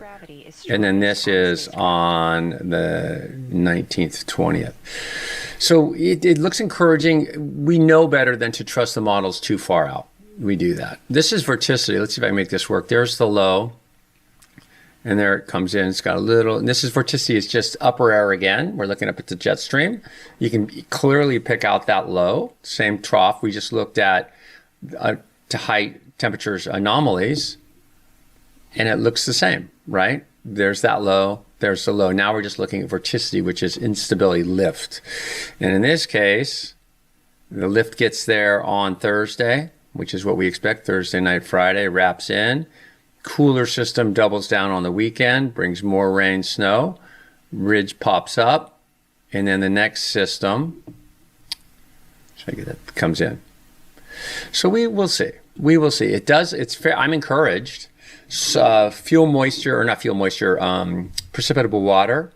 This is, from right where we're standing to 20,000 feet, and that's moist. Anytime you see blue coming in, that's on Tuesday. There's water around, but no dynamics. That low's too far offshore. You can kind of see it. But then as we get into Thursday, it budges close to the coast. Southern California, you're going to get a nice little shot. Moisture is there all through the weekend. Kind of dries out a little bit when that cooler air comes in on Sunday. Dries out more, and then the next system comes in. That one looks like it has a little bit more moisture to begin with. That is on the 15th. And so there's moisture available. Again, when I get this time of year, going out too far is kind of nonsense, but it's fun to look at. It's fun to look at. This is sea level pressure rainfall. So this is Tuesday. Oh, actually, sorry, you guys. That's Thursday right there. That's Thursday morning. GFS. That looks good. Thursday morning looks good. Thursday morning looks great. You're not painting. Now, Southern California, you are. And then further south, concrete, Point Conception, no, but LA, yes. And then there's Friday. That looks good. Friday, Saturday, see that? That's thunderstorms, potentially, sure. So that's Friday afternoon. Now we're getting into Saturday, and that secondary low comes in on Sunday, see that? So that's a nice little complex. That's that 1-2 punch we looked at right away. I'll go further out, and you'll see that next system come in here. But again, that's this time of year, it's pretty far to go out. This is I pulled up the Euro just so we can compare. Let's get to Thursday. It just depicts, this is Thursday here. Yeah, there we go. So it's more sparse. I just think if that moisture phase is in, which I suspect it will, there's a lot of it around, I think it'll be more awesome than the models are suggesting. This is Friday. Saturday, that looks good. There's your thunderstorms. Look at that. It's Friday afternoon. So it's very convective, which means it's cooler air mass. This looks good. This looks really good. So the weekend, certainly Thursday, Friday, Saturday, Sunday look pretty juicy. Here is accumulation. Okay, that's through Thursday night. Not much. This is through Friday night. Still not very much. 1.5 inches up in Redding. Not much. So Trinity Alps will do well. And then we go Saturday, it starts to pile on. Sunday, now it looks good, right? That Saturday, Sunday thing's got game. This is Monday. And then it's going to break. And then we get into next week. See that? That looks pretty awesome. We will see. We will see. I know. Literally this time of year when you get out that far, you're just like making stuff up. I mean, we're not. We're trying not to. Temperature today in Wairika is going to be 70. I know the difference between Eureka and Wairika, but when I was little, I didn't, as a matter of fact. When you wrote in the other day, just because and I love you guys from Eureka. My wife's from Arcata, dude. She went to Arcata High. I think they're Tigers. I think the Arcata High school guys are Tigers. I'm like, how'd you get that? Right, we were Paradise Bobcats, right? So we had Bobcats everywhere. Anderson Grizzlies? I can't remember. But the Tigers, at least Grizzlies are indigenous, or were indigenous. This is the north part of the state. This is the Wairika area, 70 degrees. Mount Shasta will be 67 degrees today. And you see those clouds moving in. It's going to be very productive couple of days. There's Mount Shasta looking from the north to the south, and you see the cloud build up. Alturas today goes 64. Redding goes 78. Air quality is awesome everywhere. What else I got for you? I think the Eagles thing was pretty awesome. We'll take a peek at those guys again. This is California north to south, in case you didn't know. Why do you do this, Bill? I had a brother-in-law one time who goes, I don't get it. What do you mean? Because on TV, I'd always show live pictures and then go to the radar, live pictures. Because I find it really important to make a connection between pictures, what's happening now live, and the vorticity map or the 500 millibore map, or right? Because then you're going, oh, then it's not a big mystery. Because a lot of times people look at radar and go, oh, there's a green blotches. But how much is, like yesterday when we looked at the radar and we picked up something at Oceanside, remember? And it's like just this wispy verga, barely hitting the ground. And then we go, oh, wait, let's go back and check a live picture. Now you go, oh, I do anyway. It's really important. I used to call people that I knew lived under cells, like on the radars. Like if, let's say I'd see on the radar at work, I'd see a really big cell, like heavy rain, big reflectivity. I would call somebody and go, okay, lived in that area and go, hey, what's it doing right now? Because I'd want to gauge, because radars aren't perfect, dude. They're flawed like everything else. I mean, so boots on the ground. It's boots on the ground. For the astronauts, I was watching yesterday. They were flying through some areas and they were using their eyes rather than instrumentation, because instrumentations can't do as good a job depicting. And I think their eyes are important. There you go. Where are we there? Oh, that's Berry Ridge. That's up at Crescent City, Eureka area. That beautiful. Let's do a little movement on that. Hope you're having a good day. Thanks for tuning in. That's awesome, huh? Look at that. Come on. Oh, come on. That's looking to the kind of to the south and the east, up around Eureka. That beautiful. I know. Okay, well there you go. This is, I think we're looking to the northwest. This is from the eastern part of California, kind of that by Susanville, but you're looking towards I believe that's Mount Lassen behind this log here. I just like this shot. This is a cool shot. You know why I liked it? What stuck on it was this. I think I can do it. Is the lava flows. Look at that. Isn't that awesome? I'm like, yeah. Ah, cool. Yeah, I just thought that was pretty. So temperature in Susanville today will go 72. Maxwell goes 76. Chico goes 76. This is the Paradise area, I believe. And what are we looking at? Oh, we're looking at the watershed. Lake Orville is down here. This is the Feather River watershed, so West Branch, I think this is another branch of the feather coming out of Taylorsville, and then the lake is down here at the bottom of the run. And this area gets a lot of rain, lots of rain. This is San Francisco. Air quality good today. San Francisco today goes 64 degrees. And yeah, like I said, right? San Francisco. Like, I'm up. Okay, here's the thing. This is my beef. Oh, that's really awesome clarity. We're in the middle of freaking nowhere, and they can keep that camera clean. Here we are in the middle of the most beautiful city in the world, and we can't get a better lens on the camera. I mean, I'm not being I'm just saying, give me a cloth and some Windex. I'll go up there. I'll clean the damn thing, because this is the prettiest city in the world. I mean, sorry, LA, but San Francisco's beautiful. And LA is pretty too. Air quality, though, that looks pretty good. And that's good. I'm glad to see that. Let me know if you what you liked and didn't like about today. The water may be too much to do, but I think it's on the tips of our minds. I think it's important. The Eagles are important. I'm just trying to make sure everything I get you guys is something that's useful. And it turns out you guys watch these on TV, which is good. There's the air quality's great, which is good, because this is made for TV.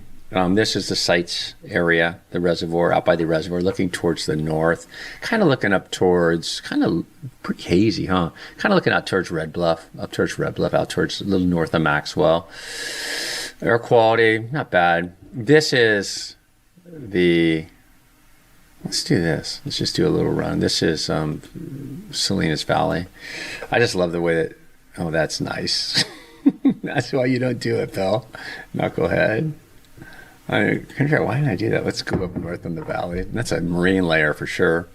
Very interesting. So talk about topography, and there's your inversion, right? The cool air in the mornings sinks down from the hillsides and balls up down here. And the air, like if this was temperature going from left to right, low, 0 degrees to 10 degrees, just made those up. So, right, it warms up going to the right. Well, the temperature profile of this is it cools as it goes up, and then it goes from left to right. And at this point where they meet, because cool air doesn't rise, it sinks, stays sunk. So you have it's absolutely stable. Absolutely stable means nothing's going to bust that thing up until the sun breaks through, and you'll start to see that. You're already seeing some holes, but it takes a little while. That's all an inversion is. Inversions, the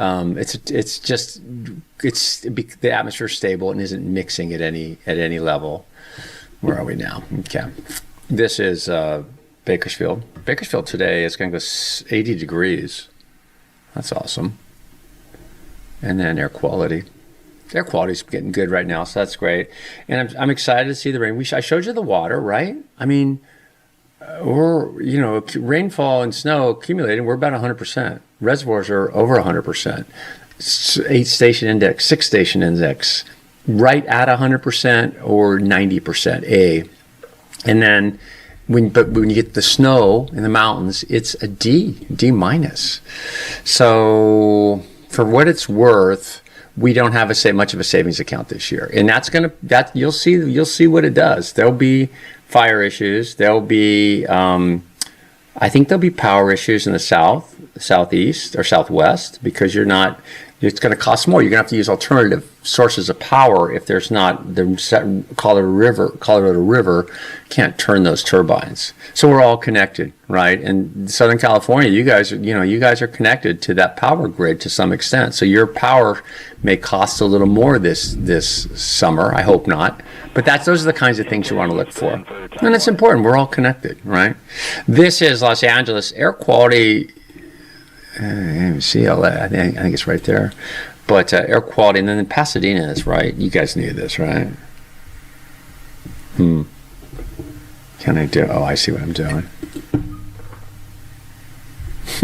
No, I don't see what I'm doing. Come on, dude. So there's Pasadena right there. Pasadena, temperature today in Pasadena will be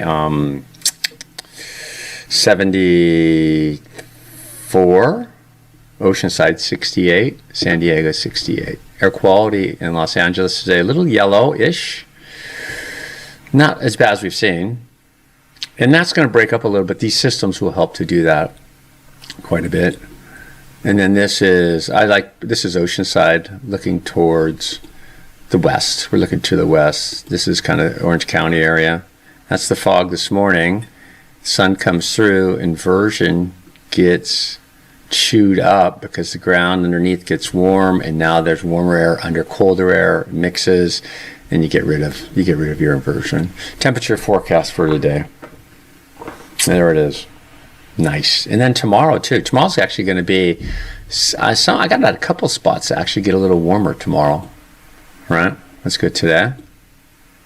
There it is. 65 in San Francisco. Tomorrow, 71. That is on your Wednesday. And then Thursday, it's probably, I can think of why it's doing that, but I won't get into it. Why it warms up a little bit. A lot of times before weather system Thursday comes in, you'll start seeing a southerly flow. And so warmer air is coming in, right, from lower latitude. Not necessarily inland, you won't see it, but the coastal areas will tend to warm up a little bit if there's not a lot of fog. And then there's the cinnamon roll, there's the jet stream. It's not an easy jet stream to draw in.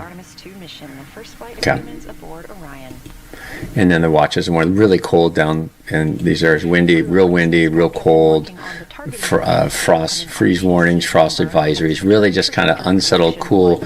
And that makes sense because we're sort of we were under this ridge, and then this cooler air is here. That's the jet stream, if you will. I should focus more on national weather, but there's so much to talk about out west. This is Ocean Beach, 2 to 4. Next couple of days it stays 2 to 4. The temperature, water temperature, I was out the other day, it has been well above the average, but I was out the other day, it was probably 56 degrees. It was a little cooler than average, I thought. That has a lot to do with the winds, right? The upwelling. Upwelling is just when the winds blow across the surface of the ocean, and it pushes the warmer water aside and the cooler water comes up. It's one of the reasons that we have such, this is Steamer Lane, we have such awesome fishing and ocean wildlife. It's because the nutrients, the fish love it, the salmon love it, the seals love it, anchovies love it. God, I had a fun little day down there. That's Carlsbad. This is Mammoth. They're going at these guys. Mammoth's like a machine, man. They are not slowing down. They got good snow coverage, Joe, right? And they got more snow than we did this year. Their snow water equivalent, I think, is like 30% right now, and we're at like 0. Up here, snow being just how much ice do they have in the mountains? This is, this is. Let me see if I can get it right for you. There we go. And that's Venice Beach, and you can see it's kind of happening. A little bit of everything. They keep it nice down there, though. I mean, they really do. I prefer it because it's such a massive humanity, but you always have like a legal or some ranger or somebody's down there kind of just keeping an eye on everybody. But humanity's awesome in the way it can coexist, right? And these guys all seem to get along. I don't see many beefs. But it's an awesome camera. This is the most awesome camera, though. I don't even know. Let's go live on her. I don't even know how many people. It's millions and millions of people watch her. But this is really one of the most poetic live cameras. I'm sure there's someone somewhere else, but I can't. The reason I say that is because they keep it nice. They keep the lens clean. They don't disturb the birds. They're 120 feet up in the tree, 140 feet up in the tree. When the wind blows, when this next storm comes in, we'll watch it. It's just life in a nutshell. And our lives aren't like Jackie's here, or that might be Shadow actually. Not as harsh, but this is what it all boils down to: is survival, and your baby's survival. And it's just everything. I know. I don't want to get all woo-woo, but it's like I watch this. I'm just like, oh my God, I'm so small. There's so much going on, and we're just like whatever. Who cares? This has been going on for a long, long time. All right, I'm gonna go. Have a great day. Thanks for watching. Tell a friend. Oh, leave a comment too. It helps the algorithm. I know. Leave a comment. Tell me your favorite piece of the video today. Thank you.